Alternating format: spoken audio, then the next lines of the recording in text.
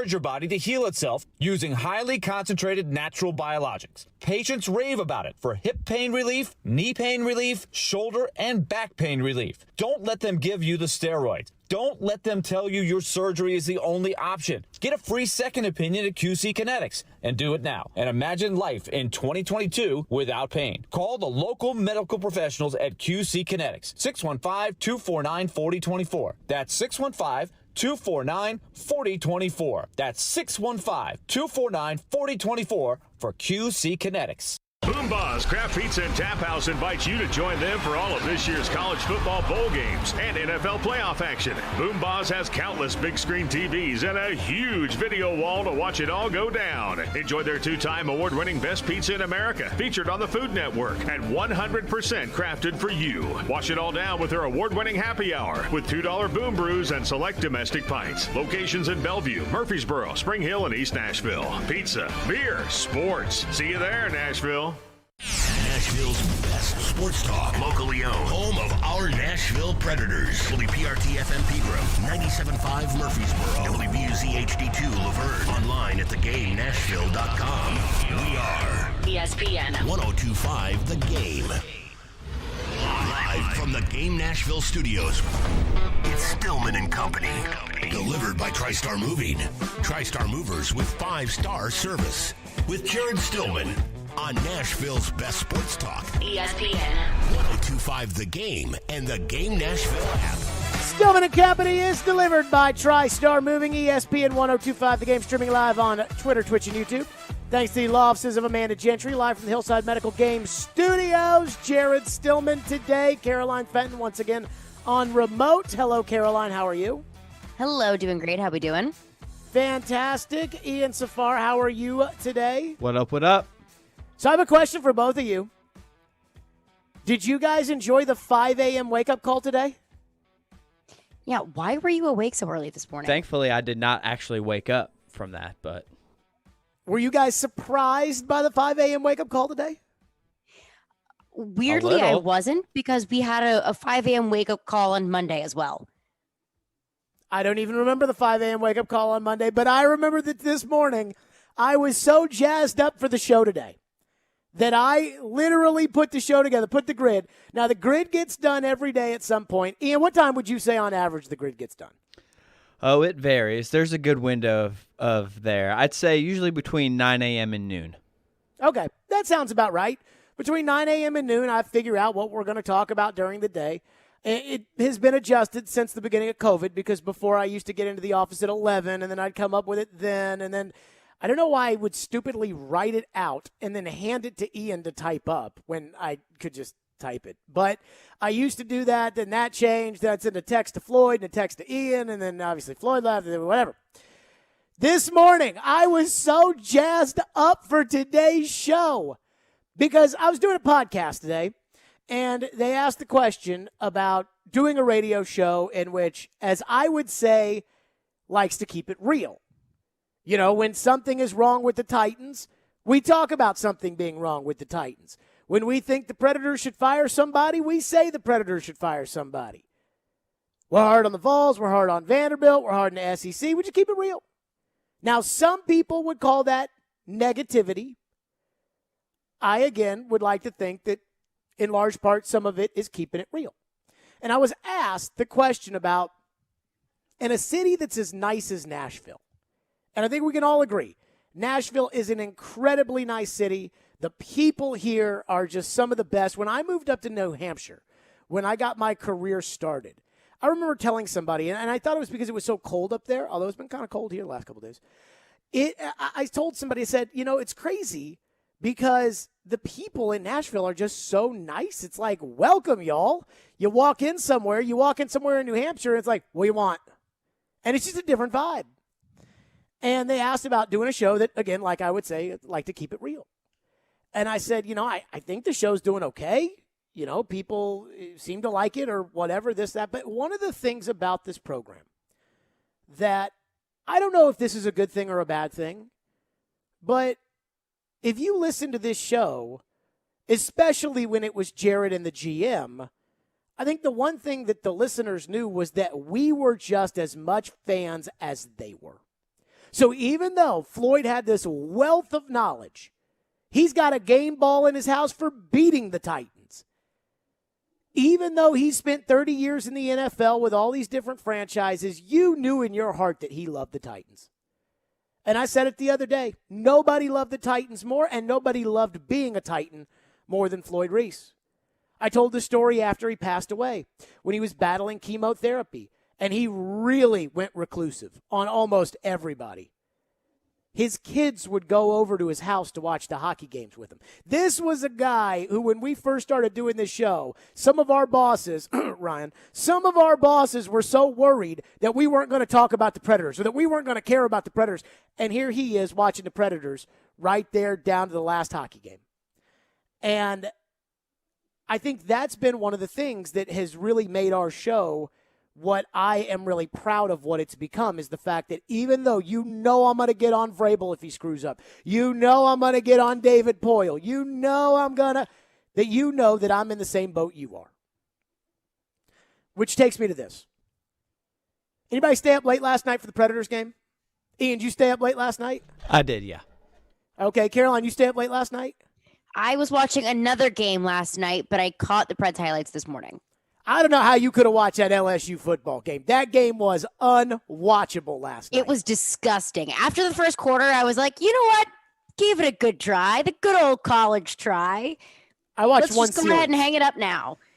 So I watched Predators last night, and I'm not going to lie, I fell asleep in the second period. But I was feeling good. I was feeling good when I went to sleep. Now, again, I woke up at 5 o'clock. So, I wake up, and I see they win 3-2 at Vegas, and I'm like, yes. And you look at the standings. First in the Central Division. Second in the Western Conference. Now, look, Edmonton has the last playoff spot, and the Predators have 6 more points than them. So a bad week right now at this stage in the season would be catastrophic for the Predators and what they've been doing. But again, they're in first place. We all know this. The Tennessee Titans currently reside in first place. They won the AFC South on Sunday. And with a win against the lowly Texans, they will be the number 1 seed in the AFC playoffs. All roads through Nashville.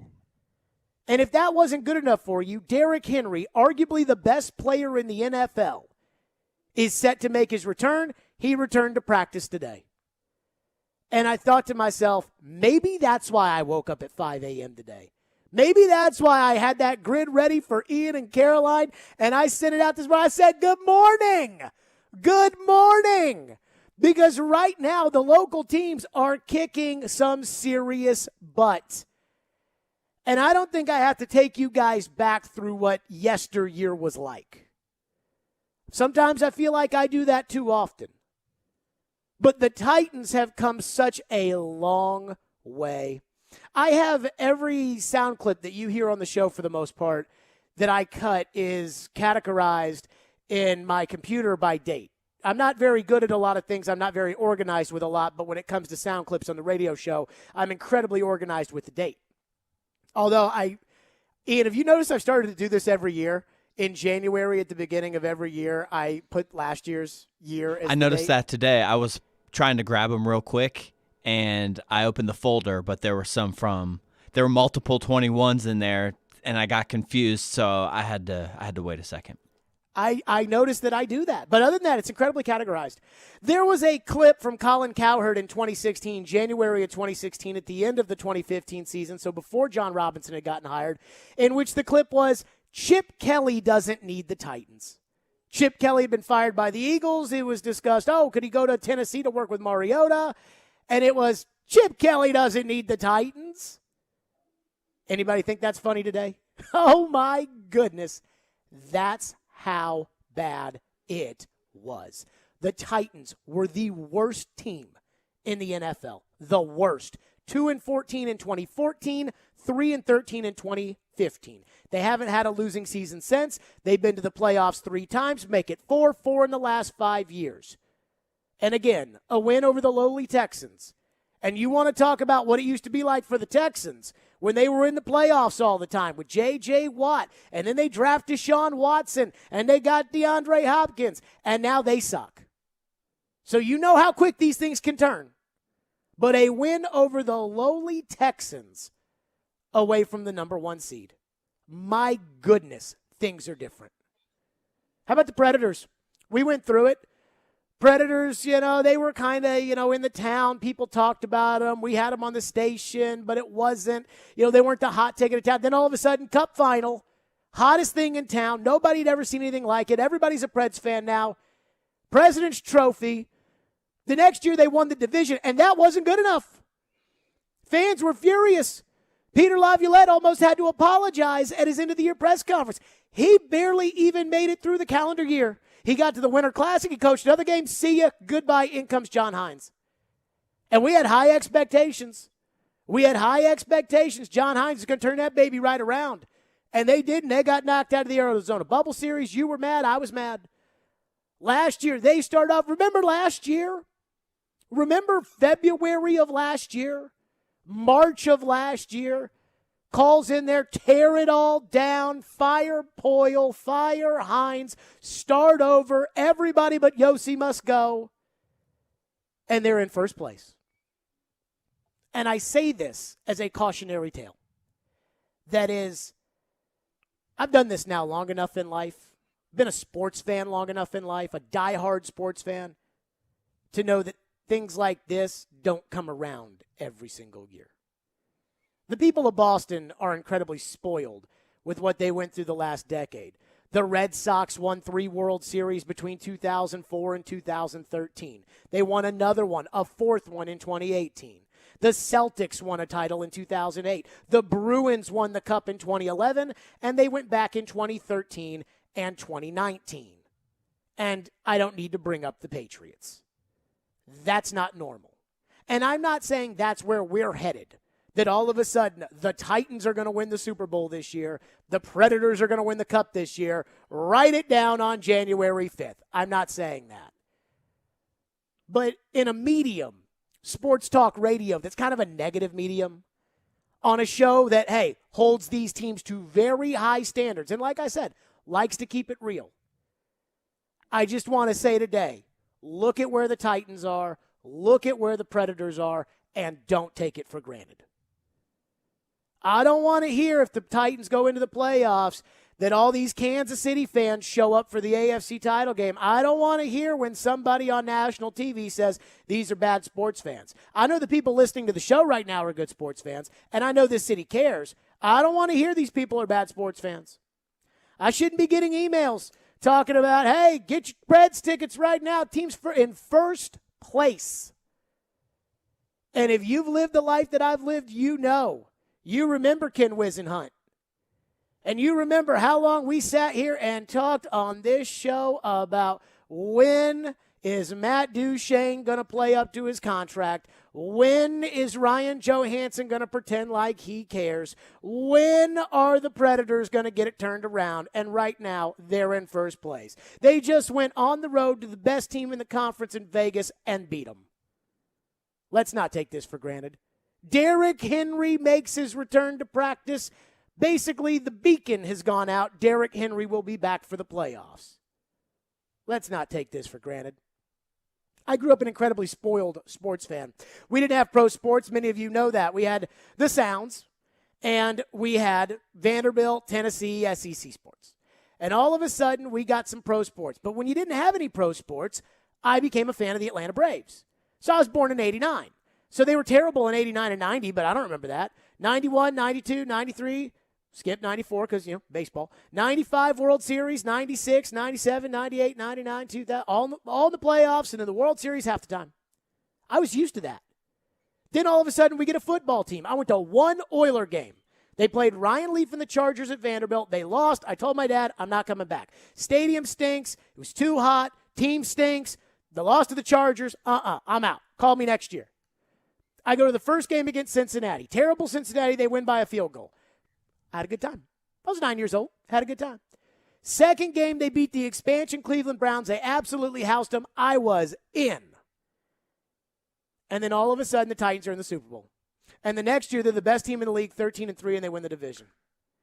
I was stunned as a sports fan in 2001 when they went 7-9. I was 12 years old. I'm like, my teams don't lose. Losing? What are we talking about? So when you're that young and you go through that, you think that things like this happen every day. And that's why I'm here to tell you that right now, the situation that we find the local teams in, don't take it for granted. And I know you're not with the Titans because I saw the TV ratings for the game on Sunday, 29.5, a massive television number locally. So I know you guys are on board. So let's not take it for granted. 615-737-1025 is our phone number, 615-737-1025 here on Stillman and Company. Coming up next, Derrick Henry returns to the practice field, and Mike Vrabel kind of answers a question everybody's been debating. We'll get to that coming up next right here on Stillman & Company. We are delivered by TriStar Moving. TriStar Movers, those are my official movers. I absolutely love TriStar. I moved with them over a year ago, and it was the best experience I've ever had moving, and this is coming from somebody who deep down inside kind of hates moving. TriStar Moving, they are fantastic.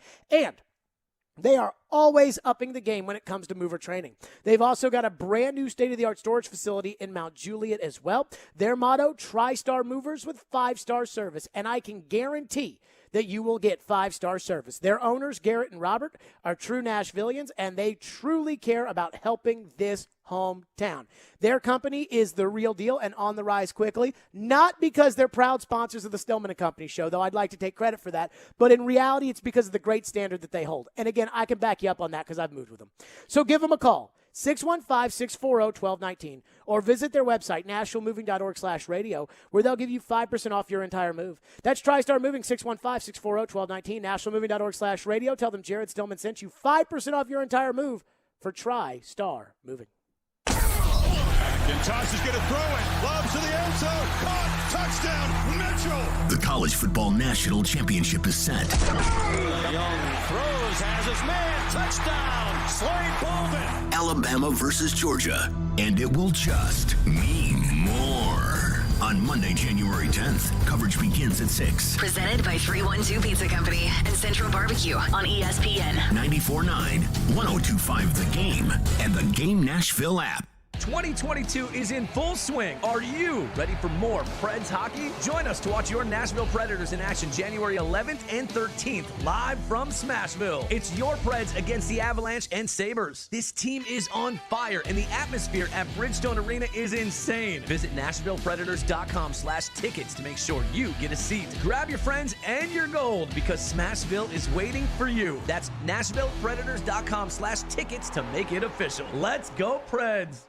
Bank of England Mortgage has been helping Americans live the dream of home ownership for over 100 years. Since their humble beginnings in England, Arkansas, they've gone from a community bank to a nationwide mortgage lender. BOE delivers innovative mortgage products with superior customer service and the most knowledgeable loan officers in Nashville. Find your nearest location in Middle Tennessee at BOE1214.com or call 615-823-1215. Bank of England Mortgage is a division of Bank of England Mortgage. Equal housing lender, member FDIC, NMLS 418-481. Hey, it's Caroline Fenton, and you already know how pumped I am for bowl season, and you also know that 312 Pizza Company is my favorite place in town. Whether it's grabbing a drink, enjoying a slice of pizza, catching a game or two, or recording Southeastern Carolines, 312 Pizza Company in Germantown is my go-to spot. You can catch every down of bowl season at 312 Pizza Company in Germantown. From the Bahamas Bowl to the National Championship, 312 Pizza Company is your home for the college football bowl season. Ryan Porth back again to tell you about Dr. Kelly Rice, Family Cosmetic and Dental Sleep Medicine. I was reading some stats recently, Dr. Rice, and I did not realize the ADA says that 80% of people in the U.S. have some form of gum disease. That's right, Ryan, but our non-surgical periodontal therapy is painless and effective in keeping your mouth healthy, and the mouth is the window to the health of the rest of the body. What else is new and different at Cool Springs Laser Dentistry? Well, first, who doesn't want whiter teeth? Our new Zoom LED whitening system is less sensitive, and you get more than 5 shades of whitening. And we just upgraded both our lasers to kill bacteria during your cleaning. Some people get painful cold sores. Can lasers help that too? Yes, the gentle laser setting will kill the virus in your cold sores all naturally while reducing the healing time by half. And our special soft tissue wand uses warm, light laser therapy to give instant relief to severe TMJ pain. Our approach to holistic dentistry is unique. Give them a call today at 615-373-4488 or visit kellyerice.com. You'll be glad you did. If you've missed any of today's show, Just search Stillman and Company on Apple, Spotify, or your favorite podcast platform. How excited, Mike, you think he is to kind of be at this part of the process, and how much of the... I don't know. I'm not going to speak for his excitement. I'm excited.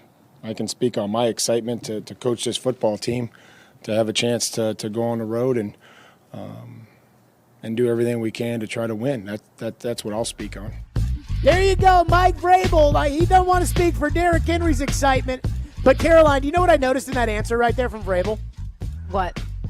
So, he go, how excited do you think Derrick is? Well, I'm not going to speak on that. You got to talk to him about it. But I'm excited. And then he stops himself for a second. He's like, I'm excited to coach this football team, try to go win at Houston. But I think Mike's excited. Step back and make it all about the team, no specific player. I'm excited to coach this team, ... So that was Vrabel today, but Derrick Henry did return to practice. And I thought this was interesting. I've never played in the NFL, neither has Caroline, neither has Ian. And honestly, Floyd never played in the NFL either, though he would probably have a pretty good sense of how important these kind of things are. But I listen to all of our other shows, and I hear Robbie and Joe talking about, knocking the rust off of Henry, and I hear Darren McFarland, who's scared to death of Derrick getting re-injured. And I hear these things, and I'm like, okay, but what is it really? Like, I think, and I just believe this, that the only way to get in shape to play football is to play football. And you cannot simulate a football game. Like, either you play it or you don't. And in the NFL, they have certain rules about tackling in practice. And God forbid that Vrabel want to have a super physical practice during the bye week to try to get Derrick Henry ready and somebody blows out a knee. He's not going to take that risk.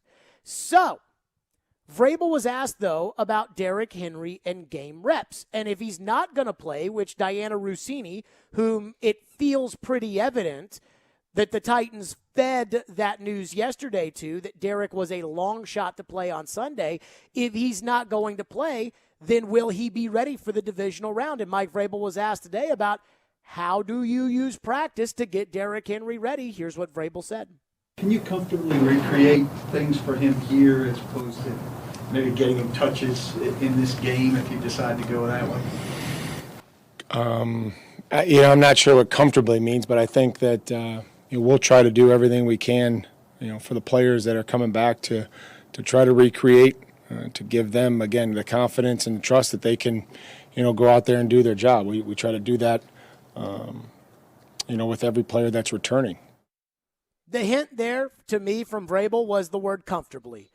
I don't know what you mean by comfortably there, Paul, but, we'll try to do whatever it takes to have Derrick ready, and then, we'll go from there. He was asked about this point in the season. Teams have less physical practices at this point in the year. Obviously, the hits have started to accumulate. Plus, the Titans can't afford to lose anybody, especially in practice. He was asked about later in the year how you get Derrick ready.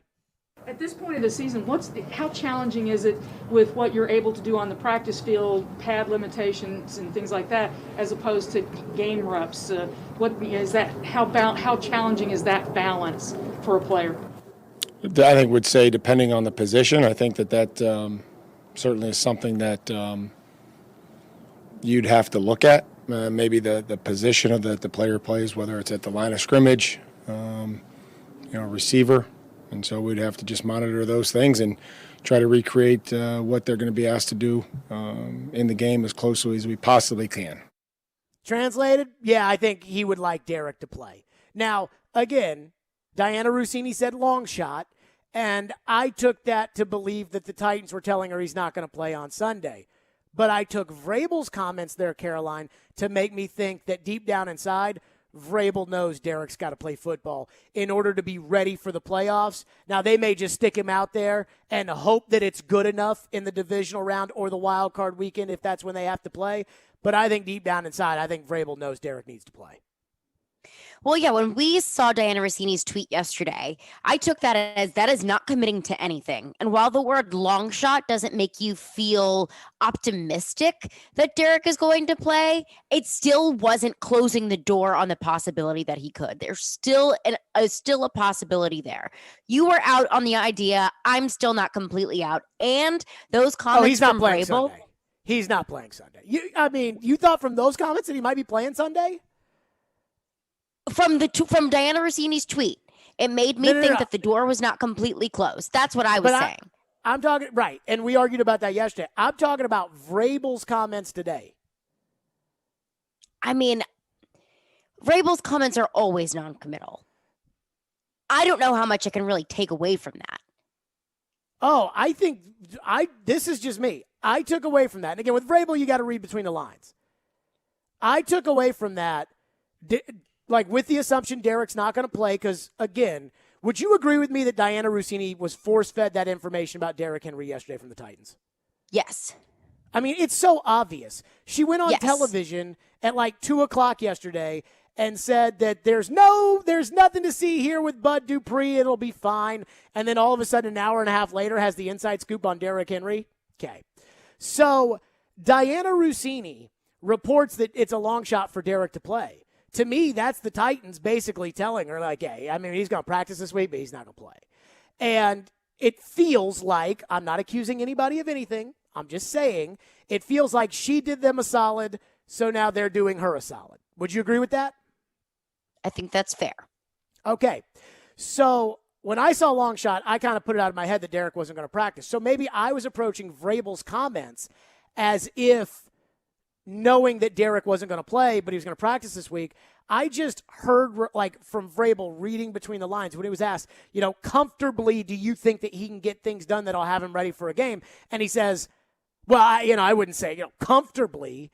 And that made me feel like Mike is now at the point where he knows that Derrick's not going to be able to play before he has to go out there in the playoffs, and that he's hoping and is like, oh, please, Derrick, be ready to go, and that's going to be the way that they approach this. And I think he's uncomfortable with that, but that's the reality that they're in. Just like, knock on wood, if something happens to Tannehill on Sunday and you ask him, are you comfortable with Logan Woodside going in the divisional round of the playoffs? You know he's not comfortable with Logan, but Logan's going to go play quarterback.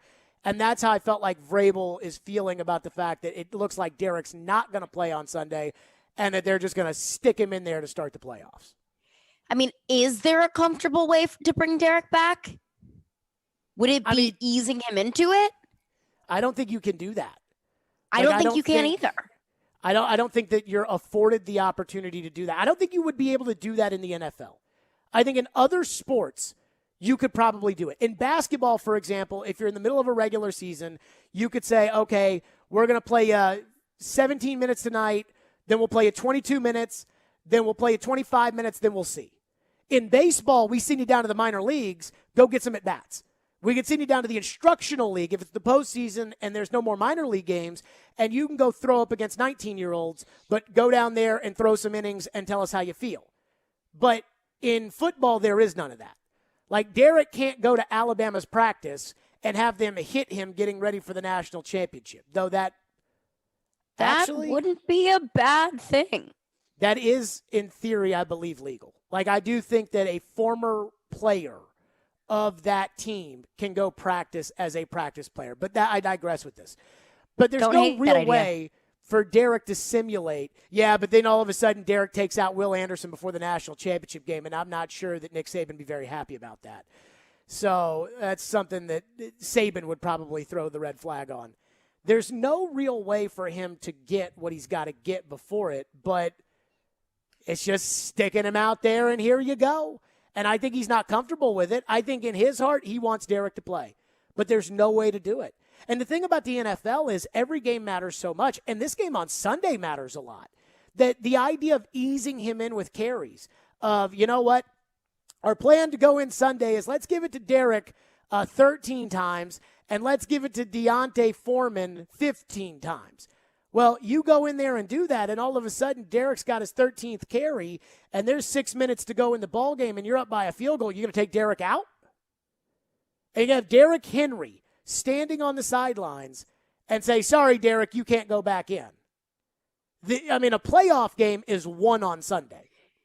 Yeah, I don't think you can do that. And even if it's a regular season game, like a normal game, I don't think you can put Derrick on a pitch count like that. They did that against Chicago a couple years ago when they had a Thursday night game coming up, but they were winning that game.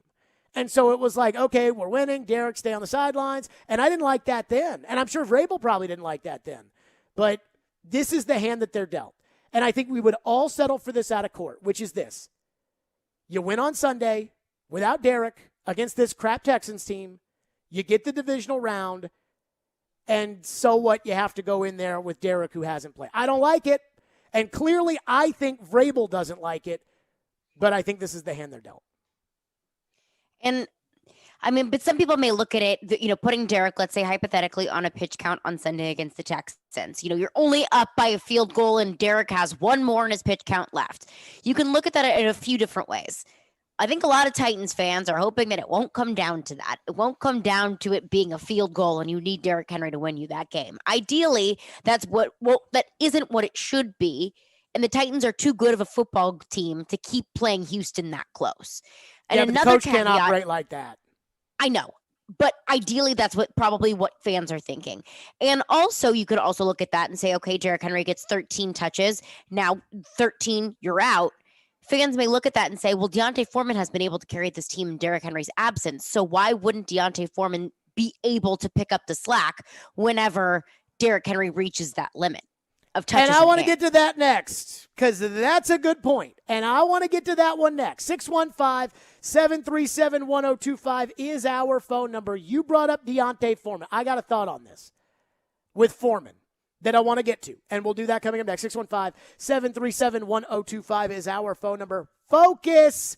Naturally caffeinated sparkling water with a spark. Get it at Publix.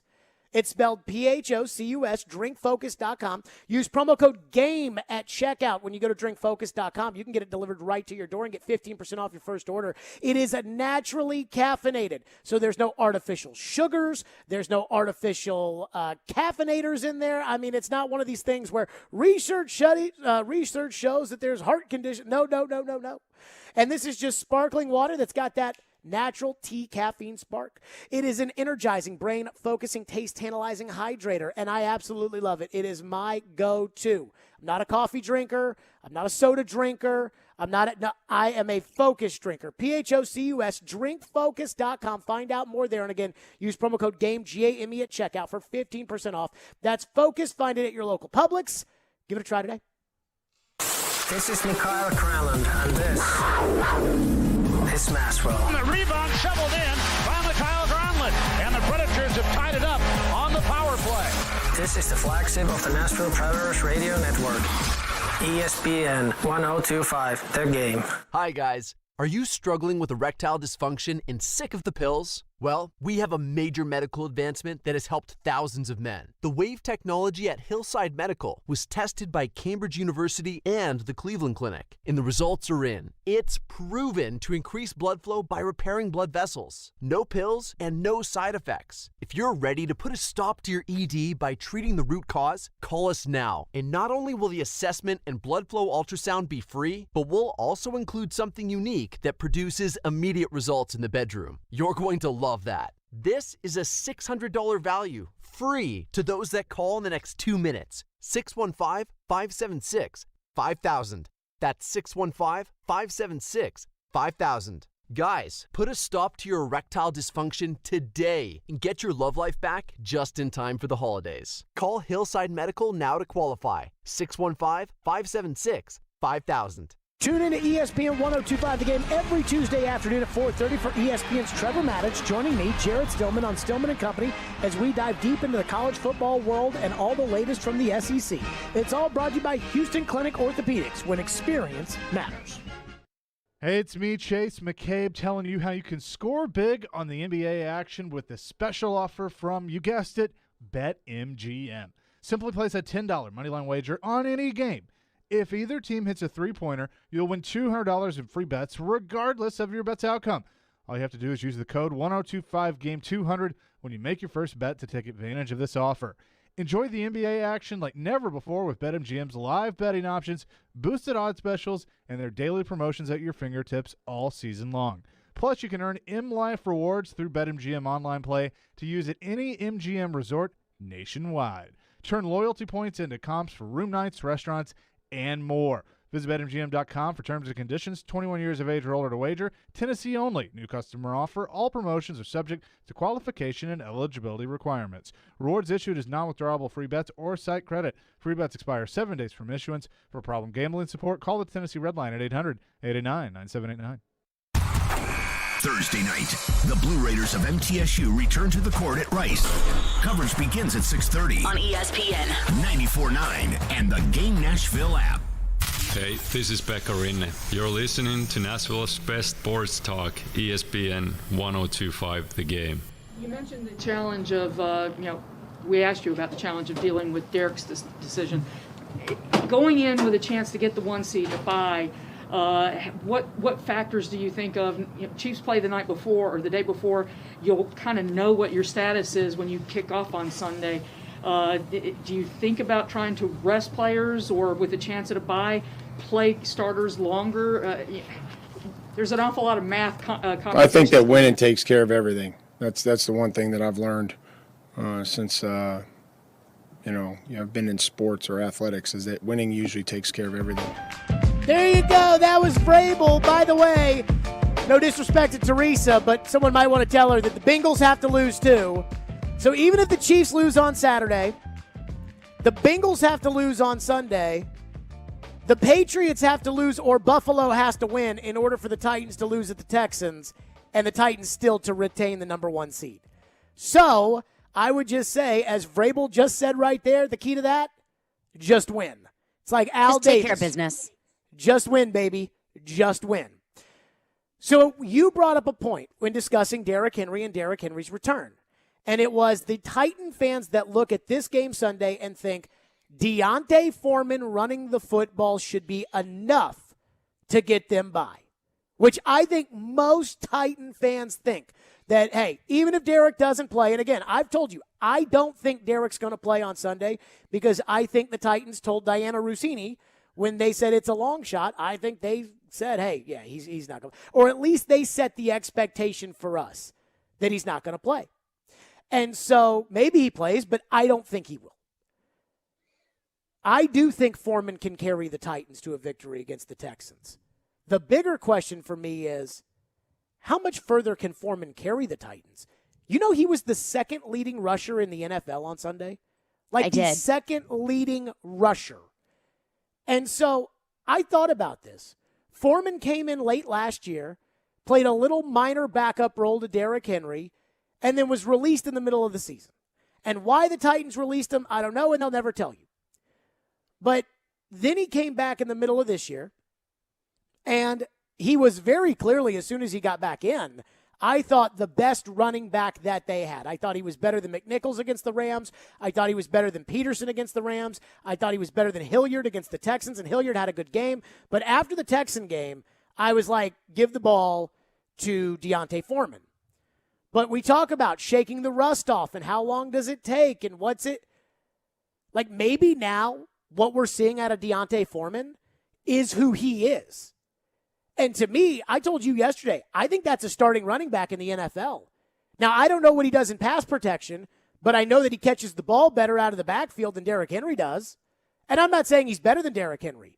But if we operate under my assumption that I thought Vrabel today kind of told you that he's not totally comfortable with the idea of Derrick Henry not playing a game but then going out there in the playoffs, do you think Vrabel looks at Foreman and says, if there is some hiccup along the way, I trust Foreman can be my lead back and that the Titans can still accomplish what they need to accomplish?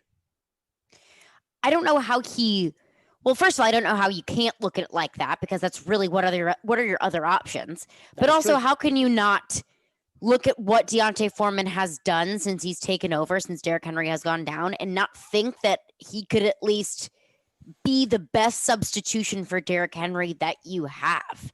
I mean, he's been able to run all over teams, and it wasn't just, one single 120-yard game, and then it's been, 40 yards here, 50 yards here. He's been putting up 100-plus yards in consecutive weeks. And, of course, this is a run-first team. This is a team that wants to hand the ball off. This is a team that wants to run. So he's going to rack up yards. But he does it in such a way that at least when I watch Deontay Foreman, like, I feel confident him giving the ball. I don't feel like this is just some backup that the Titans have just got to deal with for the next couple of weeks until Derrick comes back. No, like, I see Deontay Foreman out there with a growing sense of confidence. So, first of all, you don't really have a choice. He's your guy. But I don't think that's a bad guy to have. Now, do I feel confident going into Arrowhead? Here's the second part. Derrick Henry's not as effective off the jump. Now what do you do? Do you look into a running back by committee? Would you be doing that? Would you be willing to do that with Derrick Henry? Well, he's not as effective off the jump. What have we seen from Derrick Henry in the past? Take some time to knock the rust off. And if the Titans Derrick Henry had 150 yards in week 2. Okay. In week 2. If you're putting Derrick Henry out there in the first game of the playoffs, you don't really have a ton of time for him to find his legs underneath him.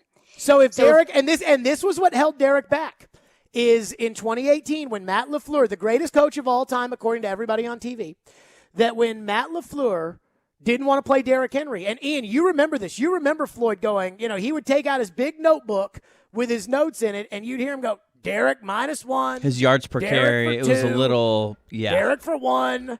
I mean, I can't give you the ball if it's going to take you 8 carries to get going. Ha, ha, ha. And he used to always say that. And I'm just posing the question of if you run into that situation, Derrick doesn't get 13 yards on every carry. So I'm just posing the question that if Derrick starts slow in the playoffs, has Foreman shown you enough that you would say, because I would agree with you that Titan fans think that Deontay Foreman's good enough to win this game against the Texans, and I would agree that Deontay Foreman is good enough to win you this game against the Texans. But come playoff time, if you're getting nervous about Derrick, would you feel comfortable saying, okay, Derrick, the first series, 2 -1 pass punt, 1 3 pass punt, Deontay, get in there? And I would say no. I think that you've got to decide, and hope is not a strategy. Corey Curtis always says it. Hope is not a strategy. You have to hope that Derrick Henry can be the Derrick Henry that he was before he got hurt. Like, you have to hope, because you've got a championship team. If Derrick Henry is Derrick and A.J. Brown is A.J. and the defense is the defense, you've got a championship team. Deontay Foreman, and I love him, Deontay Foreman is not a championship team if he's your running back. So, to me, I think that this is the way that it looks like it's going to play out. Foreman, who's kicking butt, goes on Sunday against the Texans. Derrick goes in the divisional round of the playoffs, or Derrick goes in the wild card round of the playoffs. And that's it. Now, Foreman will be there. Foreman will get some carries. But let's say Derrick gets in there to the divisional round of the playoffs and he goes off like Derrick. It wouldn't surprise me if they deactivate Foreman for the AFC title game, because he gives you nothing on special teams. So you're looking at, Blasingame or Hilliard on special teams. Hilliard's your kick returner. And so you're looking at those two guys that give you something on special teams, and Foreman doesn't give you anything. So it's a very interesting scenario to watch. Chris Sanders will join us coming up next. What does Chris think? And as somebody who played the game, I didn't, Caroline didn't, Ian didn't. What does Chris think about the ramp-up period that Derrick Henry will need, and how long it will take Derrick to get back to being Derrick? Chris Sanders will join us, former Titans receiver, as he always does, right here on ESPN 102.5 The Game. Go to theGameNashville.com/deals to check out Nashville's best deals. Right now, buy $100 and get $50 to the Woodhouse Spa Nashville. Save 75% at the Nashville Armory and the Beanbag Coffee and Tea Shop and Seafood Sensation, and also get $50 free with the purchase of $100 in downtown dollars. Check out all the best deals now at theGameNashville.com/deals. From the Fox 17 News Code Red Weather Center. I'm Fox 17 News Code Red meteorologist Dan Guthrie. Mostly sunny skies for us this afternoon. High temperatures in the upper 40s to right around 50 degrees, but snow showers, accumulating snow, moving in for Thursday. This weather report brought to you by Hiller Plumbing, Heating, Cooling, and Electrical. Call the Happy Face Truck today. So you've heard about referring a friend on FanDuel Sportsbook. Well, guess what? That could be your ticket to Super Bowl 56. Joe Rexford here to let you know, when you refer a friend on FanDuel Sportsbook, you're going to be entered for a chance to win an all-expenses-paid trip to Super Bowl 56 for two to Los Angeles. Don't miss FanDuel's biggest refer a friend offer ever. All you got to do is share your exclusive referral link right from the Sportsbook app. Once your friend places any bet of $10 or more, you'll both get $50 and you'll be entered into the Super Bowl sweepstakes. If you or a friend has been thinking about joining FanDuel, now is the perfect time to give it a shot. It is easy. It is safe. You get paid in as little as 2 hours when you win. If you're new, you can also sign up with promo code Joe102, get your first bet risk-free up to $1,000, and make every moment more this NBA season. That's promo code Joe102. So see for yourself why FanDuel is America's #1 sportsbook. Download the FanDuel Sportsbook app, refer a friend for your chance to win a trip to Super Bowl 56 for two. You must be 21 or older and present in Tennessee. Referred players must wager $10 plus within 28 days after signing up. Bonus issued as site credit is non-withdrawable and expires after 7 days. Restrictions apply. See terms at sportsbook.fanduel.com. No purchase necessary for the Super Bowl ticket promotion. Super Bowl promotion closes on January 9th. Gambling problem? Call the Tennessee Red Line, 800-889-9789. When Nashville is in need for tire sales or service for their business, the Tire Man has been there for over 20 years to help. The Tire Man repairs new and used tires for construction equipment, dump trucks, 18-wheelers, box trucks, fleets, plus they sell new tires for vehicles of all sizes. When your company needs tires, call the Tire Man, 615-663-6040, where they come to you, fully licensed and insured, and they can't wait to work with you. That's the Tire Man at 615-663-6040. You probably wouldn't leave thousands of dollars on the table at a diner. Why leave thousands on the table with your tax return? Jackson Hewitt will help make sure you don't. This year, there are thousands of dollars worth of new tax credits. Your Jackson Hewitt Tax Pro will help you track down every last one, so you get your biggest refund guaranteed. Don't leave thousands on the table this year. Discover thousands of dollars in tax credits instead. Check, please. Learn more at jacksonhewitt.com. Darren McFarland. He's cool. He's got a personality, and they make fun of him. Willie Donick. With this being a fun guy to come to work and hang around with all day. Chase McCabe. They're just like, hey, we need you to play yourself. Darren, Donick, and Chase have you covered weekdays from 10 to 2. Presented by Curation CBD on Nashville's best sports talk. ESPN 102.5 The Game and the Game Nashville app. This is Stillman and Company, delivered by TriStar Moving. Stillman and Company, ESPN 102.5 The Game. Derrick Henry returns to practice. By the way, we've got 3 games for you. Big, wild weekend of 18, the first one ever, as the Cowboys take on the Eagles, 7:15 Saturday on ESPN 94.9, and then Sunday at 3:25, it's the Seahawks and the Cardinals on 102.5 The Game, and the Niners take on the Rams on ESPN 94.9. The NFL Games of the Week on 102.5 The Game and ESPN 94.9 are brought to you by Red Spirits and Wine in Bellevue. Derrick Henry hits the practice field today, or hit the practice field for the first time, and Chris Sanders, who picked the Dolphins on Sunday, joins us now in the program. I've been waiting all day to bring you in with that, by the way. I just want you to know that. Well, come on, man. Why you gotta throw me under the bus like that, man? Just say I agree with y'all. Said the Titans are gonna win. There you go. So I want to start with this. Derrick Henry on the practice field for the first time. Clay Travis reported over the weekend that he had been jogging and running on the field in cleats without a limp last week. This week he's activated to practice, so he's back out there taking handoffs from Tannehill. I don't think he's going to play on Sunday, just based upon the wording of the reporting. Mm-hmm. How long will it take Derrick Henry to be ready for the playoffs, and how comfortable or uncomfortable are you with him not getting game action before the playoffs, if that's what happens? You know, I think he's going to be ready. I just think that the trainers and Mike Vrabel and the general managers, just to make sure that they do this in the right way, and I believe they're going to do that. You know, in my opinion, I know everybody wants, you know, Derrick Henry to come back this week, but I just don't think you should chance it because, number one, this is a different kind of field. You want to put them on grass. You want to get the number 1 seed so you can have the playoffs on grass throughout the whole playoffs. You don't want to go get him down there and get him on that turf to where he has to press more and the turf doesn't give, and then he hurts that thing again. But just looking at the whole scenario and what's actually going on, I really believe that if the Tennessee Titans get the number 1 seed, rest him another extra week, boy, I think he's going to be hitting on all cylinders. And I just think that the one thing he might have to do is just get into game shape. But I know the trainers and everybody is going to do everything in his power to make sure that he's in game shape. Tony Deuce is going to make sure he's all right. He's the running back coach to make sure he does the drills right and make sure he feels comfortable and overcomes the things that's in his mind, because I know physically he can do it. How long did it take you to get in game shape? I mean, that started on the off season. I mean, it takes a long time. I mean, when you sit out a week or a week and a half, I mean, you can get out of game shape, but it's like getting back in the rhythm. It's kind of like riding a bike. You know, even though you haven't rode it in a long time, but once you get familiar and keep doing it over and over and over and get repetitions, then you start to get back to where you need to. And that's exactly what Derrick Henry needs to do. If he gets repetition in practice and in the game and he gets that rhythm back, then I really believe that he can definitely be successful. I brought up the fact that you picked the Dolphins on Sunday. Obviously, the Titans dominated.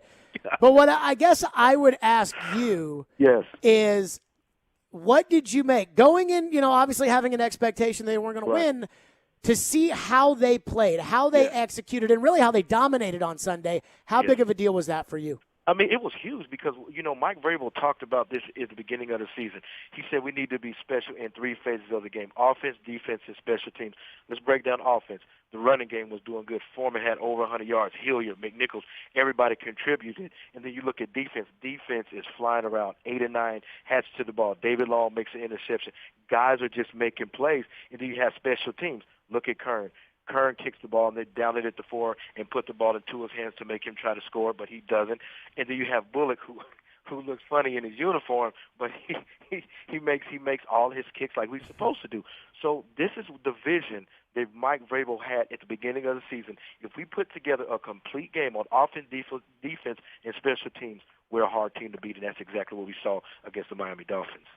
My dad told me yesterday, Chris Sanders, that you had him cracking up when you came on after we got off about Bud Dupree's adventure at Walgreens. But the reality of the situation, Vrabel was asked about it today and said, you know, very non-committal, but talked about always trying to tell guys, you know, to make smart decisions. Right. And I read between the lines on that and kind of thought Vrabel was kind of hinting at, I've already read Bud the Riot Act.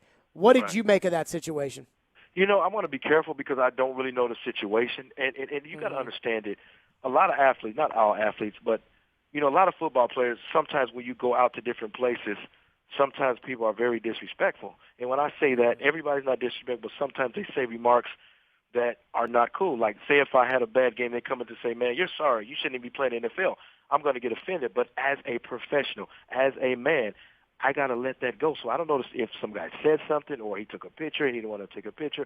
Let's get down to the bottom of it and find out what actually happened. But, you know, as being a smart player and a professional, if somebody says something out of pocket, the easiest thing to do is walk away. But sometimes it's kind of hard to walk away when you're feeling disrespected. I think the thing that bothered me, and you're right, I don't know the whole situation either. Right. What bothered me was that he left the Walgreens and then came back in. See, okay, now you put yourself in a position to act crazy because, see, the thing about it is we got to understand, we as men, we as alpha men, we don't like to be disrespected. But sure. Here's the thing. If you're meek, doesn't mean you're weak. So even if I walk away and I don't run through your lips, that doesn't make me soft because let me tell you something. When I go to the YMCA sometimes, people say disrespectful stuff to me. Man, the Titans stink, they sorry, and all this stuff. You don't think I get offended? That doesn't mean I'm a less of a man if I walk away. But don't get me wrong. There's times where I want to say something back. But what is it going to solve to argue and yell at people? It just makes the conversation really silly. I would say, too, like we talk about being disrespected. Nobody likes the feeling of being disrespected. Absolutely. But if you're outside the Walgreens and you feel like on one hand you're disrespected, think on the other hand, going back in there's probably going to cost me $200,000. Yep. And then I would say, you know what, I'll go ahead and be disrespected and I'll keep the $200,000. Chris Sanders is with us. So in 2000, you were a starting wide receiver on the 13-3 Titans that had to win. Had to win on Christmas night against the Dallas Cowboys. And that Cowboy team was wretched. Yes, they and were. they came in here, and I want to say you guys beat them like 25-0. I mean, It was just an absolute butt kicking, but you had to do it because the Ravens were right on your heels, and a Titan loss the final game of the season would have given the division and home field advantage to the Ravens. Now, ultimately, It didn't matter in the playoffs because the Ravens came in here and won. But Thank you. You guys knew what you had to do. Yep. You went out there and dominated that Dallas team. This Texans team is not very good. We all know that. This Texans team can beat the Titans. We saw the Texans beat the Titans. Right. What do you make of Sunday and how this team should approach this game? I think the Tennessee Titans are going to blow them out, and the reason why I say they're going to blow them out is because their quarterback play, David Mills, is playing, and then you have Tyrod Taylor that played the last time. So I just think that with the sporadic play of their quarterback, I think the Tennessee Titans are going to put pressure on him, and he's going to throw interceptions. But I think that the Tennessee Titans also, they got to make sure, they got to come in here with an attitude of, man, I don't understand. I don't care what y'all do on offense. I don't care what y'all do on defense. I don't care what y'all do on special teams. We're running through your face. And that's the attitude that the Tennessee Titans need to have. They can't come in here nonchalant and say, well, we're the Tennessee Titans, we're going to the playoffs, and you're not, because you're going to look up and you're going to get beat. But just the feel and the heartbeat of this team, I don't think Mike Vrabel and Jay Robb is going to let that happen, because they know the severity of what's at hand. I think, too, what's crazy, and you can correct me if I'm wrong on this because you've been through this, I think the idea of the fact that the Titans were truly embarrassed by the Texans the first time. Absolutely. I think that, like, this week, I would be nervous about all the high-fiving. And, like, we were talking about this yesterday. You know, texters are texting into the show or calling into the show and talking about, well, you know, you rest Derrick this week and then you have him for the divisional round just assuming a win because you might have to play next Saturday if you don't win this game on Sunday. I think the Titans players aren't going to get caught up in it because of what happened that first game. You're 100% right, Jared. And you better remember that as being football players, you remember if a team mocks you on your field. And I'm going to give you an example. When Tyrod Taylor jumped over, I can't remember who it was, and scored the touchdown, and he flexed on the Tennessee Titans to show his muscles, you better be glad. You better believe guys are remembering that. So these guys are going to come out fired up. And I just don't believe that the Tennessee Titans are going to go down there and let one slip away with what's at hand. They're playing great on defense. Tannehill's not, creating turnovers, all this stuff. So they're playing good football. So if they just continue the momentum, continue playing physical, continue getting turnovers and not making mistakes, I don't even think this is even going to be a close game. I'm not going to make my pick yet, but I kind of agree with you. I kind of agree with you. And I will say for the record, remember, Chris Sanders was the one who warned everybody before the first Texans game. Guy, you were the one before the first Texans game. Why are you making me sound like the bad guy? Well, you were right that time. This time you were wrong about the Dolphins. Me and Mark looked at you like you were crazy. Chris Sanders, as always. Chris, appreciate it. We'll see you for the pregame show Sunday. My friend. Take care, Jake. Bye-bye. Yep. Chris Sanders joining us, as always, former Titans receiver. And I was just thinking when he was talking, and he was like, I'm going to tell you a story. And I was wondering what story he was going to tell. And I was thinking about this because this came up the other day. You guys are going to think I'm crazy with this story I'm about to tell you. So I'm watching MLB Network. And they, right now they don't have any MLB shows on because the MLB's locked out. And so they don't want to have to talk about like the labor negotiations on TV. So they just run old games. It's like 2020 quarantine shutdowns all over again. So they just run old baseball games. So I was up at like 5 in the morning. I don't know. Don't ask. I was up at like 5 in the morning. And this like 1997 Braves game was on. So I was like, I'll click it. So I click it. And I'm watching, and like the first batter is up, and Bob Costas on NBC goes, by the way, we welcome all of you that joining us from the Tennessee-Cincinnati game where Tennessee won by a final score of 30-7. And I was like, way to go, Floyd. And then, I don't know why, I just was like, I wonder what happened in the Cincinnati. They played later in the season, and Cincinnati on a Saturday night absolutely smoked the Titans later in the season, or the Oilers. So the Oilers beat Cincinnati 1997, Chris was there, 30-7, and then lost later in the year at Cincinnati.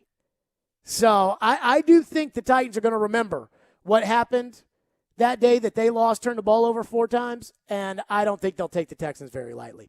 615-737-1025 is our phone number. Coming up next, divisional round, wild card round.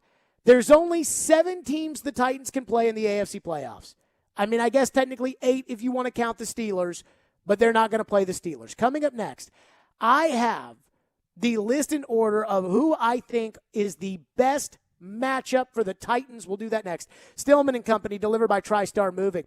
Hiller Plumbing, Heating, Cooling, and Electrical. Those are my guys. They take great care of my home. They've been doing that for years, and they can do the same for you. And to help customers tackle necessary replacements, Hiller is extending their lower 2021 pricing through the end of this month, so the end of January. This is the lowest pricing expected all year. You've noticed all the inventory shortages and empty shelves, and now there are serious shortages on equipment and products for your home. So HVAC systems, tankless water heaters, generators, all going to be incredibly limited in 2022. So because of that, the rising cost of parts, manufacturers are going to increase the price of equipment. So lock in that 2021 pricing today. If you need a replacement, call Hiller today. Do not wait until you are out of options. Hiller's work is backed by the Happy OB or Services Free guarantee, and I know that because I use them. Hiller, proud supporters of the Preds, the Vols, and Vandy. Call the Happy Face Truck today. Take us wherever you may go. There are 2 guys on my untouchable list. Tune us in anywhere, anytime. Every team's got those. That's my point. Just search The Game Nashville in your app store and download today. And keep it locked on Nashville's best sports talk. ESPN 102.5 The Game. ElectronicExpress.com. We make it happen. Are you a father that is passionate about your fundamental constitutional right to parent your own child or children? Has your parenting time or your income been affected by COVID? This is Amanda J. Gentry, and I am a fierce defender of your constitutional rights. The courts in Tennessee are under an obligation to maximize equal parenting time. We do not live in an every other weekend world anymore. At the law offices of Amanda J. Gentry, fathers are extremely important, much like my own father was. Go to AmandaJGentry.com or call or text 615-604-6263. That's AmandaJGentry.com. Bank of England Mortgage has been helping Americans live the dream of home ownership for over 100 years. Since their humble beginnings in England, Arkansas in 1898, they've grown into a nationwide mortgage lender with 141 offices across 45 states, including 3 convenient locations right here in Middle Tennessee. Find out more at BOE1214.com. Bank of England Mortgage is a division of Bank of England Mortgage. Equal housing lender, member FDIC, NMLS 418-481. Treating erectile dysfunction with acoustic wave therapy has been getting a lot of attention lately. But you should know that some are promising results we just haven't seen and charging a lot of money for the treatments as well. This is Kim for the Tennessee Men's Clinic, and if you're looking at acoustic wave therapy or any option to help your ED, you really should call us first. Unlike wave therapy only clinics, the Tennessee Men's Clinic wave therapy protocols do use acoustic wave technology, but we also often combine it with other treatments that can give most of our patients far higher satisfaction rates. There is no surgery nor any type of invasive procedure required. And even better, depending on your treatment strategy and with our urologist and provider's guidance, you can likely have sex the day after your appointment. We even have other treatments that can help you last up to an hour. Plus, for a limited time, we're waiving our normal appointment charge, which includes a PSA and T test, and offering a free ultrasound, altogether nearly a $400 value, for free. So make an appointment today. Call 615-208-9090 or go to TennesseeMen'sClinic.com. Visit our website to learn more, including side effects, treatments, extra results vary. Gary Ashton here. Most people in Nashville know me as the don't sell without the intel and the guaranteed offer guy. But despite my accent, I'm also 100% guaranteed Nashville. I'm a guaranteed musician, a guaranteed dog lover, and you're also guaranteed to see me at every Titans and Preds game. Guaranteed offer means the Gary Ashton team with RE/MAX Advantage will sell your house for top dollar with no cleaning, staging, showings, or open houses, and give you up to 90 days to close. So there's plenty of time to find your next home. Guaranteed Nashville means my team lives here and loves it here. We've served Nashville for over 20 years, and we're passionate about helping the people we call neighbors and friends, which is why we've had a long-standing tradition of donating to the Vanderbilt Children's Hospital. If you're thinking about a guaranteed offer, get the only one that's guaranteed Nashville. Request a no-obligation offer by calling 615-301-1650 or go to GaryAshton.com today. Remember, Gary Ashton, guaranteed Nashville. Nashville's best sports talk, locally owned, home of our Nashville Predators. WPRT-FM Pegram, 97.5 Murfreesboro, WBUZ HD2 Laverne, online at thegamenashville.com. We are ESPN 102.5 The Game. Live from the Game Nashville studios, it's Stillman and Company. Delivered by TriStar Moving. TriStar Movers with 5-star service. With Jared Stillman. On Nashville's best sports talk. ESPN 102.5 The Game and the Game Nashville app. Stillman and Company is delivered by TriStar Moving. ESPN 102.5 The Game, streaming live on Twitter, Twitch, and YouTube. Thanks to the law offices of Amanda Gentry. Live from the Hillside Medical Game Studios. So the playoffs start on Sunday for the Titans. You're thinking, what? The playoffs start on Sunday for the Raiders. They start on Sunday for the Chargers because if the Chargers win, they're in. If the Raiders win, they're in. If the Colts win, they're in. So the playoffs would start for those guys. But the Titans, if they lose to the Texans. But I think about it like this. There's only one team in each conference. The Packers will be this, obviously, for the NFC. They get to skip the first round of games. You win on Sunday against the Texans, you skip your first round game. So think about it like this. The Texan game is wild card weekend. And if there was any team that you could play for the wild card round, wouldn't you want it to be the Texans? Maybe Jacksonville. But that's who you'd like to play. So that's what you get to do on Sunday. And I was thinking about this, Caroline, winning on the road in the playoffs, because if the Titans win, everybody that they will play in the AFC has to come through Nissan Stadium. And I was thinking in my head, for a lot of teams, that's a big deal, and I think it's a big deal to us, but I think there's also a lot of Titan fans who remember Ray Lewis in 2000 and remember that Ravens team that went on to the Super Bowl. And then in 2008, the Titans had home field advantage in the playoffs, and then they lost to the Ravens. And then last year, the Titans got a home playoff game, and they lost to the Ravens. And you think about those memories, and you're like, my goodness. They've won on the road at Baltimore twice. They went to New England and beat the Patriots. They went to Kansas City and beat the Chiefs. They went to Indianapolis and beat Peyton Manning. I mean, they can win on the road, but they lose at home to the Ravens every time. What's got to give with that? And I think it's the reality of when you play in the playoffs, the teams that win on the road are tough teams that can play defense. Now, they don't have to be defensive teams, but they're tough teams that have to play defense. That's why the Dallas Cowboys never win on the road in the playoffs, because they're never tough. You got to have a good head coach in terms that can really push a team. New England, when they had the number one seed under Brady and Belichick, lost twice at home. They lost to Rex Ryan and the Jets, tough defensive team, and they lost to the Ravens. Notice how the Ravens come up a lot. Floyd once told me, and he'd be really mad if I said this, but I think the Patriots era that he was a part of is over anyways. And I think that, the Ravens and Steelers eras are over too. But he told me one time, and he said, hey, don't go around saying this, but when I was in New England, the way that we would look at playing the Ravens in the playoffs was not the same way we'd look at playing the Steelers in the playoffs. And it's because the Ravens were tougher. And when the Ravens and Ray Lewis and all those, when they'd go in, you wouldn't want any part of that. I didn't want any part of that, and I was in the 5th grade. So who would be the best matchups for the Titans if they win on Sunday? So everybody would have to come here, and it could be anybody because all this could fluctuate, and all of a sudden Kansas City some way, somehow could be like the 3rd or the 4th seed. So we start at the top.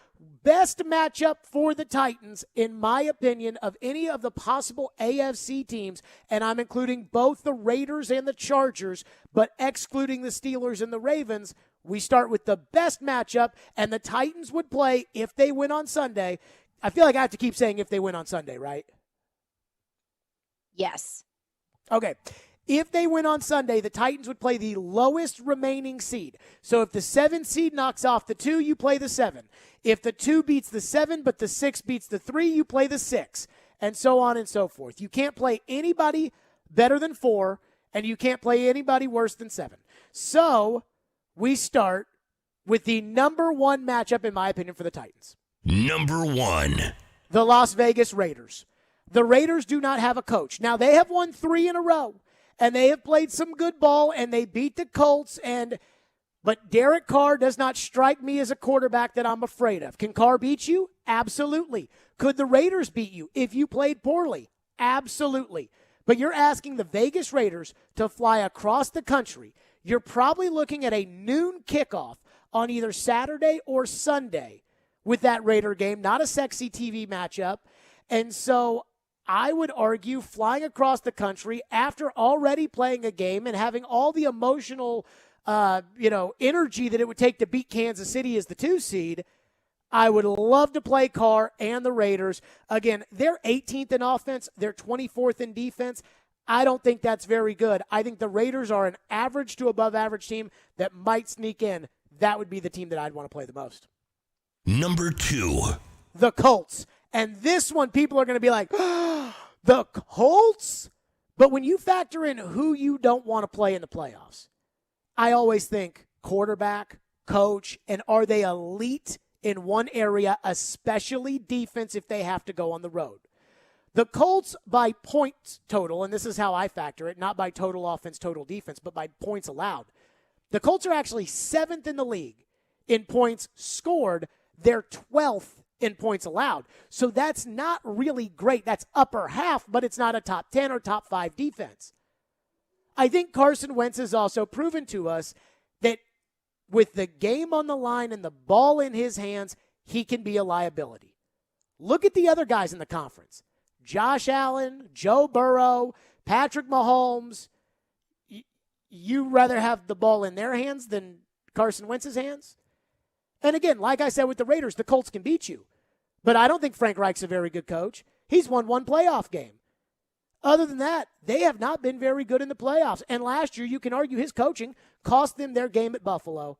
So while everybody in the national media talks about how much they love the Colts, I would not be worried about playing the Colts for a third time at Nissan Stadium. Number 3. The Chargers. Chargers ahead of Colts, even though I can't stand the Chargers coach either. Chargers ahead of Colts because of the quarterback. They got receivers, and there's something about the Chargers that I can't put my finger on for why they are so up and down. They got pass rushers. Joey Bosa is a great player. Herbert is going to be a good quarterback. He's up and down a little bit, but Keenan Allen, Mike Williams, Austin Eckler in the backfield, and somehow, some way, they got smacked by the Texans a couple of weeks ago. They're 6th in points scored, 26th in points allowed. I do think if they were to come here, it'd be a noon kickoff. It wouldn't be a primetime game. You'd get the number 2 CBS crew in the divisional round. But I still worry about Herbert more than I worry about Wentz. So I'd go Chargers over Colts. Number 4. The Bengals. Everybody loves the Bengals right now. And you're thinking, wait a minute, you're going to take the Bengals? The Bengals might be the number 2 seed in the AFC. You're going to take the Bengals who just beat Kansas City. You're going to take the Bengals over New England or Buffalo? Yes. 5th in points, so top 5 offense. And we know Joe Burrow, bad boy. 3 really good receivers. We know that. Your pass rush is going to have to get there on Joe. But the Bengals are 17th on defense. Their coaching, I thought, was kind of questionable at the end of the Kansas City game. That was a home game. And one of the big things about being at home as opposed to the road is going to be the whistle. Just go back to the Pittsburgh game. The whistle's going to be huge and normally in your favor at home. Cincinnati does not have the big game experience that you have, and they certainly, if they win that first game, will come in here a little battered and bruised, especially if they play the Patriots, and you'll get a full week extra to prepare and see what the other team does to get ready for Joe Burrow on defense. I think I like it. Joe's not a rookie, and Joe's going to be a great player, and Joe is a really good one right now, but I think I like the experience of the Titans coaching staff, especially Vrabel, going up against a playoff rookie in Joe Burrow. And again, 4th, on the list, there's only 7 teams. I'm not discounting the Bengals whatsoever. Number 5. The Patriots. Here's why the Patriots are ahead of the Bengals. In fact, Caroline, I'm going to let you guess. Why are the Patriots ahead of the Bengals? Bill Belichick. Bill Belichick is why the Patriots are ahead of the Bengals. And I would put it to you like this. Why the Patriots over the Bengals? Here's why. Or why would I rather the Titans play the Bengals over the Patriots? Because on one hand, I got Joe Burrow. And I think Joe Burrow's great. On the other hand, I got Bill Belichick. And even though Vrabel has outcoached Belichick in their 3 matchups against each other, each time I would give the check mark to Vrabel, I am worried about Bill Belichick. I am also worried, and again, I talked about tough teams are the ones that go on the road. And those are the teams that are mentally tough and well coached. That's why you, 2 years ago, went on the road and beat the Patriots and beat the Ravens because you, the Titans, are a very tough team. New England's a tough team. Mac Jones is a tough kid. Belichick is a tough coach. They also, number 1 in points allowed. So they have the best defense, best scoring defense in the NFL. That's an elite unit. I know they didn't play great against the Bills a couple weeks ago. That's an elite unit with an elite coach that has tons of playoff experience and the toughness to win on the road. No thank you on the Patriots. Number 6. the Bills. And you're thinking, wait a minute, you'd rather play the Bengals than the Bills. You'd rather play the Colts than the Bills. You'd rather play the Patriots than the Bills. And the Bills feel like they've been a really up and down team this year. And I would agree. And their coach, Sean McDermott, I think he's a fine coach. I don't think he's as good as Belichick. And Zach Taylor at Cincinnati might win Coach of the Year. But think about this. Offense, defense. The Bills are third in scoring offense, second in scoring defense. They have players at almost every level. Now, they don't run the ball, and you would want running the football to be something you have to do. That's usually what you have to do in bad weather games. Well, there's a chance it could be 57 degrees at Nissan Stadium for a playoff game. There's a chance it could be 70 degrees for a playoff game at Nissan Stadium. Josh Allen is a good quarterback. Next year, he'll make the most money of anybody in the NFL. Again, elite on offense, third. Elite on defense, second. Playoff experience. They were in the AFC title game last year. Star quarterback. Even though they've been up and down, I get a little worried about the Bills. Number 7. The last team is the Chiefs. And even though the Chiefs are not elite on defense like the Bills or the Patriots, they're 13th. And they're 4th on offense. I don't want any part of that coach, and I don't want any part of that quarterback. So when I watch the playoffs, that first round, if it's the Raiders or if it's the Chargers and they're on the road at Kansas City, I'm going to be rooting like hell that somebody beats Kansas City. And if the Titans end up playing on that Sunday of the divisional round and the Titans are matched up against, I don't know, the Patriots, and the Bengals are on the road at the Chiefs, I'm going to be rooting like hell for the Bengals because I don't want any part of Kansas City coming in here. Now, again, they've beaten them twice at Nissan Stadium in the Mahomes-Tannehill era. And the Titans dominated them. The Titans' defense beat that Chiefs' offense. The Chiefs were scuffling then. And I think the Titans could beat the Chiefs at Nissan Stadium. But I don't want any part of the Chiefs. So this is my order of who I want to see. Raiders, Colts, Chargers, Bengals, Patriots, Bills, Chiefs. Caroline, you got some thoughts on that list? I do have some thoughts on that list. We'll do that next. 615-737-1025. Get your thoughts in as well. But again, my list of who I'd like to see. I don't think the Steelers or the Ravens are going to make it. It would take a minor miracle. Raiders, Colts, Chargers, Bengals, Pats, Bills, Chiefs. 615-737-1025 is our phone number here on Stillman & Company. Silly Underdog Picks. Take 3 football teams you think will win that are underdogs for your chance to win tickets to an upcoming concert or sporting event. Go to theGameNashville.com for more details. Silly Underdog Picks presented by Volunteer Hose and Gasket. Cherry on top for the Tennessee Titans on a 39-yard touchdown run. The Titans sit at 11-5 as the AFC South champions. A lot to like about how they played. And as the number 1 seed heading into the final week of the regular season. You want to try to create a family that has a common goal of winning. Now the focus turns to the Texans. Bill throwing end zone touchdown. We're breaking it down all week long on Nashville's best sports talk. ESPN 1025 The Game and the Game Nashville app. Tired of being tracked online? DuckDuckGo can help. With one download, you can search and browse privately, avoiding trackers, all for free. DuckDuckGo. Privacy simplified. Get the gifts you really wanted at the Electronic Express huge after Christmas sale. Big savings with up to 50% off in every department. 4K TVs, computers, gaming, speakers and headphones, smart home, housewares, and more. That's not all. Get your kitchen ready for the new year with up to 40% off all your appliance needs. Plus, buy now, pay later with up to 36 months free financing. Shop the huge after Christmas sale at Electronic Express. We make it happen. Are you suffering from chronic joint pain like Heather? I have terrible arthritis and have had it for quite a while, and I've gone to all kinds of doctors trying to figure out what to do, and everybody just said surgery, and surgery was months of rehab, and I didn't want to do that. But then Heather discovered QC Kinetics, local medical professionals who specialize in natural biologic treatments, non-invasive solutions designed to repair and restore damaged tissue in your joints. And she absolutely loves the results. I like to tell anybody who's suffering that there are options that are not steroids, that are not surgery. You owe it to yourself to find out about QC Kinetics and find out what they can do for you. No surgery, no drugs, no downtime. Discover QC Kinetics and learn more about natural biologic treatments with lasting results. Call QC Kinetics, 615-249-4024. That's 615-249-4024. Don't wait. Call today. QC Kinetics, 615-249-4024. Attorney Joe Cordell. New school, new job, new home. Change is hard and can leave you feeling isolated. And divorce delivers one of life's hardest blows. The relationships you counted on are suddenly gone. But you don't have to walk through this alone. For more than 30 years, Cordell & Cordell has guided men through the challenges of divorce. You're not alone. Call Cordell & Cordell. Schedule an appointment with one of Cordell & Cordell's Nashville area attorneys. 810 Crescent Center Drive, Suite 160, Franklin, Tennessee, 37067. What's up, everybody? This is Teron Davenport, and I am here to tell you about Freedom Tire Guys. They're Nashville's premier mobile tire service. New tires, rotating, balancing, flat repair, torquing, they do it all. I can tell you this from personal experience. Just a couple weeks ago, I was at the Titans facility. They came there and changed my tires, all 4 of them. They did an excellent job. My car is riding extra smooth now.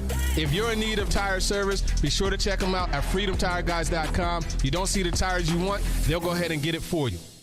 Peloton is bringing so much new for the new year. With the Peloton Bike, you get access to new classes and new artist series. Punch up your power with Peloton Boxing. Work out to your favorite music with 100+ artist series classes. For a limited time, experience it all with the $550 value offer on the Peloton Bike, including $300 off the bike, plus free setup and delivery. A $250 value. Terms apply. Interact with Stillman and Company. Call or text the show at 615-737-1025. Driven by WilsonCountyHyundai.com. When I look at the playoffs, man, and you lock in on a number of things, and when we look at this season in particular, the one thing that we can pull away from the NFL this year is unpredictable. Right? So I'm not going to kill the fact that you saying the Tennessee Titans will end up in the Super Bowl, but I'm going to go, when we get to the playoffs, I'm going to go with experience. I'm going to go with the team that understands not only how hard it is to get there, but a team that I've seen have the ability to raise their level and run off 8 straight when we thought they were dead in the water and couldn't get things fixed from a team standpoint. I got confidence in Andy Reid as well to keep the ship steady. All right, Patrick Mahomes is going to play at a high level. Everybody, mark it down. Like you marked it down with the Tennessee Titans. Mark it down today. Patrick Mahomes will remind all of us throughout this playoffs why he's Patrick Mahomes and why we had that type of energy about who he was as a quarterback early and often in his career. That was Marcus Spears today on ESPN. Let me just state for the record, I don't need to mark it down that Patrick Mahomes is a great player. I understand that. I am fully aware of come playoff time that Patrick Mahomes is a great player. So my playoff rankings, teams I want to see the Titans play best matchups at Nissan Stadium if they win. If they win on Sunday against the Texans, Raiders, Colts, Chargers, Bengals, Patriots, Bills, Chiefs, in that order. Caroline, your thoughts? So there are 2 teams in particular, 2 areas that I flip-flopped. Now, I agree with you with the Raiders. That's a team that just has gone through so much stuff this season. That's a quarterback that I don't necessarily believe in. I would much rather see the Raiders more than any other team in the playoffs in the AFC, but I would rather see the Chargers over the Colts. It's a young quarterback that hasn't been in the playoffs before, and it's also a team with a terrible defense. And they have been up and down and up and down. And Justin Herbert is absolutely a quarterback that has the ability to overcome a bad defense.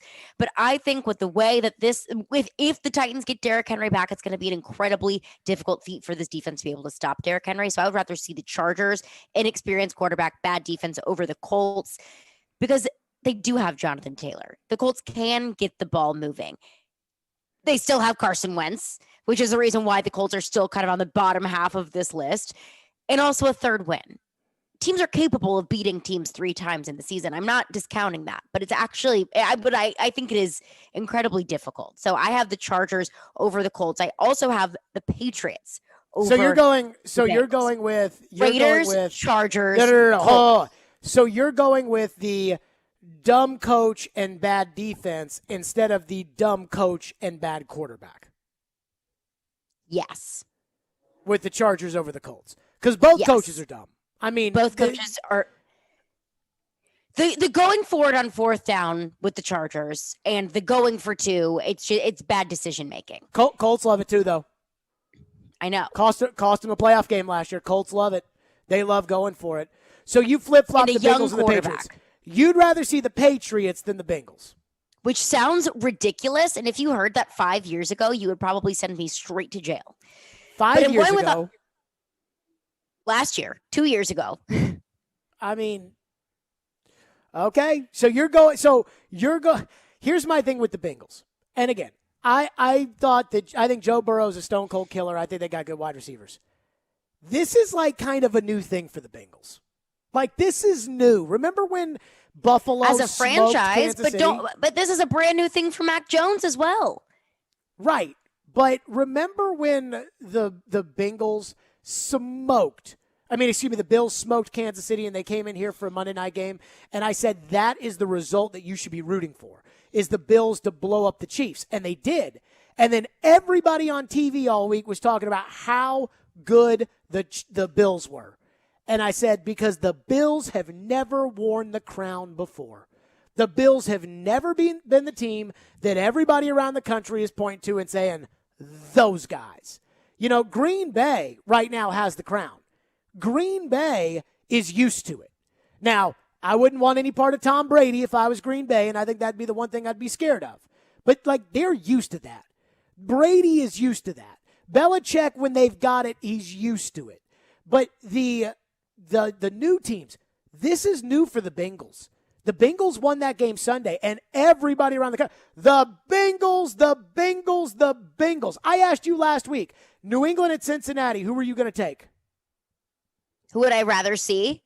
No, who do you think if they played each other in the playoffs? Last week I asked you, New England and Cincinnati, and now I feel like you've changed your mind. Well, I look at it through a few of different lenses. The Patriots don't want the ball in Mac Jones's hands, and I think that it would be much easier to stop a Patriots offense than it would be a Bengals offense that has several different weapons. Because we look at Joe Burrow and Jamar Chase and T. Higgins because that's the sexy thing to look at, but do not mistake Joe Mixon because he is the second leading rusher in the NFL right now. I just think that the Bengals offense, where it stands right now and what we've seen the past couple of weeks, that offense is much more dynamic. And if the Titans didn't turn the ball over 4 times against the Patriots, that game would have been much closer. The Titans absolutely would have had an opportunity to beat the Patriots. So I think with Mac Jones, a rookie quarterback, and Joe Burrow is no seasoned quarterback. I understand that. And I understand that the Patriots have Bill Belichick. And I understand that Bill Belichick has that Nick Saban mentality that when it comes down to it, when they need to get a win, Bill Belichick will find a way to make it happen. And it sounds weird saying that I would rather see the Patriots than the Bengals, but I think when it comes to on the field play, the Bengals have a much more difficult offense to stop. Now, the Bengals are very similar to the Chargers in that they can be incredibly hot and cold. So if you catch the Bengals on a cold day, then I think that's a slam dunk win. But I think with the way that Bengals are a tough team, though. A tough team? Yes. What do you mean by that? When I think a tough team, like a physical, hard to play, you don't want any part of them kind of team. Because that's what wins on the road in the playoffs. You know, kind of these defensive first, tough, push you around kind of team. That's why the Titans are good on the road in the playoffs.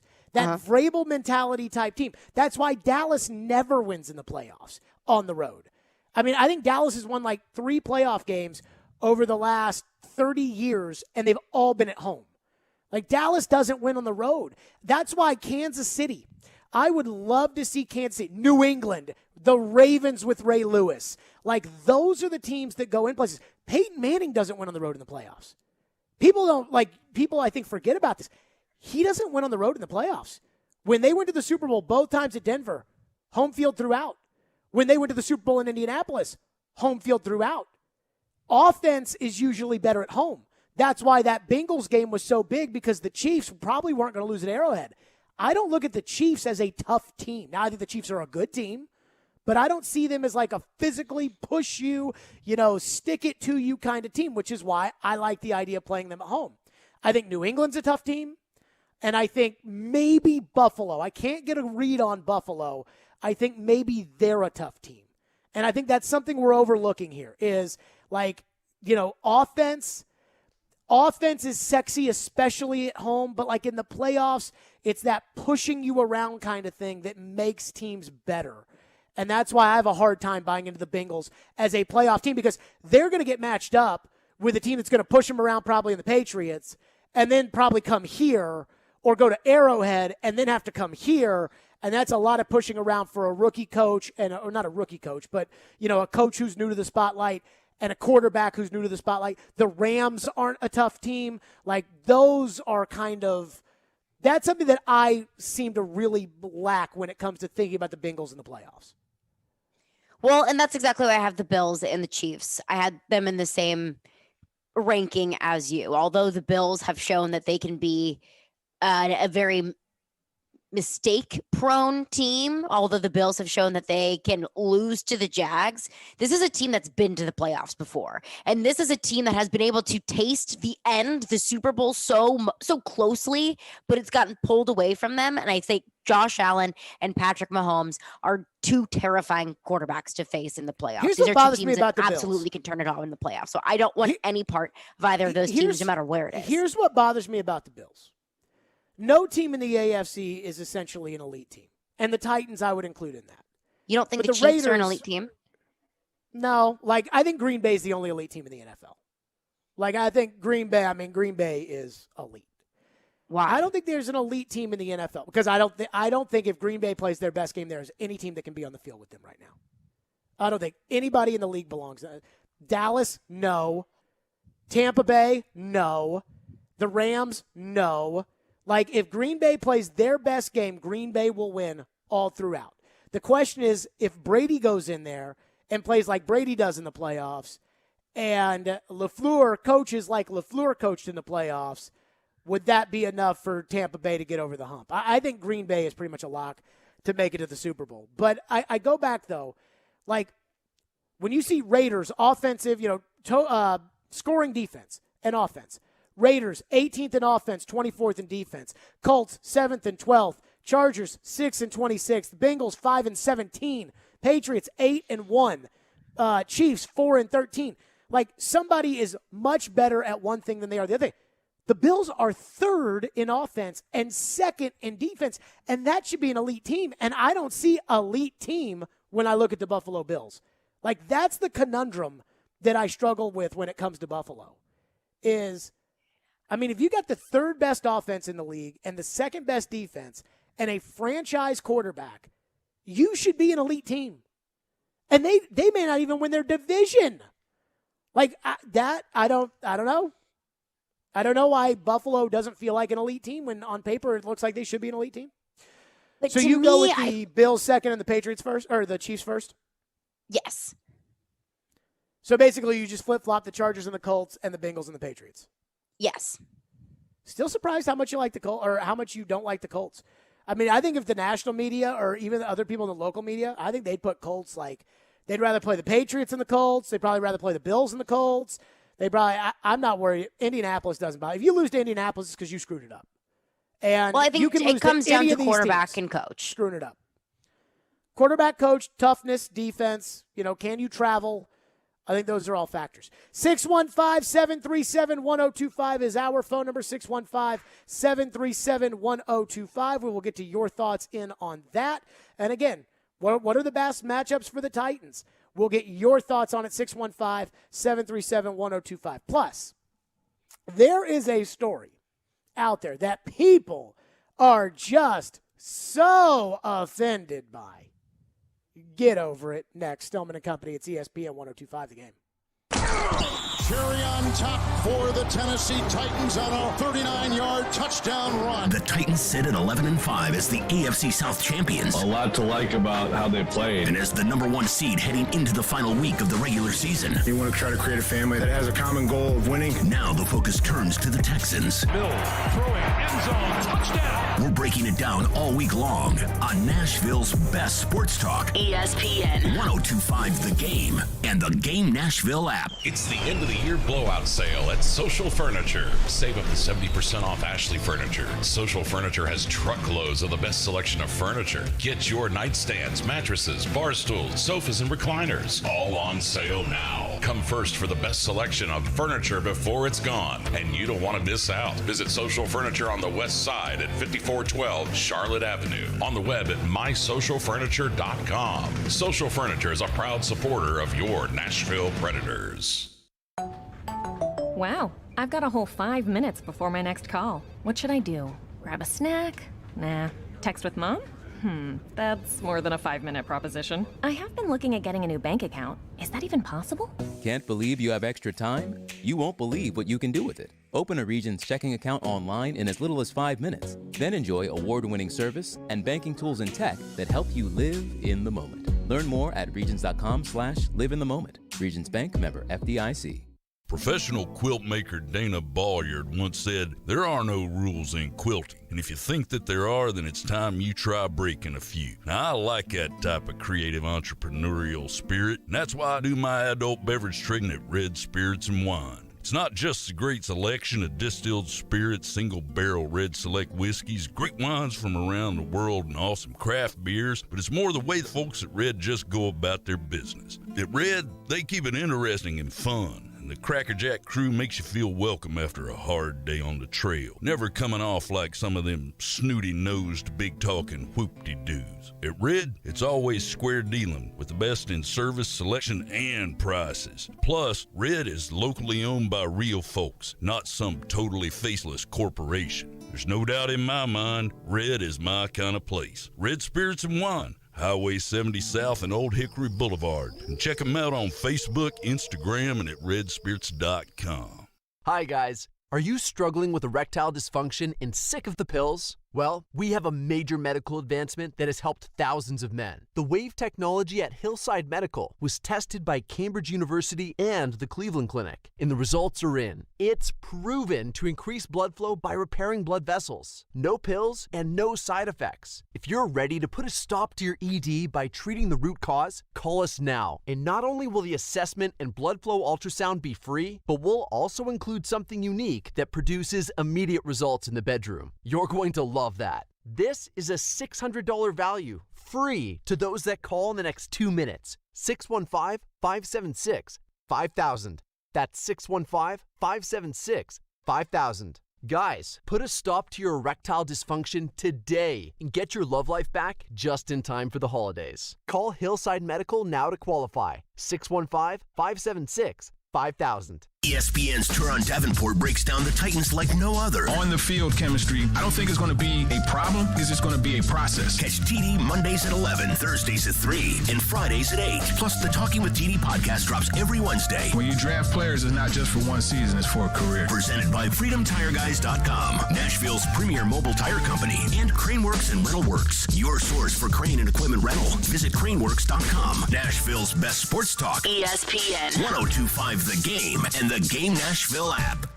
Hey, this is Roman Yossi. You're listening to Nashville's best sports talk, ESPN 102.5 The Game. Stillman and Company. By the way, I saw somebody tweet us and said, "I'm with Caroline, Jared. I'd rather play the Patriots and Mac Jones than the Bengals." And I thought back to last playoffs. And I thought back to everybody last playoffs that didn't think about the Tampa Bay Buccaneers. And then all of a sudden, who was hoisting the Lombardi Trophy? Number 12. Who was throwing the Lombardi Trophy off the back of a boat? Number 12. You know, the greatest of all time? They don't become the greatest of all time for no reason. And I love Joe Burrow. But, I mean, we're talking about Zach Taylor and the Bengals, who have never experienced any success, and Bill Belichick. And Mac Jones, who is a rookie quarterback. That's okay. Bill Belichick is the kingmaker, just like how Brady had that Bruce Arians. I mean, like, Arians is an average coach. He didn't make Cam Newton a king. Who didn't make Cam Newton? That's because Cam's done. They had no good players. That's why they went out and spent all this money. Belichick told you he had to have a reset year. And then all of a sudden, Belichick got his reset year. Back to the playoffs, Belichick goes. Everybody thought they were going to be terrible this year. All the other rookie quarterbacks are terrible. Not Belichick. Oh, Belichick. I mean, the blatant disrespect for Belichick. I mean, let's keep it real about what Bill did. People disrespecting I'm not Tom disrespecting Bill Belichick in the You'd slightest. rather play Bill Belichick over. You'd rather play Bill than the Bengals. Just because I don't want to play a team that just put up 525 yards in the air doesn't mean that I'm disrespecting Bill Belichick. I very much so think that he is the best coach in the history of the NFL. But you're not taking him seriously then. If you're going to let one game, if you're going to let one home game, and Cincinnati will not be playing at home, if you're going to let one home game sway your judgment from last week when you didn't want any part of Belichick playing the Bengals, you said Belichick could beat the Bengals, just telling you, it's just disrespecting Bill. Greatest of all time. Goodness gracious. And you don't earn the moniker greatest of all time because you did it 1 year.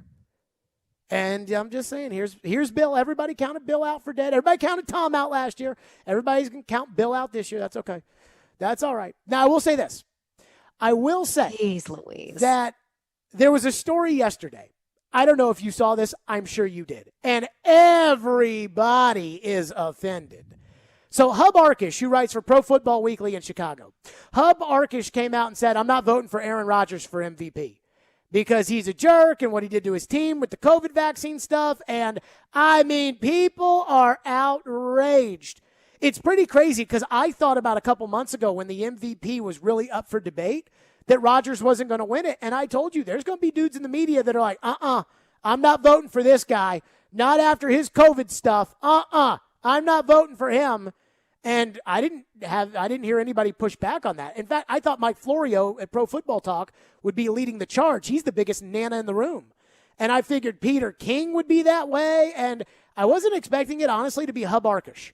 So Hub Arkush comes out and basically calls Rodgers a jerk. He's not going to vote for him. And people are offended. I mean, I thought Robbie Stanley was going to have a heart attack this morning. He was so upset that Hub Arkush came out in Chicago and said, yeah, I'm not voting for Rodgers for MVP. And let me ask this question. Why are you mad about that? Like, why are people mad about that? You know what's funny? When I was a kid, I remember, and I went to a school which pretty much voted one way. But I remember during the presidential election, I was in the 5th grade, it was Bush and Gore.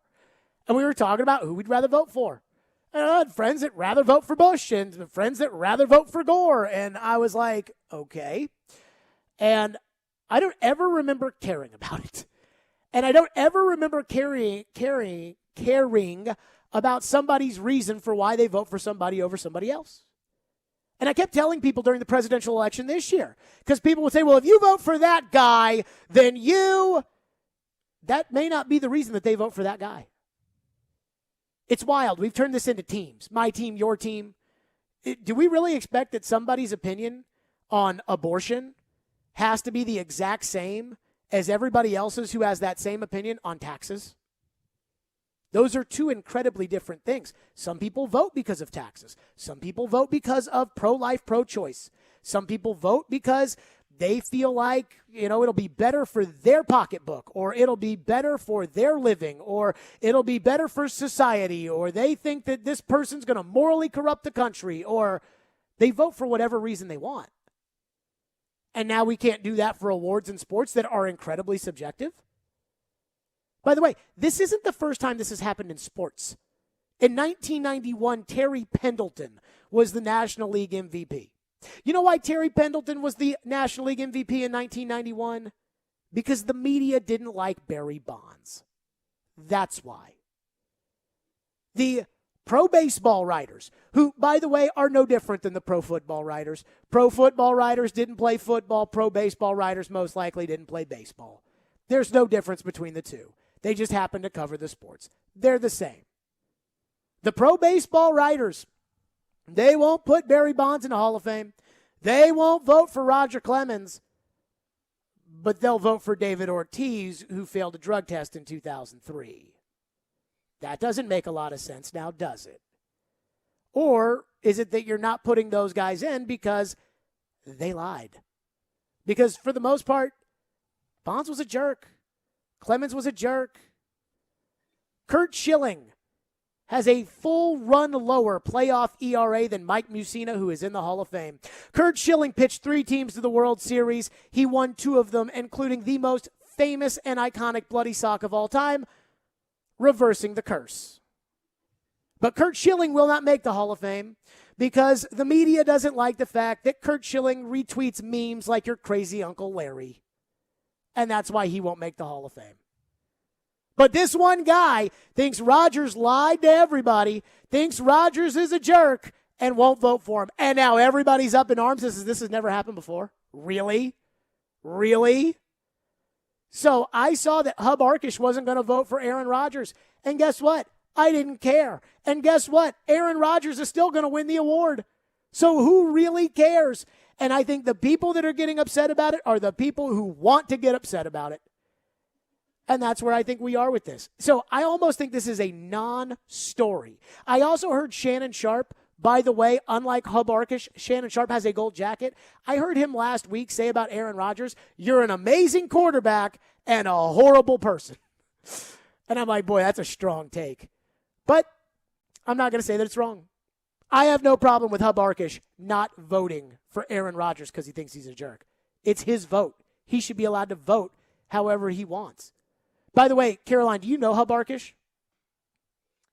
I don't know him personally, no, but I know who he is. I know his work. Yes. Okay. I know Hub Arkush. So when I saw all these people out there talking about this Hub Arkush, he said, I'm like, yeah, I know Hub. He knows football.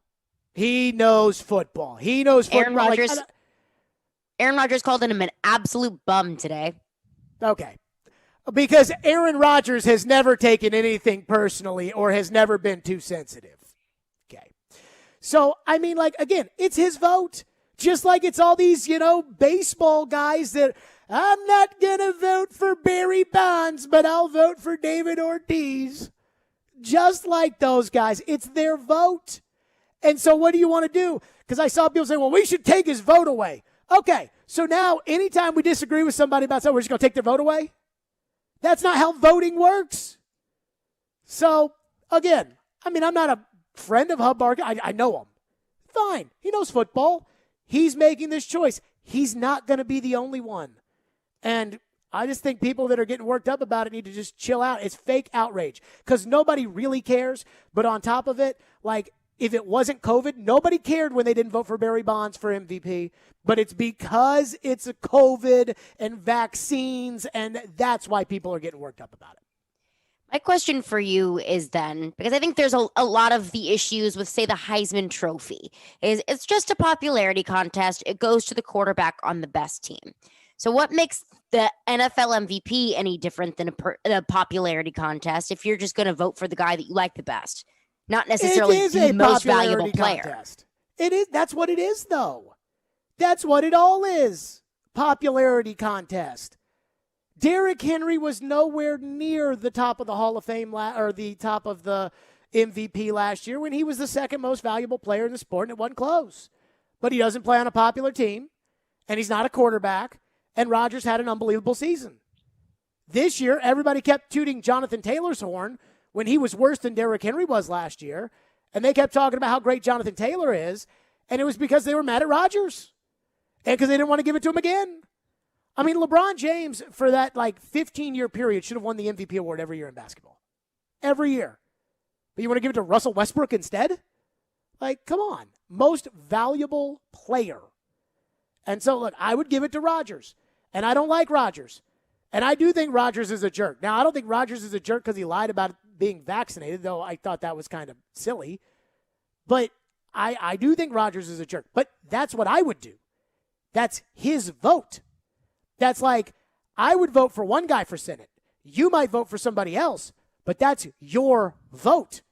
And so maybe just in terms of all voting with all things in life in general, maybe we should just bring the discord down when it comes with anger over how somebody else votes.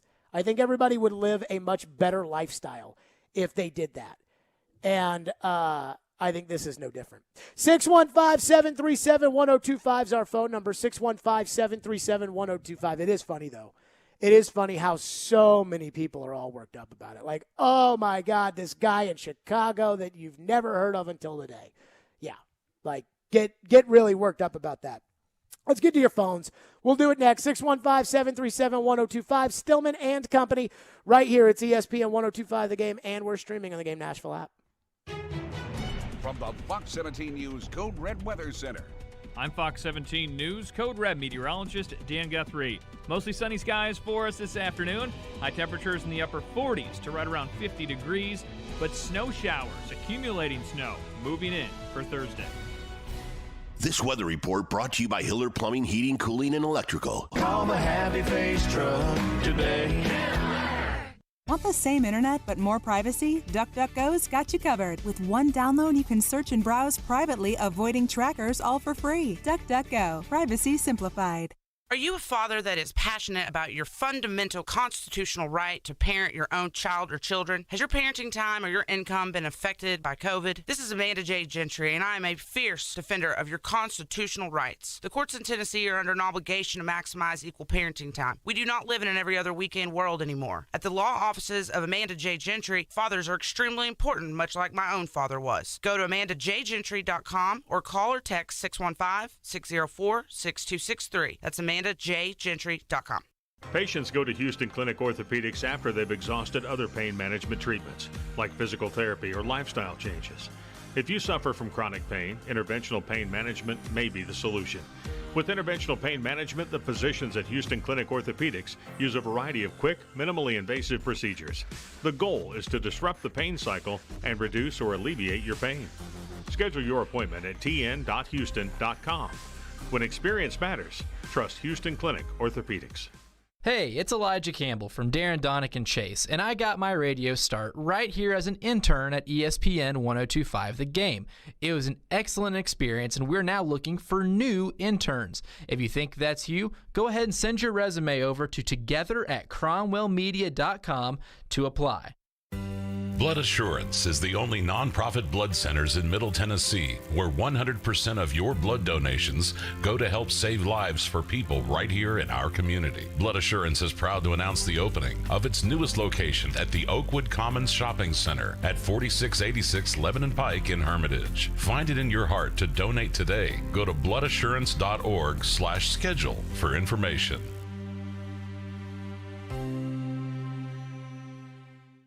Jackson Hewitt needs you to know 3 things about filing taxes this year. 1, there are thousands of dollars worth of new tax credits on the table. 2, you have to file for them to make sure you get the right amount. 3, a Jackson Hewitt Tax Pro will help track down every credit you deserve. Tax credits for being a parent, taking care of a parent, going to school, and so much more. You don't want to miss out on thousands. Jackson Hewitt knows that. Discover thousands in tax credits and get your biggest refund guaranteed. Learn more at jacksonhewitt.com. Robbie Stanley. That size and that speed just doesn't grow on trees. That could be something that you could really turn into. Joe Rexrode. Just hold out and somebody will call in the bad signal. Get your morning started with Robbie and Rexrode every weekday from 6 to 10. Presented by Volunteer State Bank on Nashville's best sports talk. ESPN 1025 The Game and the Game Nashville app. Stillman and Company is on. Delivered by TriStar Moving. Stillman and Company. Hey, join us this Monday from 2 to 6 as we broadcast live from 312 Pizza Company in Germantown prior to the national championship game with Alabama and Georgia. 312 Pizza Company at 371 Monroe Street on Monday, and hang out with 1025 The Game, and of course the championship game at 7 o'clock. 312 Pizza Company, Nashville's authentic Chicago pizzeria. So I would feel disingenuous. I've been talking a lot today. Trust me, I'm aware of it. I've been up since 5 o'clock in the morning. There wasn't any particular reason. I was just excited to host a radio show today. So I've been asking for phones today. So it's all on the table. The Derrick Henry stuff's on the table. The Titan stuff's on the table. The Aaron Rodgers stuff, it's all on the table. 615-737-1025. Our phone lines today are driven by WilsonCountyHyundai.com. Caroline, what do we have in the phone line? Michael and Madison texts in regards to the Aaron Rodgers situation and says he is allowed to vote however he feels, but taking off the field actions into account for what is supposed to be an award solely for on the field achievements weakens his opinion on it. Okay, so I would disagree with this. First of all, there is no criteria that is given to voters that says you only vote about on the field stuff. Just like there is a very loosely phrased morality clause in the Baseball Hall of Fame voting, yet Ty Cobb's in. Doesn't make any sense. And so you're given as a voter, you're said, okay, who do you think is the most valuable player in the league? And I would argue this. If there was a guy who put up incredible stats but was a complete jerk to his team, that's an off-the-field thing that is affecting his team that doesn't make him the most valuable player. And so if Hub Arkush, who was given this vote, if he thinks that Rodgers, and I'll use an example here. Rodgers has talked about his off-season plans like 15 times on the Pat McAfee show, which, by the way, is on a great channel, SiriusXM Mad Dog Radio, Channel 82. Big fan. That he has said that over and over again and talked about, next year I'm not going to drag it out, my future plans, hinted at retirement the other day. Like, even though it hasn't affected the Packers' play, I mean, it could be something that could be distracting. And I'm not saying that I wouldn't vote for Rodgers. I'm just saying that's an off-the-field thing that could affect you on the field. So to sit there and say, you should vote this way because this is how you should vote, well, those aren't the rules. And I'll again compare it to presidential voting. Sometimes you'll go to people and you'll ask, why are you voting for this guy? He's a good man. And you're voting for him for president because he's a good man. Okay. Why do you think all these presidential candidates go to church all the time? Like, there is an element to that. What's next? Megan in Nashville asks an interesting question. Says, where do you think other teams are ranking the Titans on their list of teams they'd like to face in the playoffs? I got to say, I think most people are not afraid of the Titans. I think if you are Kansas City, I talked to a buddy of mine who is a Kansas City radio host on Sunday. And we were just texting around after the game, and he's a pretty level-headed guy. Chiefs fan, but radio host first, fan second.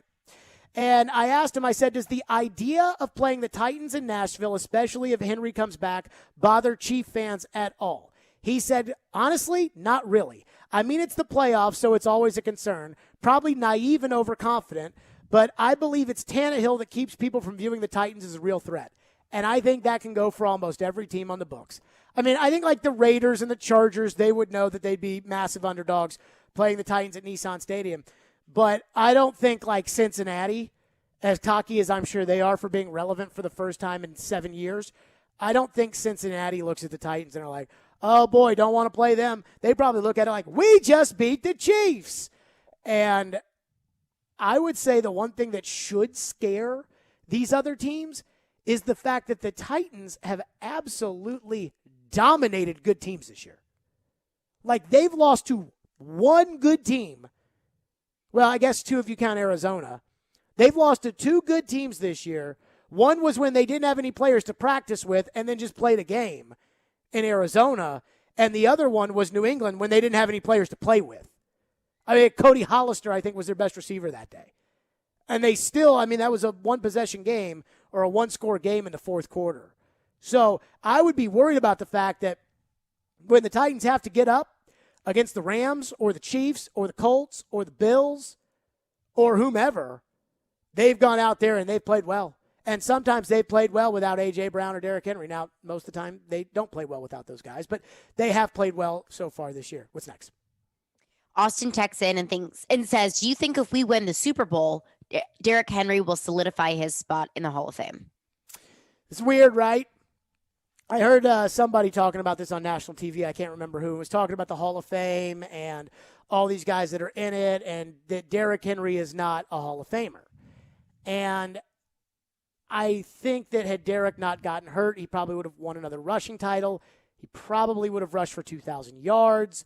You don't know if the Titans would be better than they are now. You would assume it, but it's hard to do that because they're going to probably be the number one seed in the AFC.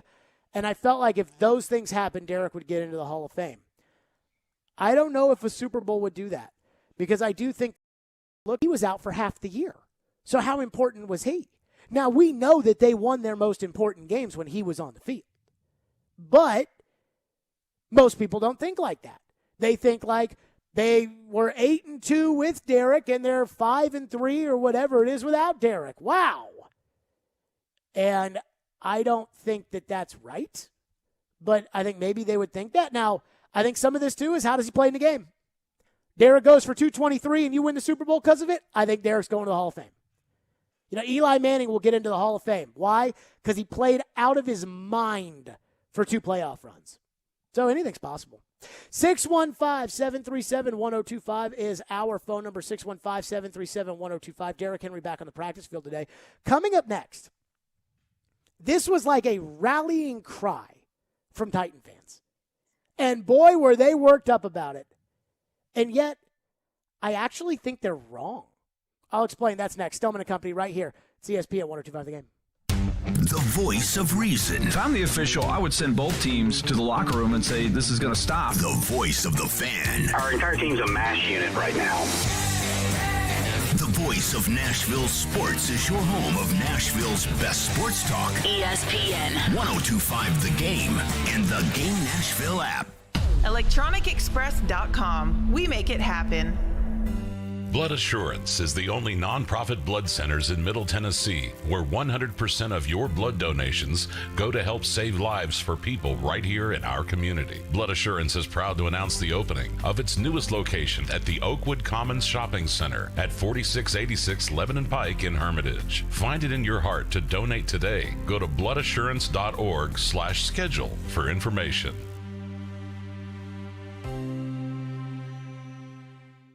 Spring Hill Heating and Cooling is here to serve you. Is your AC or heating unit old and inefficient? Is it breaking down yearly? Now is the time to replace it. With Spring Hill Heating and Cooling, get a unit that lasts with their 10-year parts and labor warranty. Get ahead of the game now and call Spring Hill Heating and Cooling, offering 60 months no interest financing and 10 years parts and labor warranty on all new units. Restrictions apply and not available on all equipment. Schedule now at springhillac.com or call 615-778-8855. It's not just about being in your community. It's about being your community. Come experience the all-new state-of-the-art Volunteer State Bank second Murfreesboro location at 2019 Memorial Boulevard. Volunteer State Bank offers personalized services like banking for professionals, free Kasasa checking, the convenience of mobile banking, and the money you need when you need it. Visit one of our 13 locations or online at volstatebank.com. Real people, real solutions, right here. Member FDIC, Equal Housing Lender. If you missed the latest edition of Preds Insiders. Hey, look, we all had questions about this team heading into this season. What they've done so far has blown me away, to be honest. I did not expect them to be anywhere near as good as they've been. I wonder how much the way the team has played, how much the way he's played with this team maybe has shifted the viewpoint of Forsberg so far this year. I would assume it can't have done anything but help the Predators with the way they played. I agree with that, and I also would throw in a log on the fire and say that Matthias Ekholm was re-upped. Now we've talked about this off air, of course, that Ekholm was we kind of knew going into the season he's a different mentality than Philip Forsberg is. Yep. And Ekholm wants to stay here, and Forsberg might. No one's saying Forsberg doesn't want to stay here. I'm simply saying that he might be more like, look, I'm going to be a businessman and I'm going to go get my money. Search Preds Insiders today on your favorite podcast platform. The newest edition releases every Monday at 6 on ESPN 102.5 The Game and the Game Nashville app. Nashville's best sports talk, locally owned, home of our Nashville Predators. WPRT-FM Pegram, 97.5 Murfreesboro, WBUZ HD2 Laverne, online at thegamenashville.com. We are ESPN 102.5 The Game. Live from the Game Nashville studios, it's Stillman and Company. Delivered by TriStar Moving. TriStar Movers with 5-star service. With Jared Stillman. On Nashville's best sports talk. ESPN 102.5 The Game and the Game Nashville app. Stillman and Company is delivered by TriStar Moving. ESPN 102.5 The Game, streaming live on Twitter, Twitch, and YouTube. Thanks to the law offices of Amanda Gentry, live from the Hillside Medical Game Studios. So, Titan fans, and look, I'm one of them, and I talk about it on the radio all the time about this.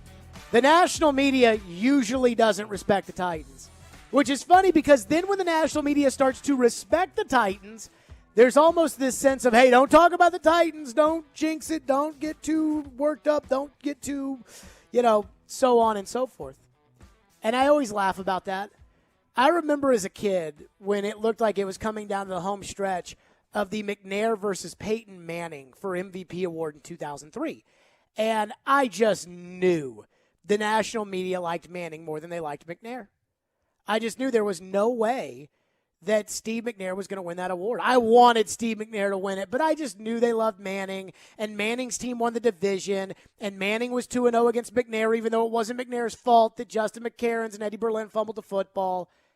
And when they announced that they had both won it, I was like, oh my God, Steve McNair MVP. I was so happy and thrilled. And so I understand why people want their players, their team, to win awards. I get it. And every year, it's something. Whether it's Roman Yossi for the Norris Trophy, or UC Soros for the Vesna, or John Hines for the Jack Adams Award. Last year, Derrick Henry, should he be an MVP? This year, it's Mike Vrabel and Coach of the Year. Caroline, how much complaining have we heard about Mike Vrabel not getting enough respect for Coach of the Year? We've heard an awful lot of it. So I was thinking, have we really heard an awful lot of Mike Vrabel Coach of the Year talk? We've heard it locally. In Nashville, yes. But have they really not talked about Vrabel like that around the country? In fact, the Vrabel Coach of the Year talk really picked up after Sunday's game. And I told you on Monday, I could see you voting for him, but I could also see you voting for Zach Taylor. Now, these people that say crazy stuff like vote for Harbaugh or something, like that's ridiculous. But I could see you voting for Zach Taylor. I could see you voting for Belichick. I could see you voting for, now, people are trying to vote for Matt LaFleur, and I just think that's crazy. But I understand it. I get it. But then I actually listened. Because, again, it's easy to say the national media doesn't talk about the Titans. The national media is not giving Mike Vrabel his due. It's easy to say that. But is it true? On Sunday, before the Titans beat the Dolphins, listen to Michael Strahan and Terry Bradshaw on Fox, influential show. Listen to them talk about Mike Vrabel. They have their formula, how they win games. Mike Vrabel is one of the best coaches in the NFL. He's my coach of the year. One of the few coaches who come out of the Belichick tree who's actually has developed his own identity that has been successful. So I think the Titans are built and to did win it without Derrick Henry. They're a great running back. So wait a minute. Nobody talks about Vrabel for coach. Terry Bradshaw on Fox, who's been doing NFL pregames for 35 years, Terry Bradshaw is saying he's my coach of the year. Okay, well, that's one guy. Well, what about another network, right? We made a big deal. John Madden was on all the networks. That shows you how great he was. What about another network? What about NBC? NBC saying about Vrabel. This is Rodney Harrison talking about Vrabel. We were out in L.A. when they played the Rams. And what happened? They just flat out kicked the Rams' butt because Mike Vrabel, and this is something that he took from Bill Belichick. He preaches physicality, dominating the line of scrimmage. And that's what they've done. Jeffrey Simmons, Jones, Landry, Danico Autry, all those guys. That's what they do. They get after the quarterback. They stop the run. They play physical football. They don't make a lot of mistakes. They wait for the opposing team to make the mistakes. And Vrabel, he gets a lot of respect in that locker room because he treats his players well. He's honest with them. It's no BS. He has empathy toward them. Why? Because he was a great player. He played in the league for a long time. And the cool thing about Vrabel is no matter how much success you have, he's gonna constantly challenge you. He's going to constantly push you. That's what he does, and he's done a great job this year. Wait a minute. I thought the national media wasn't talking about Vrabel. If you were to have somebody give a speech at the Mike Vrabel Coach of the Year rally, wouldn't it be what Rodney Harrison just said? I mean, we saw them in L.A. They pushed around the Rams. They've had all these injuries. Next man up. Vrabel knows how to coach them. Vrabel knows how to push them. Look at Vrabel. And do you know why that is? Because of Vrabel. Vrabel. So we got Fox. Terry Bradshaw says is Coach of the Year. Strahan says this is a team that's built like Mike Vrabel. Rodney Harrison, NBC, Mike Vrabel. What about CBS? We check in on them? Oh, this is what Boomer Esiason said on Sunday. The thing that I take out of this, and I think Ryan Tannehill said it, it's resiliency, it's hanging in there, dealing with all the adversity that we've all dealt with as players and coaches. And the Titans under Mike Vrabel have shown that. And they are now the number 1 seed in the AFC, which is amazing when you think about the players like Patrick Mahomes and Joe Burrow and Mac Jones and Bill Belichick and how much that has changed over the last 4 weeks. Oh, so they're talking about Vrabel on CBS too. So when I hear Titan fans sit there and say, Mike Vrabel does not get enough respect, I think to myself, well, what more respect do you want? Terry Bradshaw says it's his coach of the year. Fox is pumping him up. CBS, Boomer, and Cower, who he played for, they're pumping him up. Rodney on NBC, they're pumping him up. The betting odds have come out. Matt LaFleur is number 2. Zach Taylor's number 1. Vrabel's number 3. Now, again, I think Vrabel should be ahead of LaFleur. I think they're going to give it to Zach Taylor over Vrabel. And as I told you on Monday, I think they're going to do this because Zach Taylor's team was freaking terrible last year. And that's how Coach of the Year works. Saban doesn't win it every year in the SEC. I believe, and I could be wrong, Sam Pittman at Arkansas was the guy that everybody was hot for this year for Coach of the Year. Why? Because traditionally Arkansas is terrible. That's how you win Coach of the Year. Traditionally and lately, the Bengals have been terrible. Lately, the Titans have been pretty good. But I think we need to stop with the narrative that the national media doesn't give Mike Vrabel enough respect, or that the national media needs to get on board with this Mike Vrabel for Coach of the Year bandwagon type, push. Because, I don't know, Caroline, it sounds to me like they kind of already are.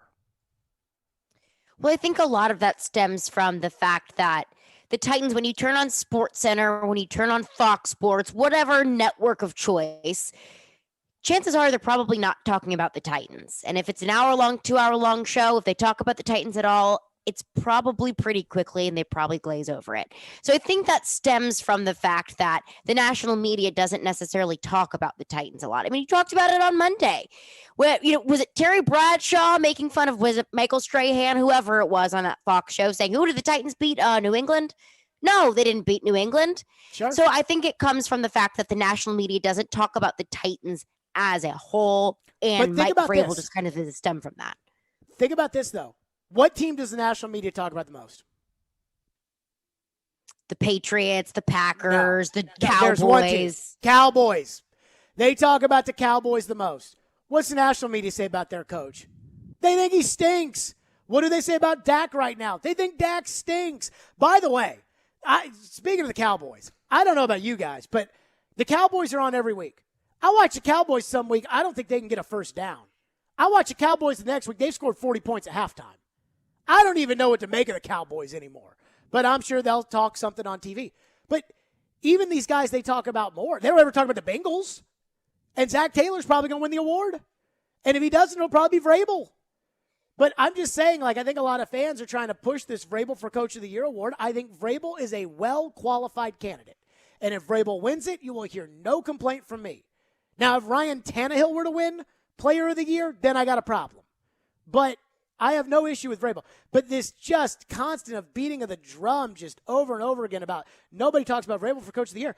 I think when you ask the national media, other than Derrick Henry, who's been hurt, when you ask the national media, why do you respect the Titans? The answer every time is Vrabel. I think Vrabel is a star coach, but he plays in a small market, and he doesn't have a star quarterback. Like if Vrabel were coaching Dallas, they'd love him, and all they would do is talk about how great Vrabel is. But I think the media likes Vrabel because they remember Vrabel the player, and because when they made the playoffs 2 years ago and they had their run where they surprised everybody by beating New England and Baltimore, there was this sense of, boy, that was a tough physical team, and they came in there and they punched them in the mouth, and it was like that. That's hard-nosed, Vrabel-style defensive football. And they got all on board because they remember Vrabel the player. But, I mean, I literally had not thought about Vrabel for Coach of the Year until after the 49er game on that Friday of Christmas Eve. and Elijah Campbell and Robbie were hosting the morning show, and we came on at a special time. So it was the morning show and then us. And we came on at that special time, and I'm listening to Robbie talk, and they're like, Vrabel should be coach of the year. And I'm like, whoa. Before we do the whole kumbaya on Vrabel for coach of the year, let's not act like the guys across the street always pumping the tires all the time. Like, let's keep it real. But I think they make a valid point. I still think Zach Taylor's going to win the award. But now that I had heard for like a whole week of people talking about, they never talk about Vrabel and all the injuries and oh my God. And I now have been like listening, and I hear enough people give Vrabel credit. So I'm not there for the Mike Vrabel doesn't get enough credit discussion. To me, you didn't think that Mike Vrabel was going to be in consideration for coach of the year after that stretch of beating the Bills, the Chiefs, the Colts, and the Rams? I'm not sure I even paid attention to it then. I mean, I think at that stretch, I was thinking about could Derrick Henry win the MVP, and then Derrick Henry broke his foot, and I think I was probably more worried about that. But, I mean, it's like, these awards, sometimes an award means something serious to you as a fan. Mm-hmm. But sometimes I feel like it doesn't. So, like, Roman Yossi won the Norris Trophy a couple years ago, and I remember that was like a really big deal to the Predators. So, like, all of their broadcasters were tweeting out, like, oh, yeah, Yossi's got to win the Norris Trophy. But I'm not sure, like, anybody really cared about it. Whereas, like, 2 years before, Pekka Rinne won the Vezina, and that was all anybody cared about. And, I mean, Roman Yossi's a pretty popular player. But I just remember, like, thinking, like, yeah, who cares? And with this, I understand you all think this is a big deal for Vrabel to get Coach of the Year. And, again, you're not going to hear me complain about it. I mean, I think the things that Vrabel has excelled at this year are not the things that everybody's totally giving him credit for. I think his game management is so much better than it was 3 years ago. And I think he just takes advantage of dumb coaches now, which I love. But I'm not sure I really care. I mean, if he wins, good. If he doesn't, whatever. But I do think the fans care. So I know you all do. 615-737-1025. So I had a thought with all this Vrabel Coach of the Year stuff, and we'll get to your phones on this, but I had a thought with this Vrabel Coach of the Year stuff, and it really made me think about Floyd. And I'll explain why next here on Stillman and Company. 615-737-1025 is our phone number if you want to get in. 615-737-1025 is our number. When the Preds have a weekday game this season, it's your chance to participate in Preds Pick to Click, brought to you by New Amsterdam Vodka. If you guess a Preds player that scores a goal in the game that night, you'll win a pair of tickets to a future Preds home game. Next chance to participate is tomorrow morning at 8:45. Stillman and Company, it's ESPN 102.5 The Game, and as always, we're streaming on the Game Nashville app. McIntosh is going to throw it. Lob to the end zone. Caught. Touchdown. Mitchell. The College Football National Championship is set. Young throws, has his man. Touchdown. Slade Bolden. Alabama versus Georgia. And it will just mean more. On Monday, January 10th, coverage begins at 6. Presented by 312 Pizza Company and Central Barbecue on ESPN. 94.9, 102.5 The Game, and the Game Nashville app. Tired of being tracked online? DuckDuckGo can help. With one download, you can search and browse privately, avoiding trackers, all for free. DuckDuckGo. Privacy simplified.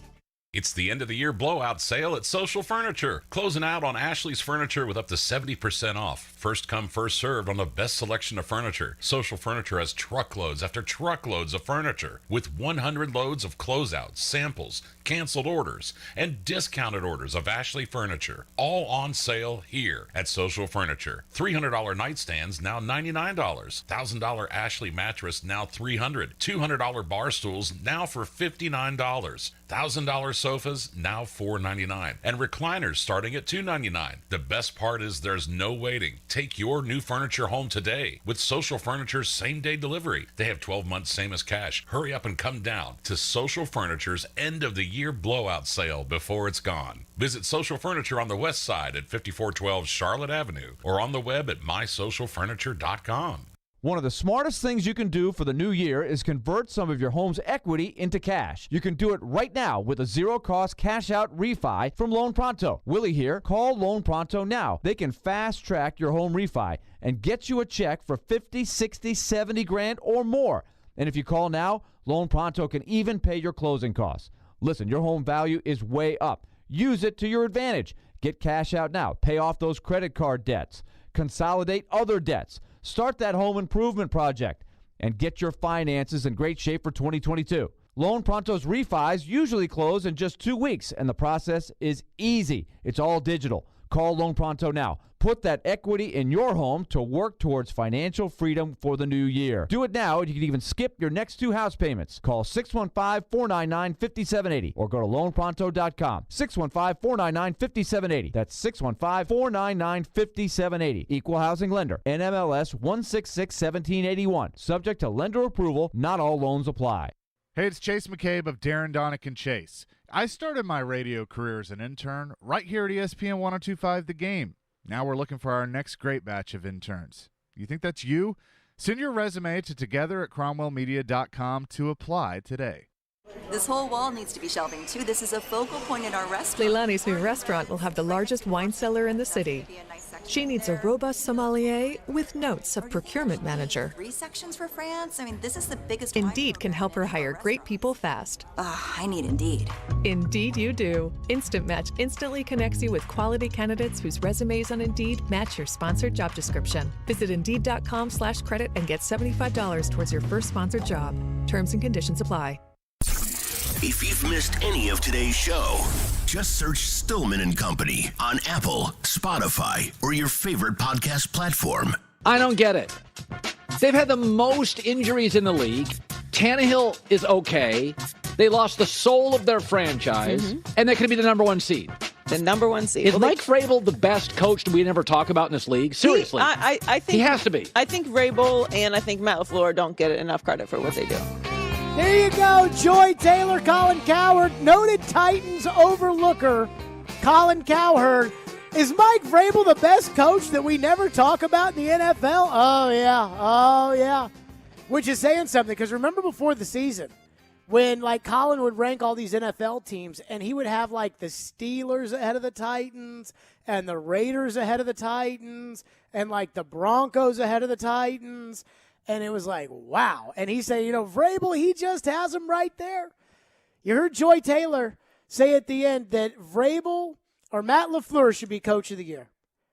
And Matt LaFleur, from the betting odds, is the second leader in the clubhouse. Number 1 is Zach Taylor at Cincinnati. Number 2 is LaFleur. And number 3 is Vrabel. Now, Caroline, you might be new to this, but it pains me in my heart that Matt LaFleur might win coach of the year. Because when Joy Taylor made that comment that Matt LaFleur doesn't get enough credit for what he does, I knew that just a part of you died inside. Well, I cannot understand how somebody who thought it was a good idea to play Dion Lewis over Derrick Henry could be the coach of the year. But I was thinking about Floyd. Because, Ian, you remember, and I don't even know if Floyd thought LaFleur was a good coach. I don't know either. That's a good point. I don't know if it was that or just to rile you up. Oh, my God. Every time. LaFleur goes 13-3 that first year with Rodgers. And he just, first rookie coach in the history of the Green Bay Packers to get to the NFC title game. And every time I'd be like, well, I mean, he's got Aaron Rodgers. Of course he got to the NFC title. I mean, sit there and go, let's see, Packers. Lambeau coached there. He was pretty good.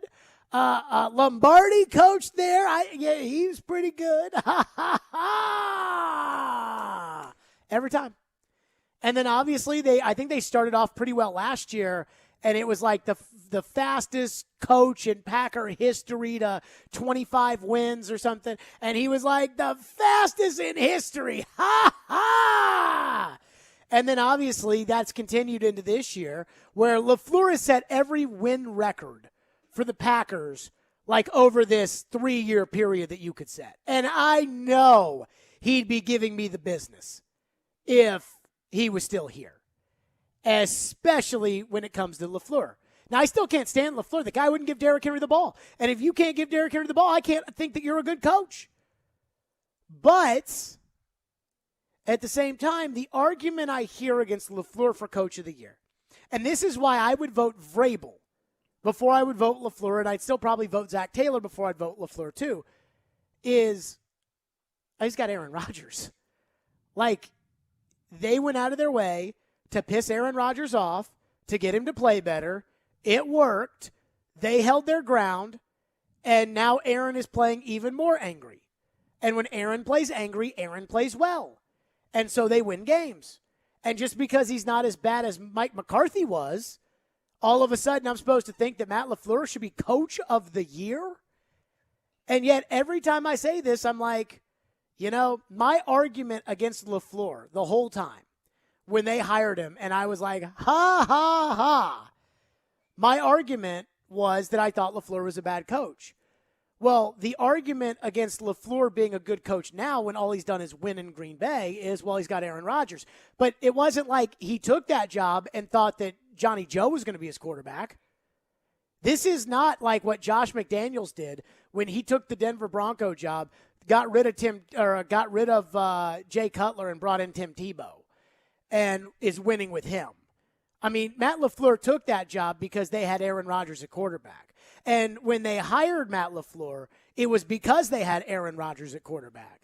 And what's crazy, if you have to give LaFleur credit, and this is where I'll give it to him, is Aaron doesn't like his coach. That is, generally speaking, Aaron doesn't like being told what to do. Aaron doesn't like it when the president tells him what to do. He doesn't like it when the general manager tells him what to do. He doesn't like it when the NFL tells him what to do. Aaron doesn't like being told what to do because he thinks he's smarter than everybody else. And Aaron holds grudges. And I think that is beyond obvious.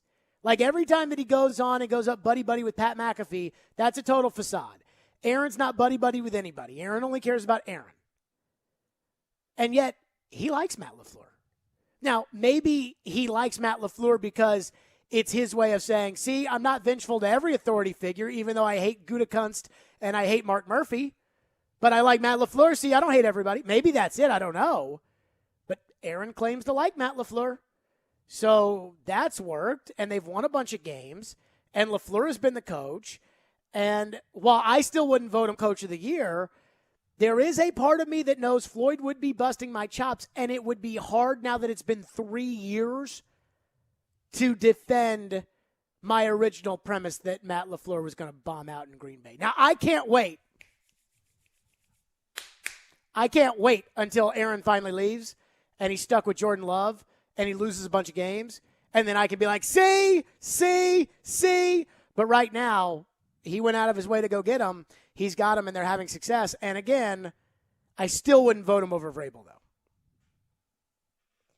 I mean, I feel like when we talk about NFL MVP, Heisman Trophy winner, we said it earlier, it's essentially a popularity contest in the fact that it goes to the best player on the best team, which is generally the quarterback. So we can say it goes to the quarterback on the best team.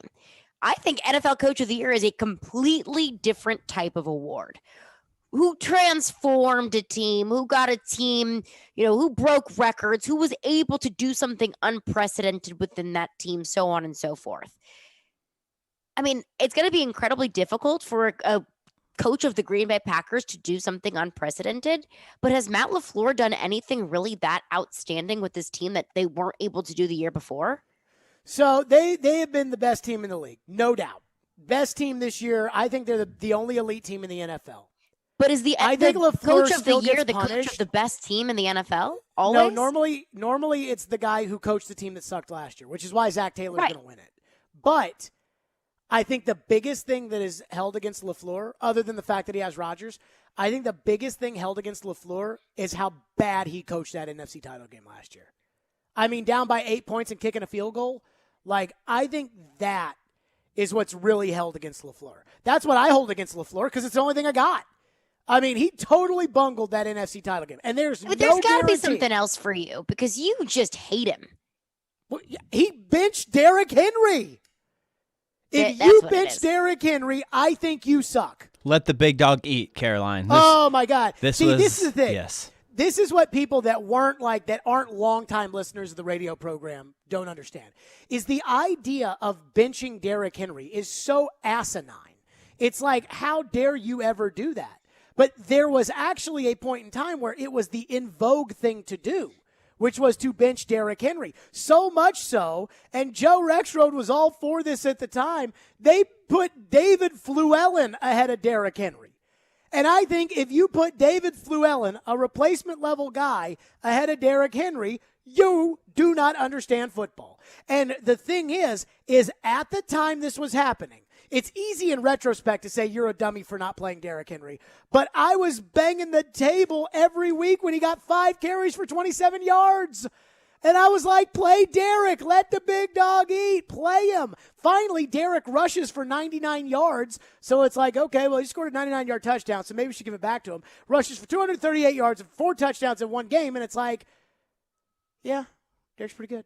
Oh! And so if you can't figure that out on your own, that Derrick Henry's good, and you got to put him on a trade block, you can't coach. And that's my whole sense with LaFleur. Dylan is up next, 615-737-1025. Thank you for calling on Matt LaFleur. Go ahead, Dylan. Hey, thanks for taking my call. So my main thing with LaFleur is it all goes back to, how we had to handle all this off-season mess with Aaron Rodgers, and was he going to come? Was he not going to come? Yada, yada, yada. Well, it's Coach of the Year, right? It's not – the drama manager of the year, not the temper tantrum controller of the year, not the that is part of coaching, though. That is coaching. But is that all? We knew Aaron Rodgers and Devontae Adams were great, but, if that's all it is, like, he's the only guy that can handle Aaron Rodgers, is that really worth Coach of the Year? Dylan, I don't think that, and I appreciate your call. I don't think that, but I do think that temper tantrum controlling is part of the job. Phil Jackson is the best NBA coach, maybe other than Red Auerbach. And why does everybody love Phil Jackson? Because he was able to manage Michael and Kobe. He was able to manage Michael, he was able to manage Kobe, had to deal with Scotty, and then all the other guys too, and Phil made it work. And that is, I think, very much part of the job. Mike McCarthy couldn't deal with it. Now, I don't think Mike McCarthy's a very good coach, but he couldn't deal with it. And Aaron is a tempered tantrum thrower. 615-737-1025. Jason Fitz, ESPN Radio. He will join us next. We'll get Fitz's thoughts. If he would give the award to Vrabel or who he would give the award to, we'll get into that. Plus his thoughts on the Titans as they go for the number 1 seed. TriStar Moving. Those are my official movers, and they are the presenting sponsor of this show. I moved with TriStar over a year ago, and like most people, I hated that move. But I actually am kind of okay with moving because I use TriStar. And I tell all my friends to use TriStar as well. They offer home protection, so they cover your floors, banisters, railings, door jambs, and even the doors themselves. And they are always upping the game when it comes to mover training. Their owners, Garrett and Robert, are true Nashvillians, and they truly care about helping their hometown. That's why their company is the real deal and on the rise quickly because of the high standard that they hold. If you're looking to move, give TriStar Moving a call, 615-640-1219. You can visit their website at nationalmoving.org/radio, where they'll give you 5% off your entire move. TriStar Moving, 615-640-1219, nationalmoving.org/radio. Tell them Jared Stillman sent you for TriStar Moving, my official movers. Thursday night. Down the right wing side, Tanner Jeannot. His shot, he scored!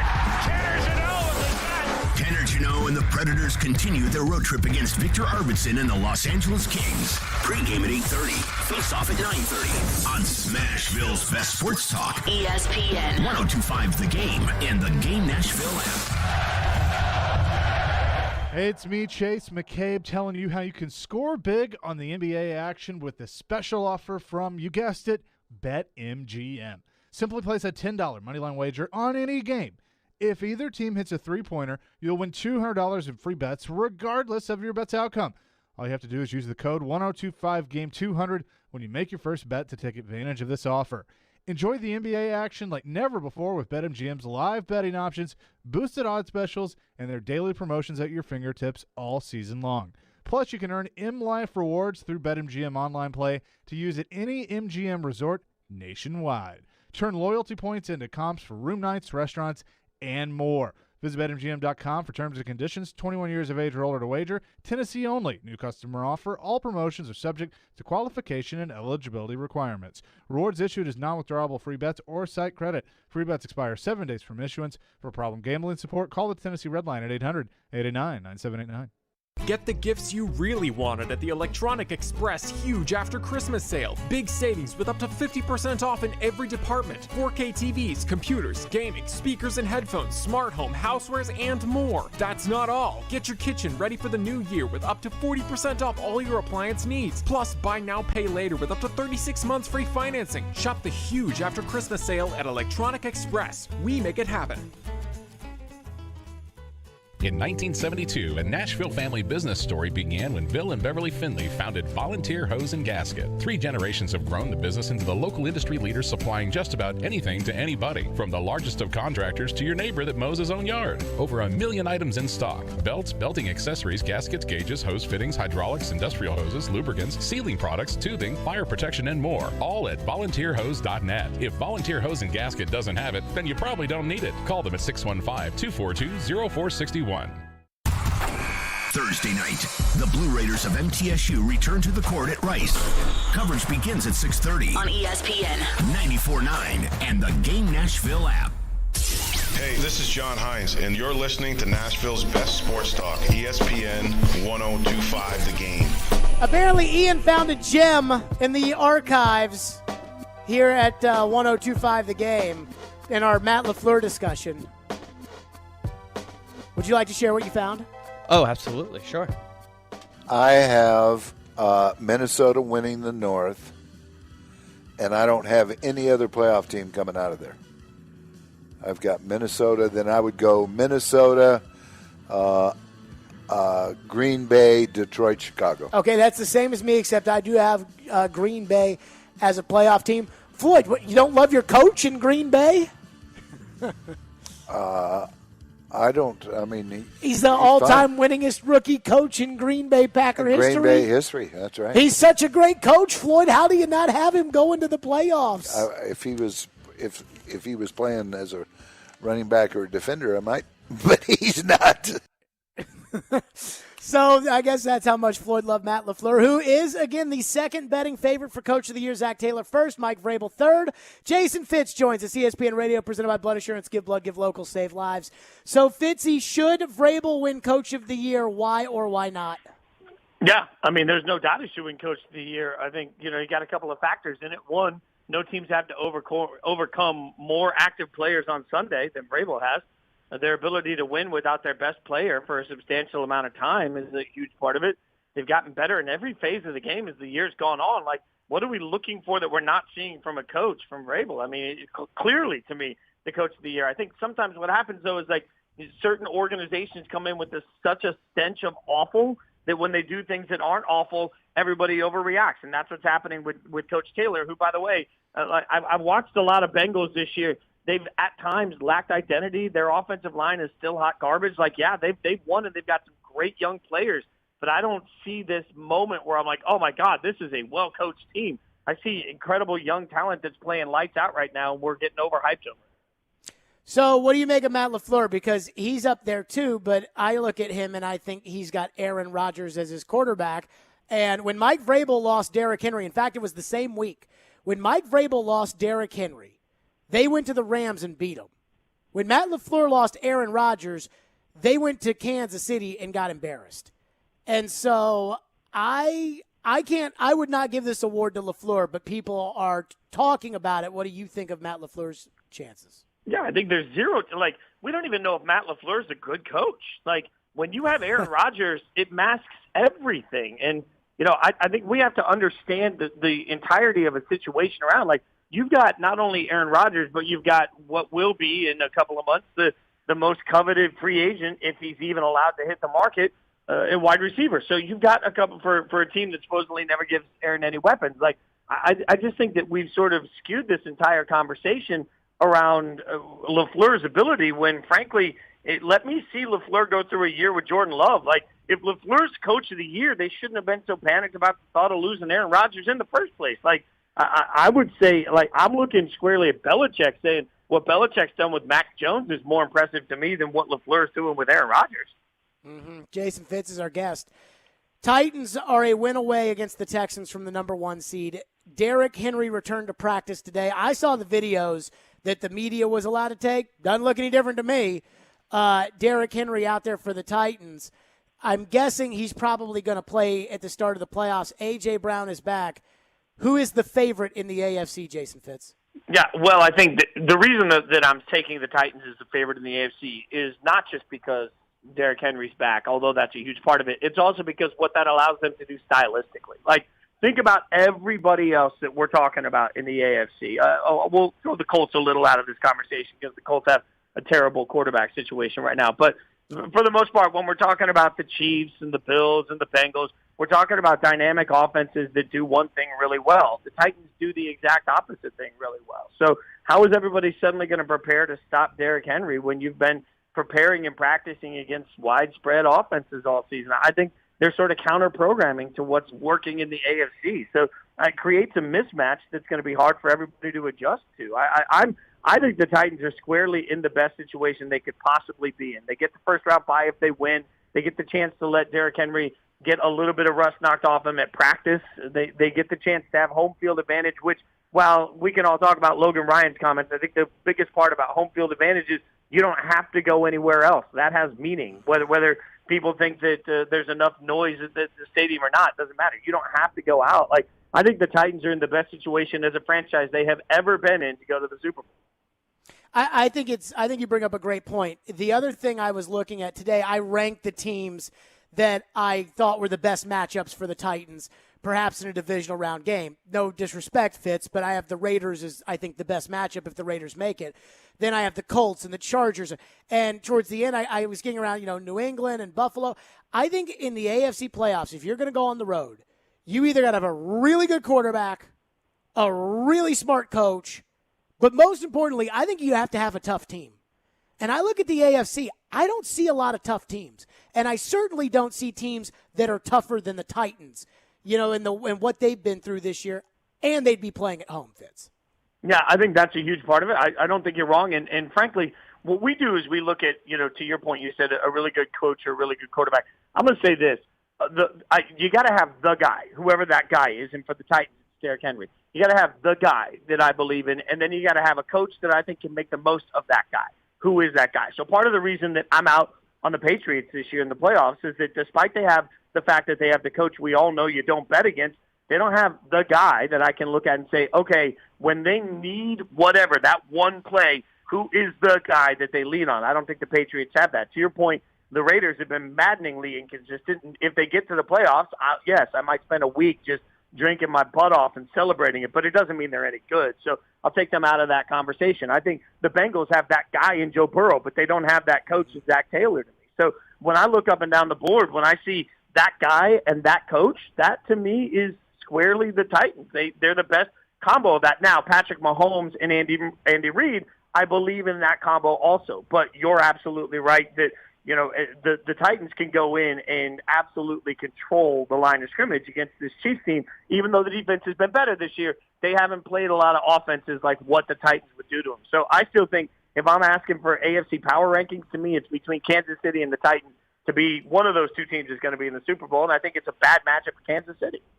If you were the Chiefs or the Bengals, who would you not want to play at home in the first round of the playoffs?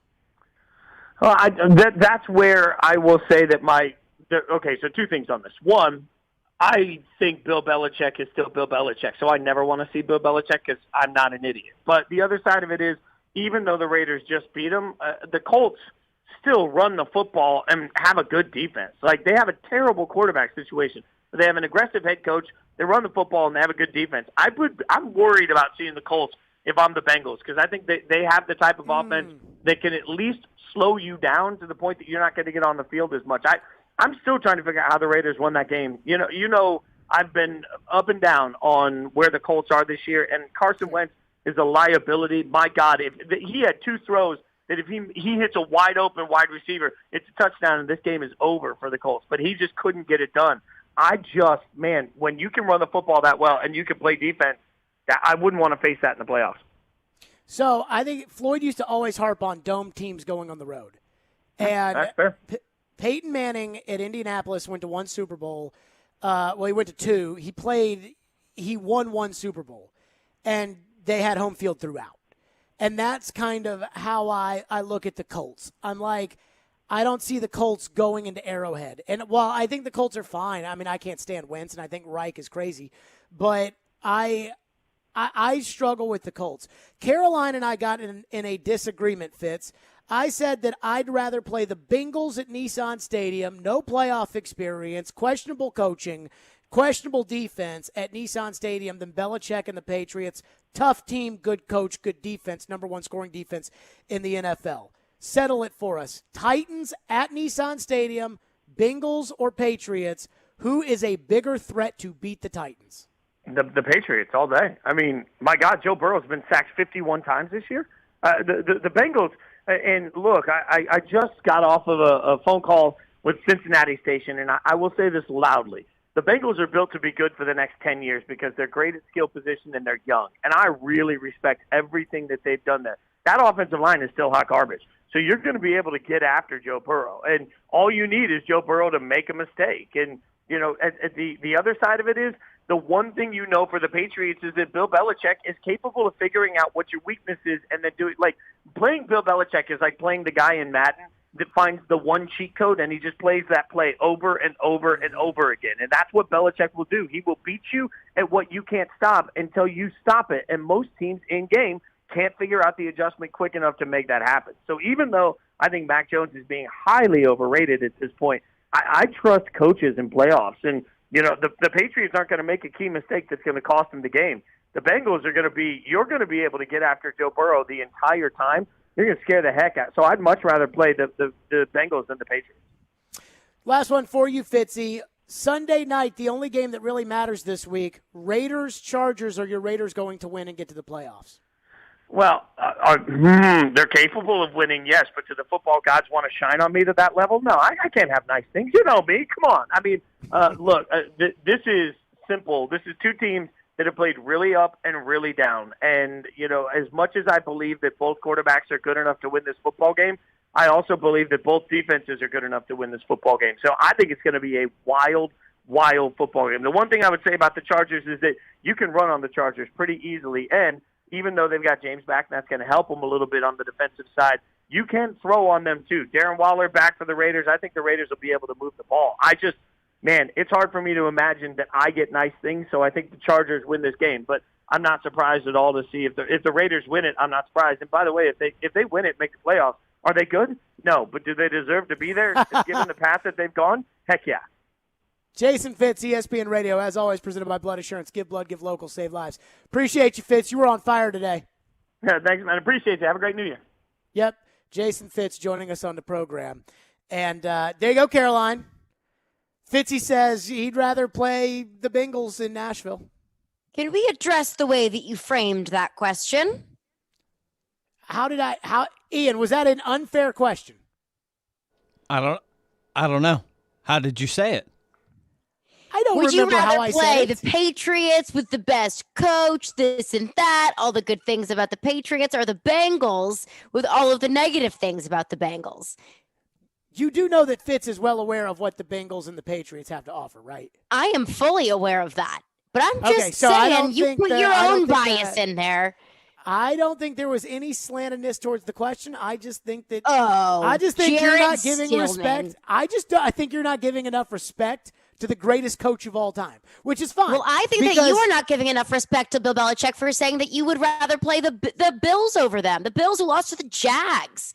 How dare you disrespect the greatest coach of all time by saying you'd rather play the Bills over him? The Bills just smoked them, and they've got a top 5 offense and defense, and a better quarterback. And Nope. Other than Greatest the coach quarterback, of all time. He is the greatest coach of all time. I'll tell you what, I want no part of Belichick. I mean, I just said I want no part of Belichick. And, if I'm Green Bay, if I'm the Titans, I want no part of Kansas City. I want no part of Belichick. And I just don't know about the Bills. On paper, they should be elite, but in reality, they're not. But I really want no part of Belichick. I really want no part of Kansas City. Now, the Titans have beaten Belichick in the playoffs, so there is that. If I'm Green Bay, I don't know about you guys, I want no part of Tom Brady. If Dallas comes in there, dome team in Texas up to Lambeau, we'll smoke them. If Arizona comes into Lambeau, we'll smoke them. If the Rams come in here, like maybe they'll get some sacks, but we beat them last year, we'll smoke them. I want no part of Tom Brady if I'm Green Bay. No part of them. Because of what they did last year, but also because I just want no part of Tom Brady. Headlines with Caroline coming up next. 615-737-1025. Jared versus Joe at the top of the hour. It's ESPN 1025 The Game. From the Fox 17 News Code Red Weather Center. I'm Fox 17 Code Red meteorologist Greg Bobus, and Code Red weather tonight through Friday morning. Snow picks up after sunrise and really ramps up afternoon through the evening hours. 2 to 4 inches are likely. Driving conditions very difficult late in the day. This weather report brought to you by Hiller Plumbing, Heating, Cooling, and Electrical. Call the Happy Face Truck today. Want the same internet but more privacy? DuckDuckGo's got you covered. They help millions of people like you get privacy online without any trade-offs. DuckDuckGo. Privacy simplified. If you snore, it may be a sign of a more serious, possibly life-threatening condition. Most people think of snoring as a nuisance, but it's a much more serious medical condition than you think. Snoring has been associated with chest pain, sleep apnea, high blood pressure, chronic pain, obesity, headaches, and sore throat. Take a listen to what some of our patients are saying about the revolutionary Vivo system. Right after I started using it, I noticed the results really, especially with the snoring. My sleep apnea episodes are a fraction of what they were before. This product's phenomenal.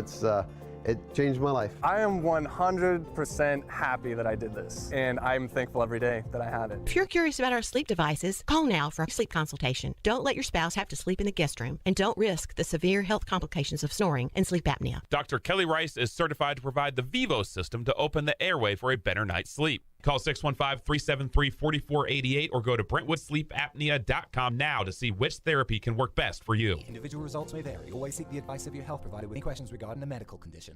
The International Brotherhood of Electrical Workers, Local 429, has a path to a dignified career. Are you a skilled electrician or lineman? Tired of dead-end, low-paying jobs? Local 429 is accepting applications for highly skilled electricians and linemen and is providing the best training in Middle Tennessee. They are the International Brotherhood of Electrical Workers, Local 429. Call them at 615-889-4429 or go online to ibew429.org. Here's to a big 2022 from everyone at the IBEW. It's gonna be a great year. It's not just about being in your community. It's about being your community. Come experience the all-new state-of-the-art Volunteer State Bank, second Murfreesboro location at 2019 Memorial Boulevard. Volunteer State Bank offers personalized services like banking for professionals, free Kasasa checking, the convenience of mobile banking, and the money you need when you need it. Visit one of our 13 locations or online at ballstatebank.com. Real people, real solutions, right here. Member FDIC, Equal Housing Lender. Hey, it's Elijah Campbell from Darren, Donick, and Chase, and I got my radio start right here as an intern at ESPN 1025 The Game. It was an excellent experience, and we're now looking for new interns. If you think that's you, go ahead and send your resume over to together@cromwellmedia.com to apply. Darren McFarland. That should get you in the mood for a game tonight. Willie Donick. I think between 5.5 and 6 is probably in the ballpark. Chase McCabe. Typically, I like to take the most difficult task and do it first. Darren, Donick, and Chase have you covered weekdays from 10 to 2. Presented by Curacion CBD on Nashville's best sports talk. ESPN 1025 The Game and the Game Nashville app. This is Stillman and Company. Delivered by TriStar Moving. Titans injury reports out for Sunday's game, and again, it is a playoff game. You win against the Texans, and you are skipping around to the playoffs. Naquan Jones was the only player that didn't practice with a knee injury. Jackrabbit Jenkins limited with an ankle, Ben Jones limited with a knee. Julio Jones limited with a hamstring injury. Surprise, surprise. Kendall Lamb limited with an illness. Julio limited with a hamstring injury. Always limited with a hamstring injury. Saffold limited with a shoulder. Laurel Murchison full with a knee. And Derek Roberson full with an illness. For the Texans, Justin Britt was limited. Jonathan Grenard was limited. Camus Greiger-Hill was limited. Chris Conley did not practice with a knee. Speedy wide receiver. And quarterback Deshaun Watson did not practice, not injury related. So it's probably not much of a surprise there. but interesting to see. And again, Julio Hamstring Watch 2022 has begun for us. But first, it's headlines with Caroline.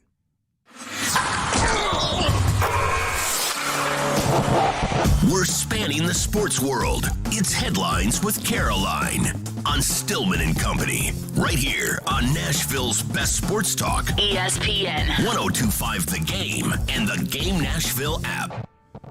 Julio hamstring watch, but the Browns are no longer on Baker shoulder watch. Cleveland Browns quarterback Baker Mayfield will not play against the Bengals on Sunday, and he will move forward with surgery to repair the torn labrum in his non-throwing left shoulder that he's been dealing with since week 3, early in the season. But Browns coach Kevin Stefanski said that his surgery could happen as soon as this week. He could be healthy enough to return for OTAs in May or June, but that's really the earliest they could expect to see Baker. But, I mean, Baker said that last week was rough, and absolutely it was tough for Baker last week. He was sacked 9 times by the Steelers, 10 consecutive throws, the NFL's longest incompletion streak since 2019. He was intercepted twice as well. So it was just a really tough outing for Baker Mayfield and the Browns against kind of a crummy, crappy Steelers team. Yeah, you can say whatever you want about Baker Mayfield. I don't think Baker Mayfield's a very good quarterback. I also don't think Baker's been put in, a solid opportunity to succeed. You can't say Baker's not tough. I mean, that I think, I don't think anybody would go there. The kid was a walk-on at Texas Tech, and then he's a walk-on at Oklahoma, and then he's, getting pummeled in Cleveland. And I wouldn't say that he's never complained because he did his fair share of complaining. But Baker is tough. I will give him that. And now that they're officially eliminated from the playoffs, the shoulder surgery, why play him the last game of the year? It's probably best for Baker that he not play. But mentally, I don't know how he can come back to the Browns. Financially, I don't know how he doesn't come back to the Browns. That'll be an interesting thing to keep an eye on. What's next? So the Washington football team announced that they will announce their new name on February 2nd. So the final 8 candidates were the Washington Armada, Presidents, Brigade, Redhawks, Commanders, Red Wolves, Defenders, and football team. But the president of the team, Jason Wright, said that due to trademark reasons, the Wolves and the Red Wolves would most likely not be the final candidate. But Washington coach Ron Rivera said they wanted to include a military theme in the new name. Not sure if that's necessarily going to come to fruition here. But the team president said, well, we understand it would be nearly impossible to select a name that all of our fans would identify with as their first pick. We're very excited about our final selection. But in my opinion, just keep it the football team. Keep it the football team. You've rebranded it for the past 2 seasons. I've gotten to the point where I've gotten used to it. I feel like a lot of other football fans and commentators, announcers, so on and so forth, have gotten used to the football team. So don't rebrand it. I have to think that this is just another opportunity to make money off of a new name and to sell new jerseys and to sell new merchandise. Well, they got to fix that stadium. So they got to get the money somehow. I mean, to just change your name for a second time in 3 years. Well, I looked at the betting markets, and I think the Commanders is the lead.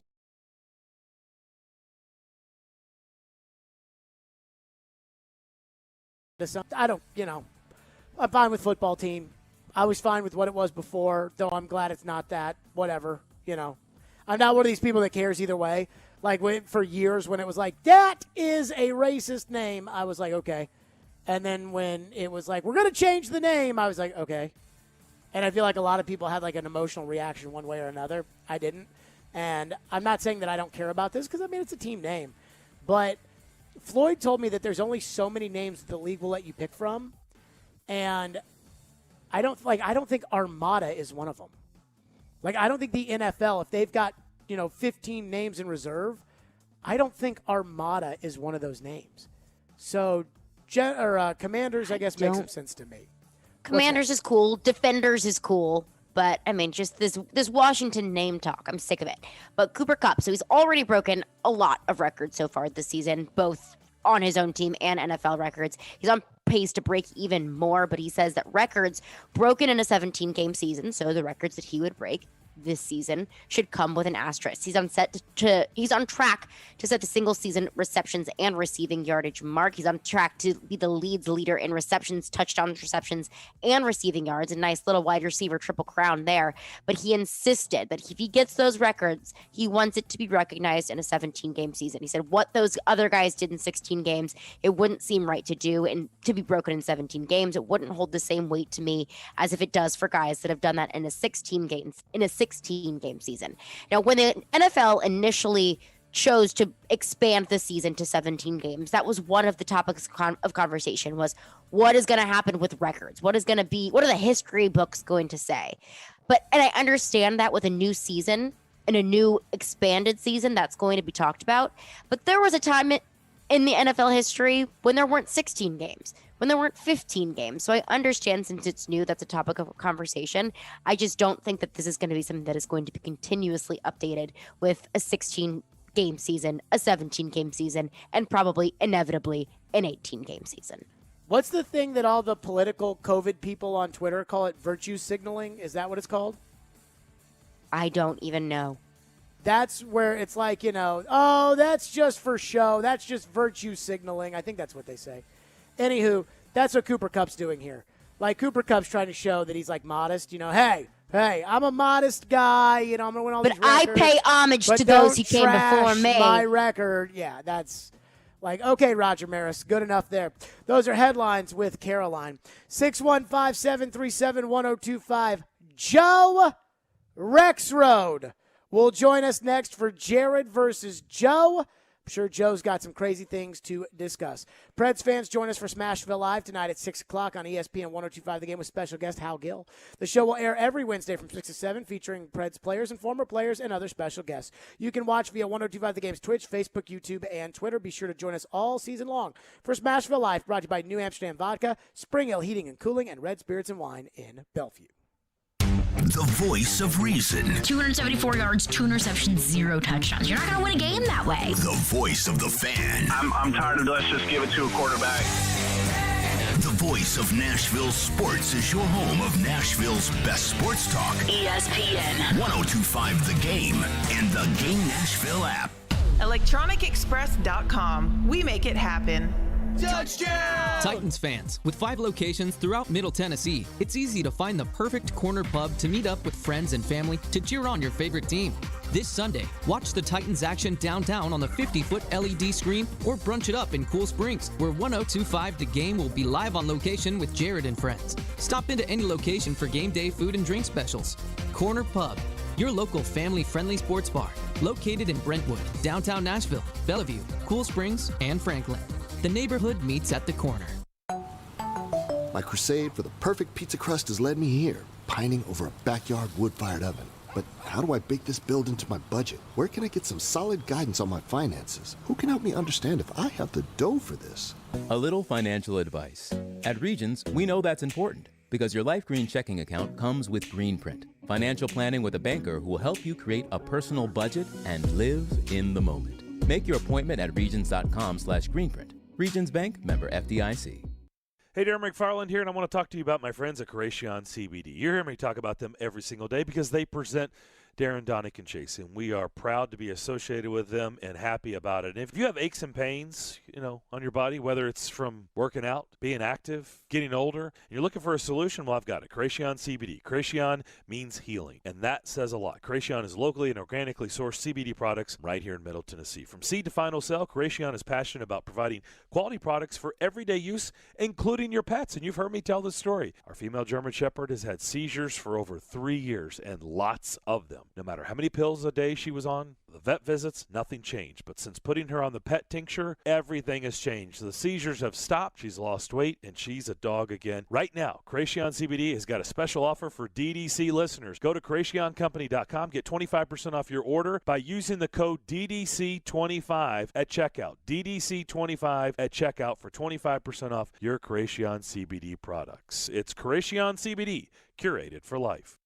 Hey, it's Chase McCabe of Darren, Donick, and Chase. Your favorite game, Silly Underdog Picks, it's back. Get your friends and sign up to play today. Pick 3 football underdog teams each week, that you think will win outright for a chance to win weekly prizes. Then go to thegamenashville.com or the ESPN The Game Nashville mobile app and sign up and play. Then tune in every Thursday at noon on our show to hear former NFL players Chris Sanders and Kelly Holcomb plus Darren McFarland and yours truly make our picks. It's Silly Underdog Picks presented by Volunteer Hose and Gasket. Is that a horse? Actually, it's a wild stallion. Since Navy Federal Credit Union's Platinum Card made it easier to tame our holiday debt, I wanted to see if I could tame something else. Uh-huh.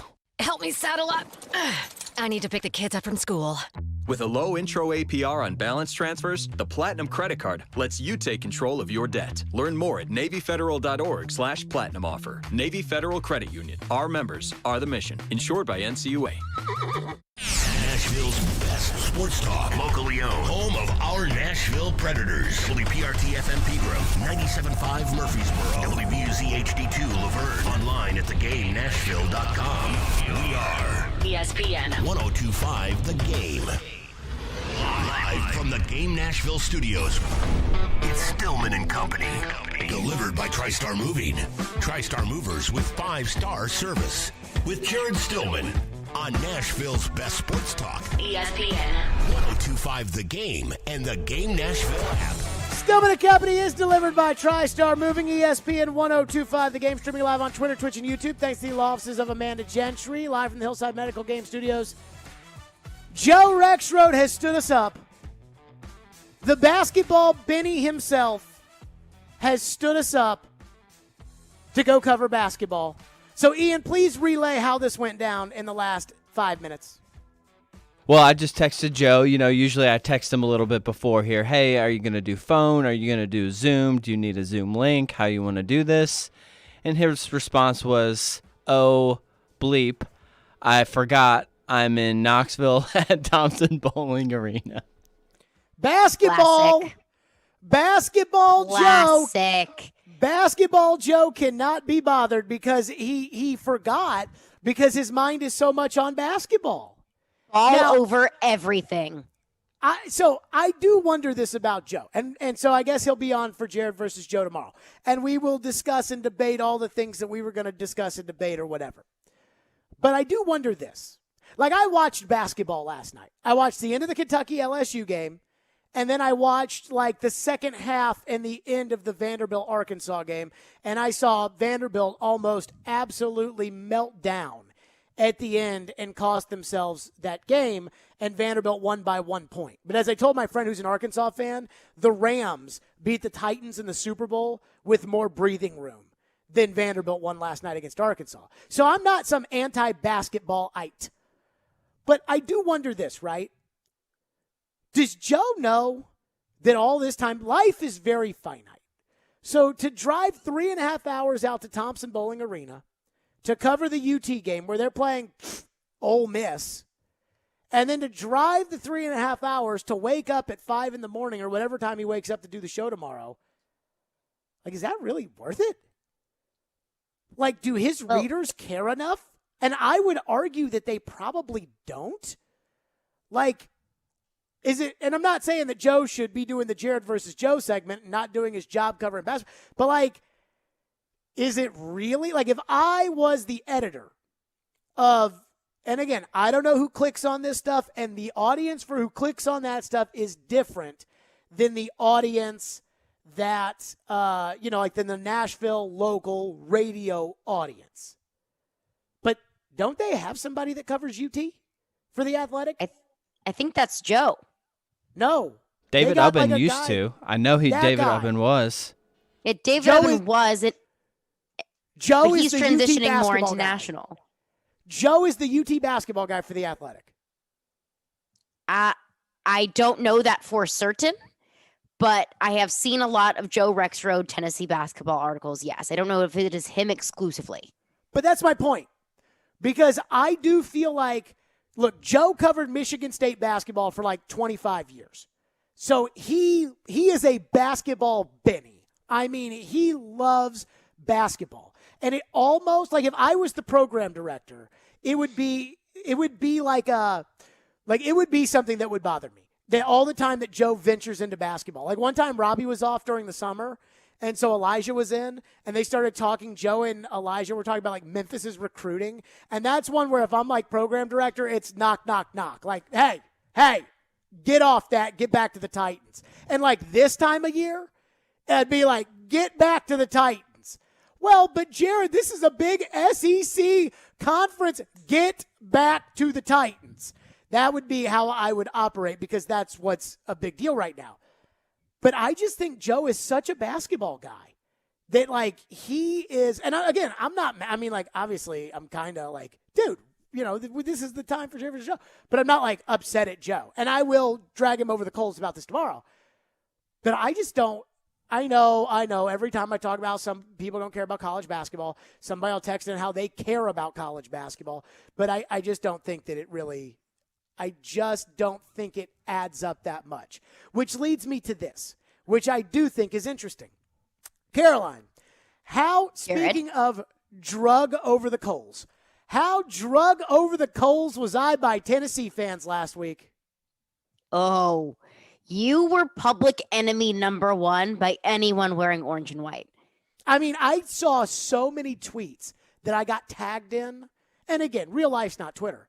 But I saw so many tweets that I got tagged in that were like at Jared Stillman to somebody who I'd never heard of or just some random fan that took a picture of the stadium and was like, so the Vols don't move the needle in Nashville, huh?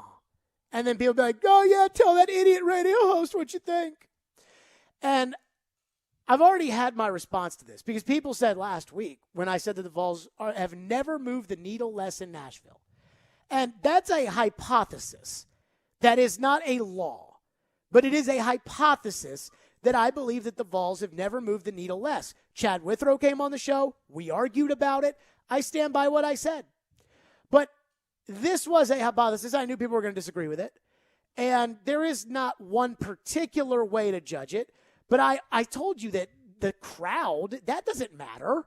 Like the size of the crowd, how would that matter?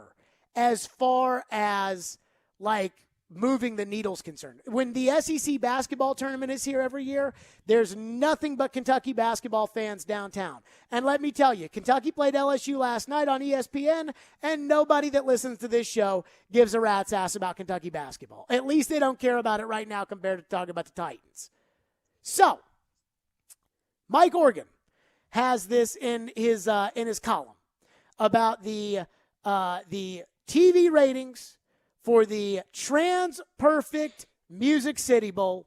And I saw Tennessee-Purdue get solid TV ratings. So I clicked it. And I'm like, okay, let's see what this says. Mike Organ writes in the Tennessean, quote, the game, which Tennessee lost in overtime 48-45, before a capacity crowd at Nissan Stadium, posted a 14.3 local rating, according to Channel 5 Senior Programming Director Mark Benda. That means 160,000 Nashville households tuned into the ESPN broadcast. And you would think, that's a lot, right? Like 160,000 people, like that is a lot. That would move the needle. Idiot radio host. Ha! Right? You would say so. Well, I wouldn't, but some would. It was only the fifth most watched sporting event in the market last week. Again, it did a 14.3 local share. And this was a down-to-the-wire game that went to overtime. A lot of people who talk about ratings don't actually understand what they're talking about. You can shape a narrative however you want as far as the ratings are concerned. There was a big deal. The Rose Bowl had equal ratings as the college football semifinals. And people were like, see? But the Rose Bowl was a game that went right down to the wire in a prime television viewing window. And the two semifinal games were absolute blowouts. Blowouts are bad for TV ratings. What's good for TV ratings are close games, big teams, star players. That's why the NFL, in their heart of hearts, they want Dallas or Tampa Bay in the Super Bowl against New England. Because that's going to get mega coverage, mega TV ratings. Brady versus Belichick, Dallas versus Belichick. That's what they want. And so you've got the local team that everybody tells me moves the needle. You've got that team that wins in overtime 48-45, and they got a 14.3 share. You know what the Titans game got on Sunday? A 29.5. A blowout Titans game got a 29.5.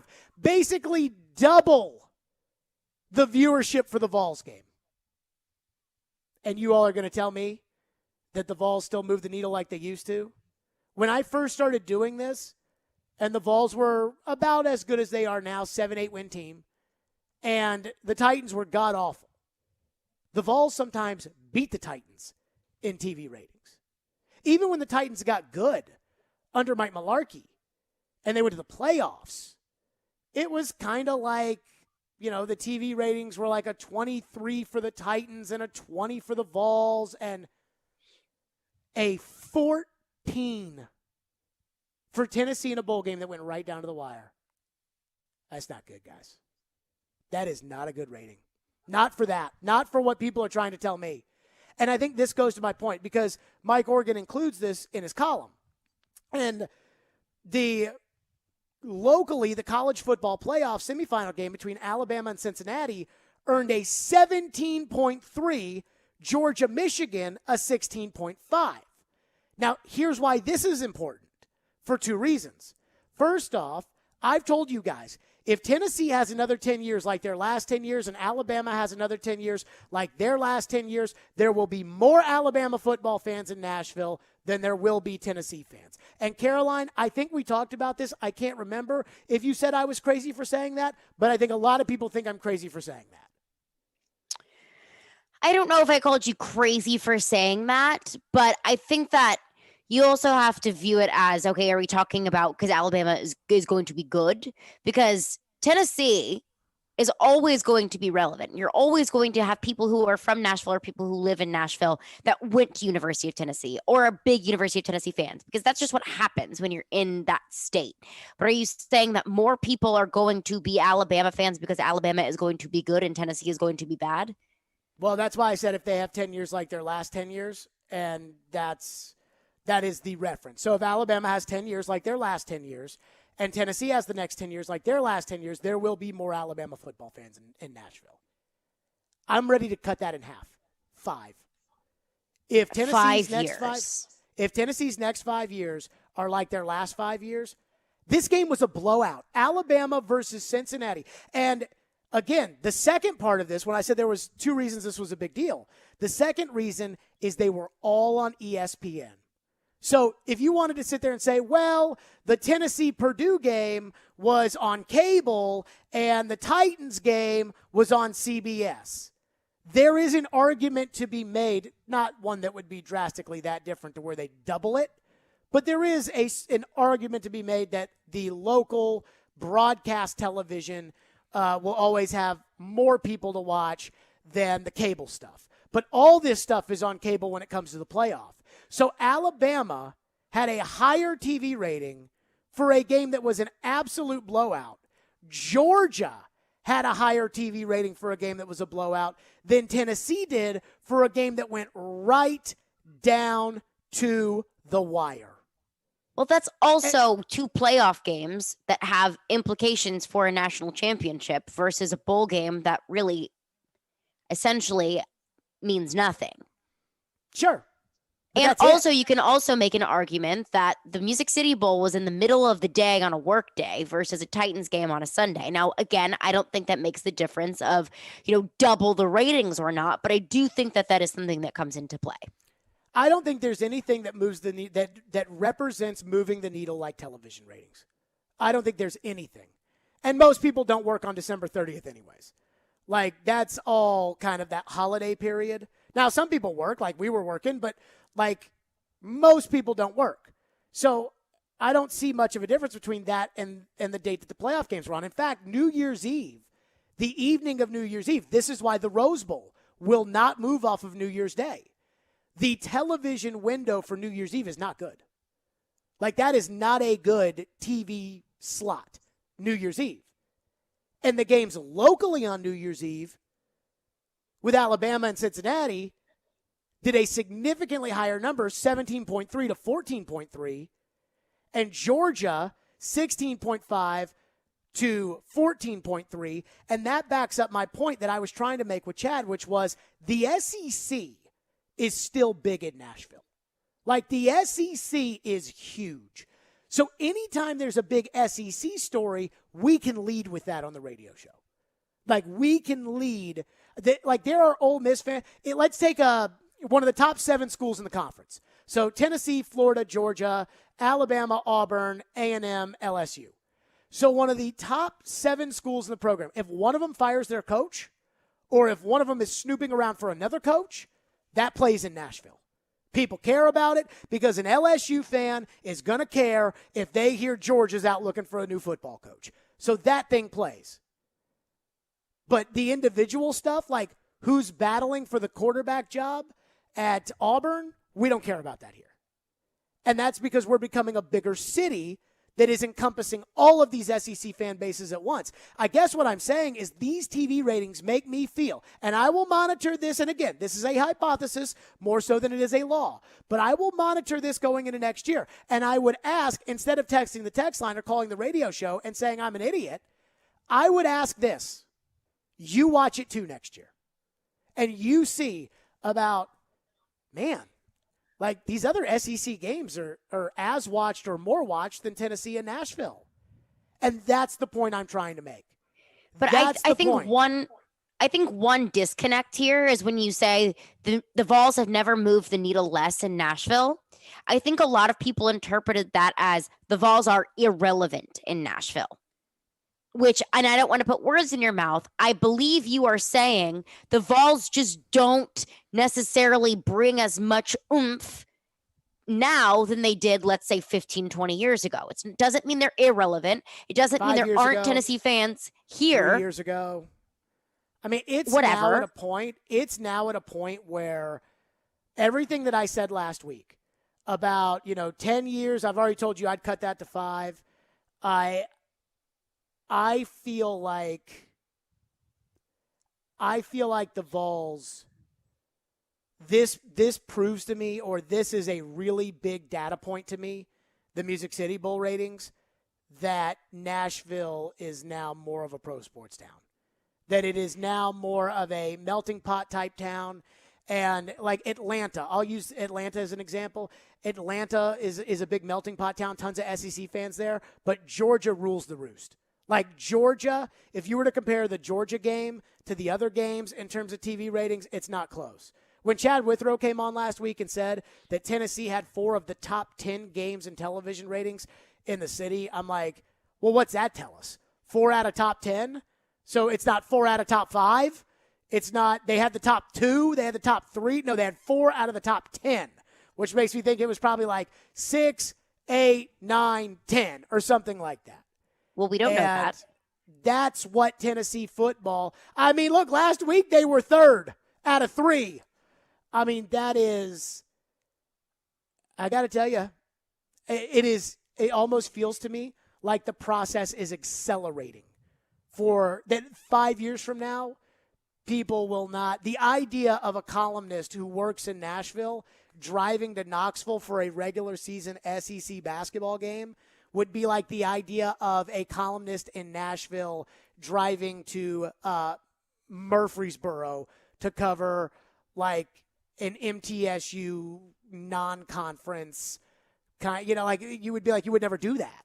And that's my point, is that's where I do feel like Tennessee's headed with this, and this is part of being a pro sports city. To your point about the word irrelevant, I don't think Tennessee's irrelevant, but I definitely think when I first started, it was like Titans 1, Vols 2, NFL 3, SEC 4, and like Alabama, and then Vanderbilt.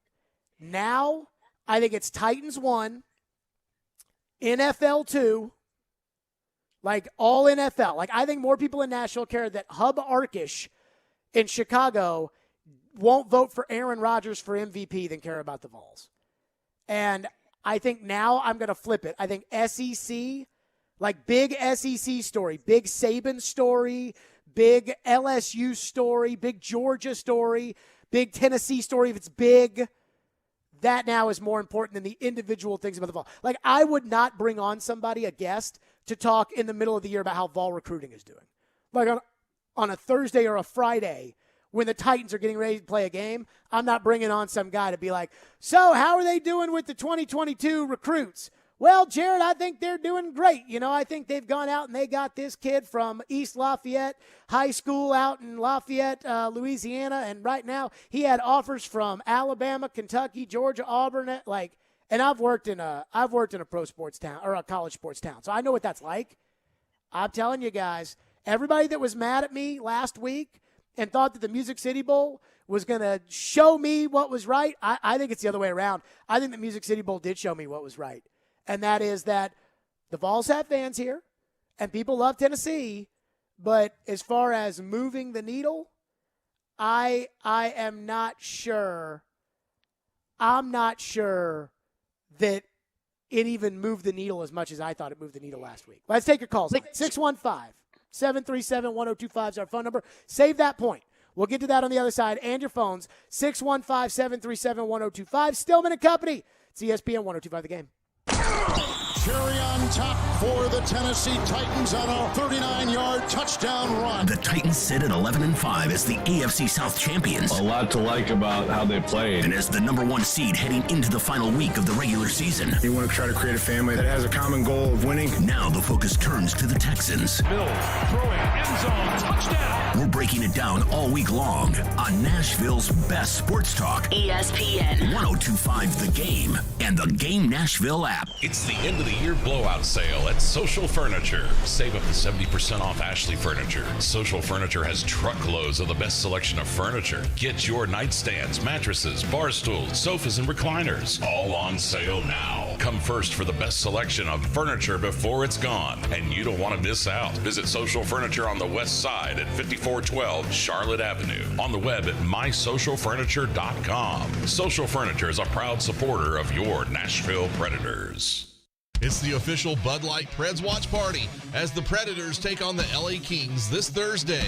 Puck drops at 9, but the party starts at 8:30 with all kinds of specials. See you at Headquarters Beercade downtown Nashville on 2nd Avenue.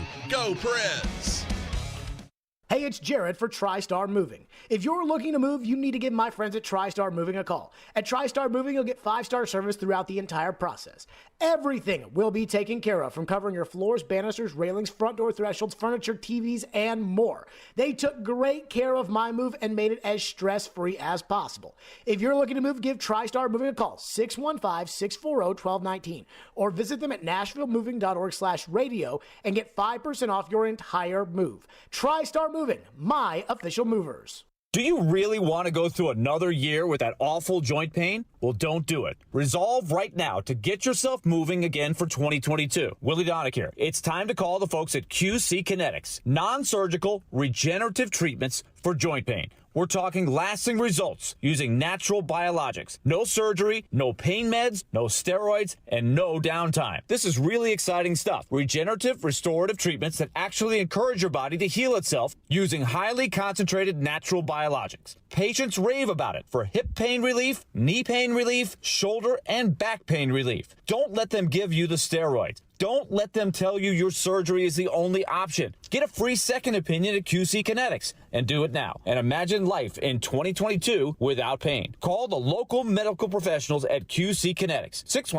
615-249-4024. That's 615-249-4024. That's 615-249-4024 for QC Kinetics. Interact with Stillman and Company.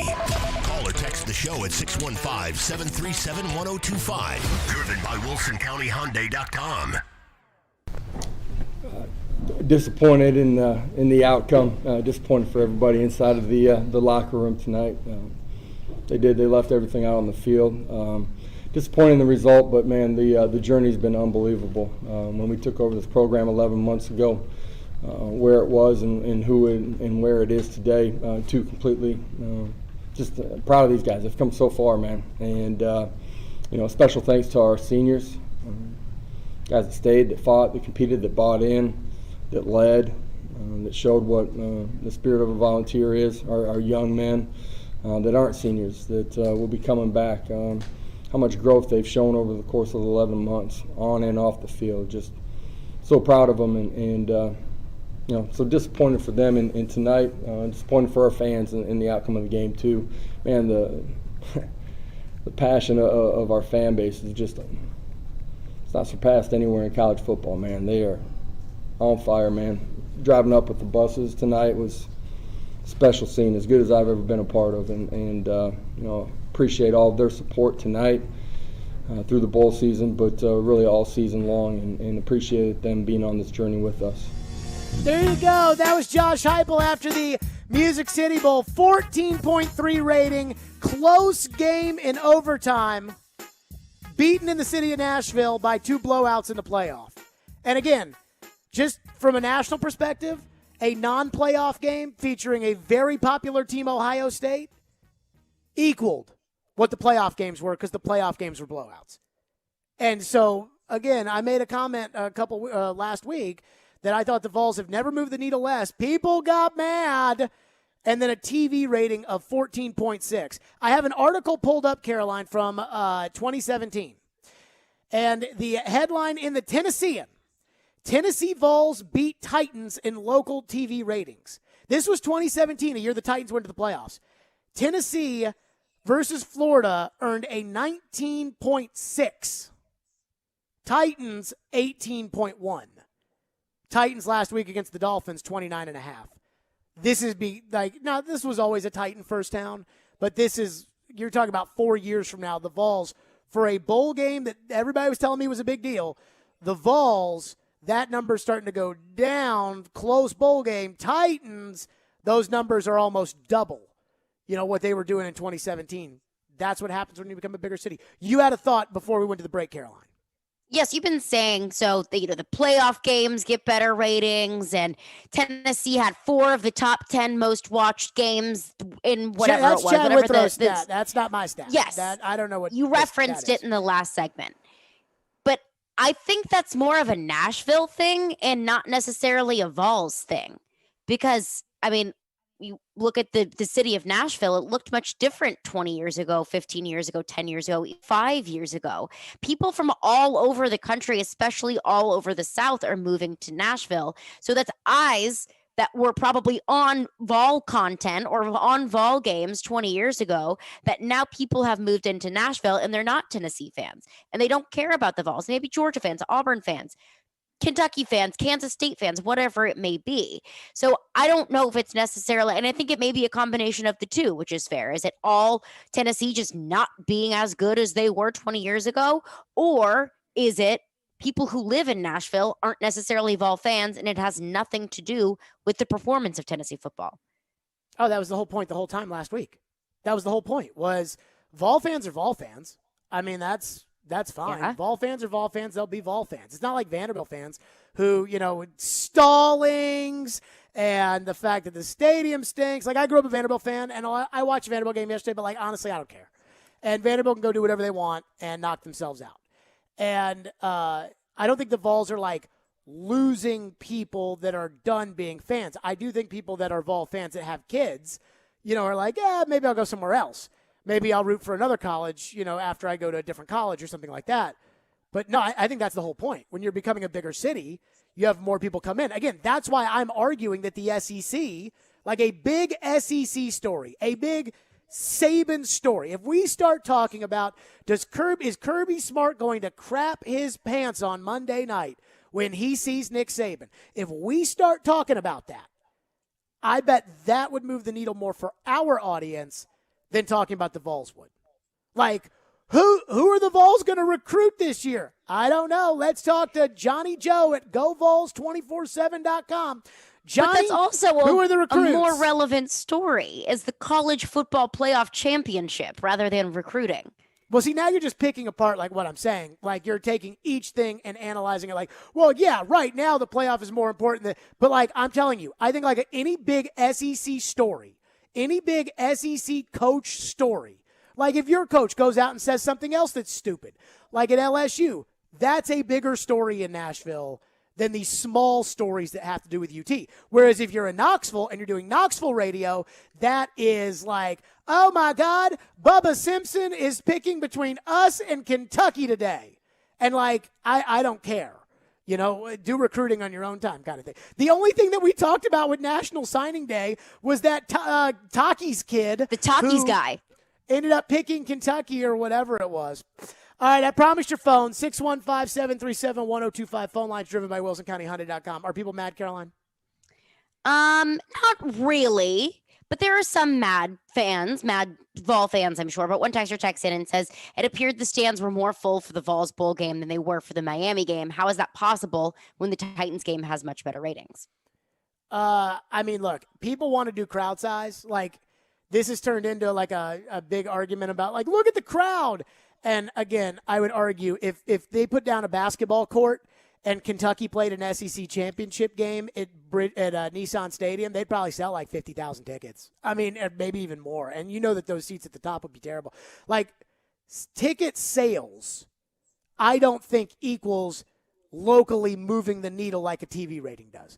Because a lot of those fans, we had Scott Ramsey on, and Scott Ramsey was telling us, hey, UT fans, we like having them in the bowl, not because they buy tickets, because they book hotel rooms. They bring people in from out of town. Just like Kentucky basketball brings people in from out of town. So I don't use like the crowd size argument. And the one thing that got me was I got a bunch of tweets during the game. I'm sitting there in the booth with Chase. We're getting ready to do the post-game show. And I got all these tweets when they announced, this is a trans-perfect Music City Bowl attendance record. And they were like, see, you idiot. See, dummy. Ha ha. Look at that. Moving the needle. And I'm like, how did they set a TV rating? How did they set an attendance record? Did they build more seats? Like, are there more seats at Nissan Stadium than there were, like, the last time Tennessee played there? Because nobody told me that they made any additions to the seats.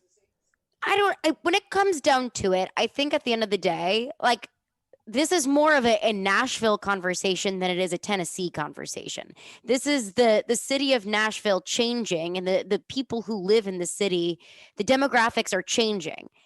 Rather than a see Vol fans, you're irrelevant and nobody likes you conversation. Now you're saying something I didn't say. But they claimed what started this was them I'm saying that's the interpretation. Nashville's team. We're Nashville's team. Now, that was a dig at Vanderbilt, and you know it. Yeah, which also I think is stupid. Like, really, you want to take pot shots at Vanderbilt? Like, really? Like, does that make you feel good about yourself? Like, remember in the last I didn't write the tweet. Remember when Michael Jordan slugged Steve Kerr, and he's like, I just beat up the littlest guy on the team. And I was feeling about that big. And I'm like, you're going to enjoy taking pot shots at Vanderbilt? Nashville's team can't get as high as a rating as Georgia or Alabama. Nashville's team. Let's get back to your phones. I see them lighting up. We'll do that next. 615-737-1025 here on Stillman & Company. FanDuel Sportsbook. That is my official sportsbook app. I absolutely love the FanDuel Sportsbook app. I'm sure you've heard of them by now. And FanDuel is an official sports betting partner of the NFL. That means you can place all your bets on a trustworthy app that's easy to use. And for basketball fans, celebrate the NBA's 75th anniversary season on FanDuel. Right now, new customers can place their first bet risk-free. And if you don't win, you'll get up to $1,000 back. It's easy to use, easy to register, and they're now accepting Venmo. And you get fast withdrawals. So when you win, you get paid in as little as 2 hours. There's no better place to bet the NBA or the NFL than FanDuel. Already a member of FanDuel Sportsbook? FanDuel is hooking up all customers with $50 when you refer a friend, plus your friend will get $50 too. Download the FanDuel Sportsbook app. Use the promo code JGM to get your first bet risk-free up to $1,000 and make every moment more. That's promo code JGM. 21 and older in present Tennessee. First online real money wager only. Refund issued as non-withdrawable site credit that expires in 14 days. Restrictions apply. See terms at sportsbook.fanduel.com. Gambling problem? Call the Tennessee Red Line 1-800-889-9789. This is Colton Sissons, and this is Smashville. Feeds now. Sissons coming on for the left circle, and Colton Sissons puts it in the net. This is the flagship of the Nashville Predators radio network. ESPN 1025, The Game.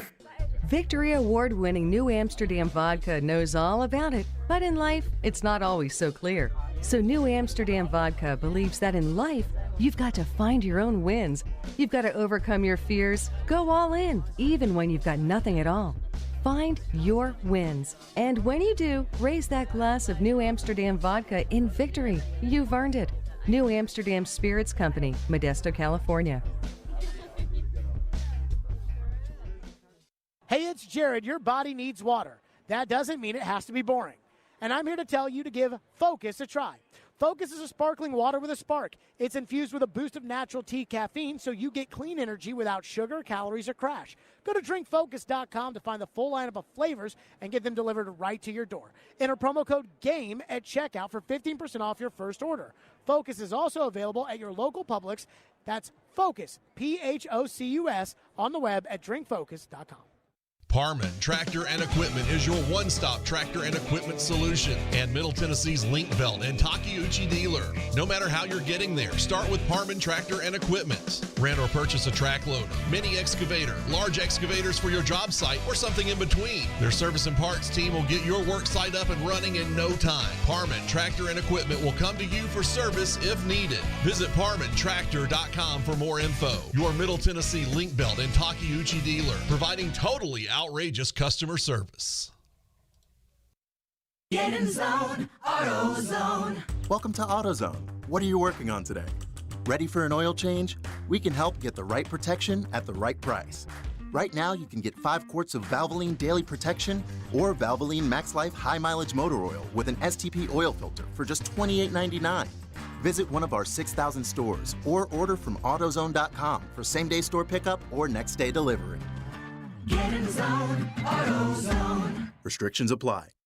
ESPN's Turon Davenport breaks down the Titans like no other. On the field chemistry, I don't think it's going to be a problem. It's just going to be a process. Catch TD Mondays at 11, Thursdays at 3, and Fridays at 8. Plus, the Talking with TD podcast drops every Wednesday. When you draft players, it's not just for one season, it's for a career. Presented by FreedomTireGuys.com, Nashville's premier mobile tire company, and Craneworks and Rental Works, your source for crane and equipment rental. Visit Craneworks.com. Nashville's best sports talk. ESPN 1025 The Game and the Game Nashville app. Hey Nashville, it's Max Kellerman, and you're listening to Nashville's best sports talk, ESPN 1025 The Game. When the Preds have a weekday home game this season, it's your chance to participate. Excuse me, just a weekday regular game, home or road. It's your chance to participate in Preds Pick to Click, brought to you by New Amsterdam Vodka. If you guess a Preds player that scores a goal in the game that night, you win a pair of tickets to a future Preds home game. Next chance to participate tomorrow morning at 8:45. And let me just tell you all out there, bet Forsberg, because the dude's on fire right now. So, we saw the TV ratings for the Trans-Perfect Music City Bowl, 14.6. Not as good as the playoff games that were both blowouts, especially the Georgia game, which was awful. That was, Georgia kicked that butt, but, that was an ugly game. I turned it off at halftime, and my buddy is the offensive coordinator at Michigan. So, I have an option here. Because, again, the hypothesis is this proves that the Vols just don't matter as much in the city of Nashville as they used to. We have callers that want to get in on this. At the same time, I do feel like it would better serve our audience to talk about Derrick Henry and his return to practice today. So, Caroline, I'm going to let you make the call on this. Do we take the calls or do we talk about Derrick Henry? To the phones. I had a feeling you were going to say that. 615-737-1025. By the way, somebody texted into the text line, and our phone lines are driven by WisconsinHunter.com. Somebody texted into the text line and said, Jared's just mad at Joe for bailing on the Jared versus Joe segment, that now he's just going off on all of UT. And I told the guy, I said, no, what happened was this was supposed to be a segment at 3:30. And then when Joe was like, oh, I'm covering the UT basketball game, I can't do it, I had to look at the play sheet all right, what are we calling now? Let's see, second down. Okay, yeah, we'll call this play. And so that's why this was scheduled to be a topic on and this today's didn't show. just all of a sudden unlock some sort of hatred that you have for Tennessee. Or Joe. These have both been boiling for quite some time now. Well, so Adam Vingan texted me when I was like, is Joe the UT columnist? And Adam said, David Ubben used to cover UT, but he was promoted to a national role, so there's no dedicated UT reporter at The Athletic, so Joe does a lot of it. But what I wonder is, did Joe choose to cover the game tonight against Ole Miss, or did they tell Joe, hey, we need you to cover the game against Ole Miss? And the only reason that this matters is because I would assume that it would be a better use of Joe's time as the local columnist for The Athletic to write about Derrick Henry than it would be to write about Tennessee Ole Miss basketball. Can we agree on that? If in Nashville, yes, but he does cover a lot more Tennessee basketball now, and that's not because he's a columnist in Nashville. That is just his job at The Athletic. You don't think more people around the country want to click on a story? If you subscribe to The Athletic in Phoenix, you don't think more people want to click on a story about Derrick Henry than would Tennessee basketball? Yeah, probably so. All right, let's go to the phones. Ryan has been waiting patiently. He's going to kick us off on this segment. Thank you for calling. Go ahead, Ryan. Hey, thanks for taking my call. Love the show. Hey, I don't know the answer to this, but kind of seems like maybe we're comparing apples and oranges here. Tennessee playing at 2 o'clock on a Thursday in the middle of the week versus Titans playing on a Sunday with a captive audience raining outside. I don't know if, you compare Tennessee on a Saturday when everybody's available. I'd be interested to see those numbers. I'm going to hang up and just listen. Thanks. So I appreciate the call. Time slot matters. That is something that does matter. Like I was talking about how people were making a big deal about the television numbers, about how many people watched the playoff games as watched the Rose Bowl. And I said, look, the Rose Bowl will not move off of New Year's Day. And I don't know why the playoff just acquiesces to the Rose Bowl, but they will not move off of New Year's Day, and they won't do it because that 5 o'clock slot or whatever it is on New Year's Day for the Rose Bowl is prime television real estate on New Year's Day, which is better than New Year's Eve. New Year's Eve's not a good television day. So when you're like, well, the game was 2 o'clock on a Thursday, right, but when the game was over, it was like 6 o'clock on a Thursday, and most people don't work on that day anyways, and Thursday evening is a better TV viewing time than New Year's Eve. New Year's Eve is traditionally, and I don't know if COVID has changed this, New Year's Eve is traditionally not a good TV viewing day. And that's why the Rose Bowl won't move off of it. Tim is up next. Thank you for calling the show. Go ahead, Tim. Hey, got a quick question. Everybody that's pointing to the fans, I'm seeing, look at how many Tennessee fans. I'd be curious to know what percentage of those were actually from Nashville. You've got fans coming from Memphis, Knoxville, Martin, Chattanooga to see their team play. I'd be curious how many were actually from Nashville. Good question. Caroline, how many, thank you for your call, Tim. How many Vols fans did you go to the TransPerfect Music City Bowl with? 3. Okay. And how many of them were from Nashville, and how many of them were not from Nashville? 1 lives in Nashville. 2 of them do not. None of them are from Nashville originally. Okay, so should we extrapolate that on a 2-to-1 basis for the entire stadium? I don't think that's necessarily fair, but I feel like you're going to do it anyways. I do not think it's fair. I do think there were a lot of out-of-town Vol fans. I do think there were a lot of in-town Vol fans. And I don't know. I was talking to somebody the other day about the Titans, and they were talking about how many Niner fans were there for Thursday Night Football, and yet the zip codes of where the tickets were being purchased from were not California. Like, they were surprised at how many Niner fans were buying tickets who don't live in California. Now, see, I actually think that that's not a surprise. The Niners are on the low end of the top fan bases in the NFL, but you have to remember, in the 80s and the 90s, the Niners were winning Super Bowls. I mean, they were the Patriots before the Patriots were the Patriots. And so they have a lot of fans around the country. Joe Montana, Steve Young, Bill Walsh, Jerry Rice. And so they're on the low end. Like, when you think of the good fan bases, the Packers and the Cowboys, and the Niners are there along with kind of the Broncos at that low end. And most people that live in the eastern part of the United States won't go all the way out to San Francisco to watch a Niner game. But it's easier if you, say, live in Atlanta and you're a Niner fan. This might be the closest the Niners come to you all year. If you live in Indianapolis, this might be the closest the Niners come to you. That kind of thing. So that's why I'm not surprised by that. But I can't tell you how many people that went to the Music City Bowl. I can't tell you the number of people that went to the Music City Bowl that were from Nashville or weren't from Nashville. I just know that crowd size is not a good representation of, like, whether or not a team moves the needle in that city. And to the point of out-of-town fans, at my parents' hotel, I saw about 80% Tennessee fans staying at the hotel, like 15% Purdue, and like 5% Dolphins fans. So I did see a good bit of Tennessee fans at a hotel, which would indicate out-of-town fans. What else we but got? That doesn't really mean much. One texter texts into the text line and says, fair weather fans and bandwagon fans are big in this debate, I believe. As Caroline said, a lot of the people that have moved here are not fans of the Vols. Between these things is why the needle doesn't move like it did 20 years ago.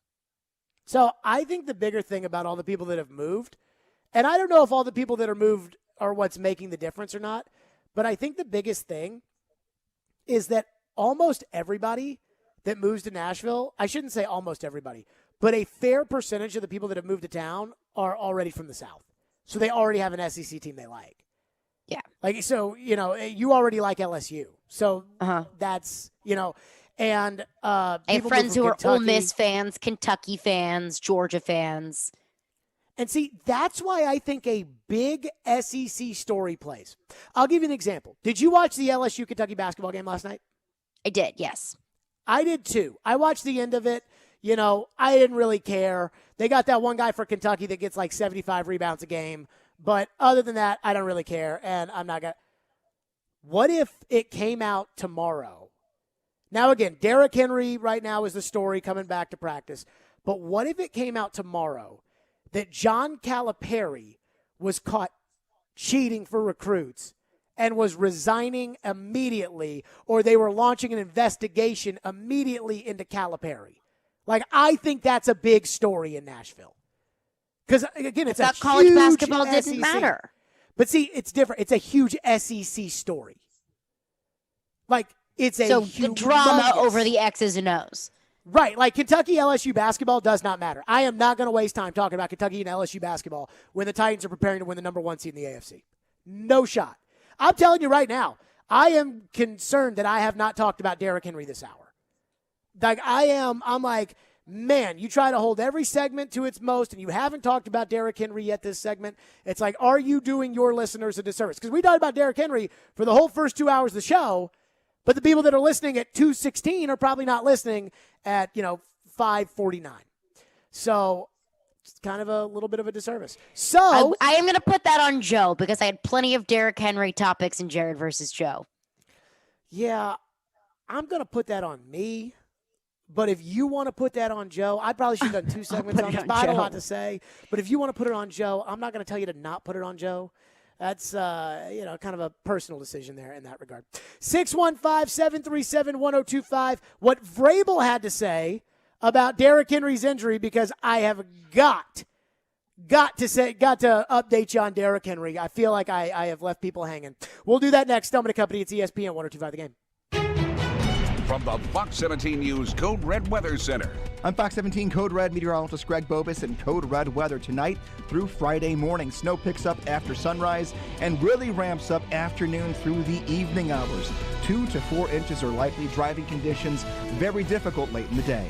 This weather report brought to you by Hiller Plumbing, Heating, Cooling, and Electrical. Call the Happy Face Truck today. Are you a father that is passionate about your fundamental constitutional right to parent your own child or children? Has your parenting time or your income been affected by COVID? This is Amanda J. Gentry, and I am a fierce defender of your constitutional rights. The courts in Tennessee are under an obligation to maximize equal parenting time. We do not live in an every other weekend world anymore. At the law offices of Amanda J. Gentry, fathers are extremely important, much like my own father was. Go to AmandaJGentry.com or call or text 615-604-6263. That's AmandaJGentry.com.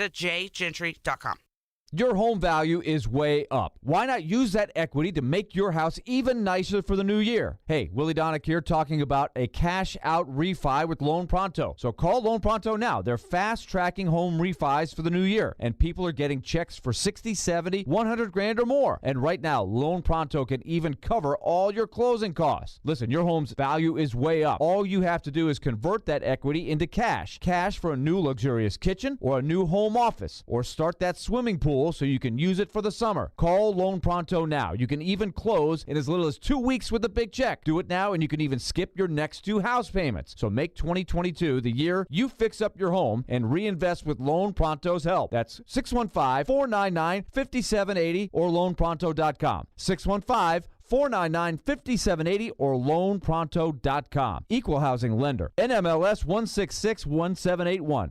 Subject to lender approval. Not all loans apply.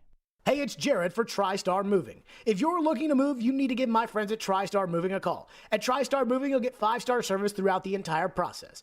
Everything will be taken care of, from covering your floors, banisters, railings, front door thresholds, furniture, TVs, and more. They took great care of my move and made it as stress-free as possible. If you're looking to move, give TriStar Moving a call, 615-640-1219, or visit them at nashvillemoving.org/radio and get 5% off your entire move. TriStar Moving, my official movers. In college football, Goodyear knows a new season means new possibilities, where every Saturday is an opportunity on the road to greatness. No matter if you're out there playing your hardest or cheering the loudest from the sidelines, tailgating in the parking lot, or your favorite spot to watch the game, Goodyear knows passion is what drives us forward all the way to the playoffs. That's the road that moves us. Goodyear, more driven. Robbie Stanley. Coming in off the water. Yeah. Coming in there to tailgate. Joe Rex Road. That was fun. Get your morning started with Robbie and Rex Road every weekday from 6 to 10. Presented by Volunteer State Bank on Nashville's best sports talk. ESPN 102.5 The Game and the Game Nashville app. You're listening to Stillman and Company. Delivered by TriStar Moving. How excited, Mike, you think he is to kind of be at this part of the process, and how much of the I don't know. I'm not going to speak for his excitement. I'm excited. I can speak on my excitement to coach this football team, to have a chance to go on the road and do everything we can to try to win. That's what I'll speak on. Do you think when Mike Vrabel initially said, "I'm excited," in response to, "Is Derrick Henry excited?" and then talked about the Texan game, do you think Vrabel really meant that? Or do you think that Vrabel is really excited to get Derrick Henry back? I mean, who wouldn't be excited to get Derrick Henry back? Vrabel, because he's got to focus on the Texan game. I'm focused on the Texan game, Caroline. So he says. So he says. I think Vrabel says a lot of things. I think he is genuinely excited to get Derrick Henry back because I think that makes Mike Vrabel's job significantly easier. Derrick Henry was on the field today. The local media on Twitter, they have videos of him and kind of these individual drills.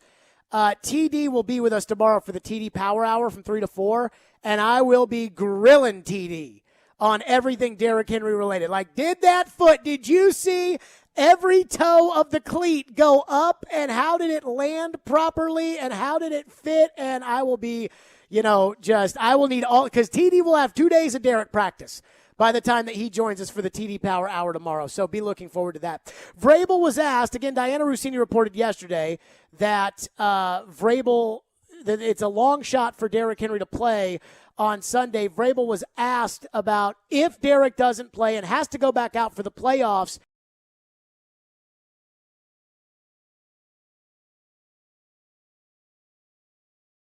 Things for him here as opposed to maybe getting him touches in this game if you decide to go that way? I'm not sure what comfortably means, but I think that we'll try to do everything we can, for the players that are coming back to try to recreate, to give them, again, the confidence and trust that they can, go out there and do their job. We try to do that, with every player that's returning.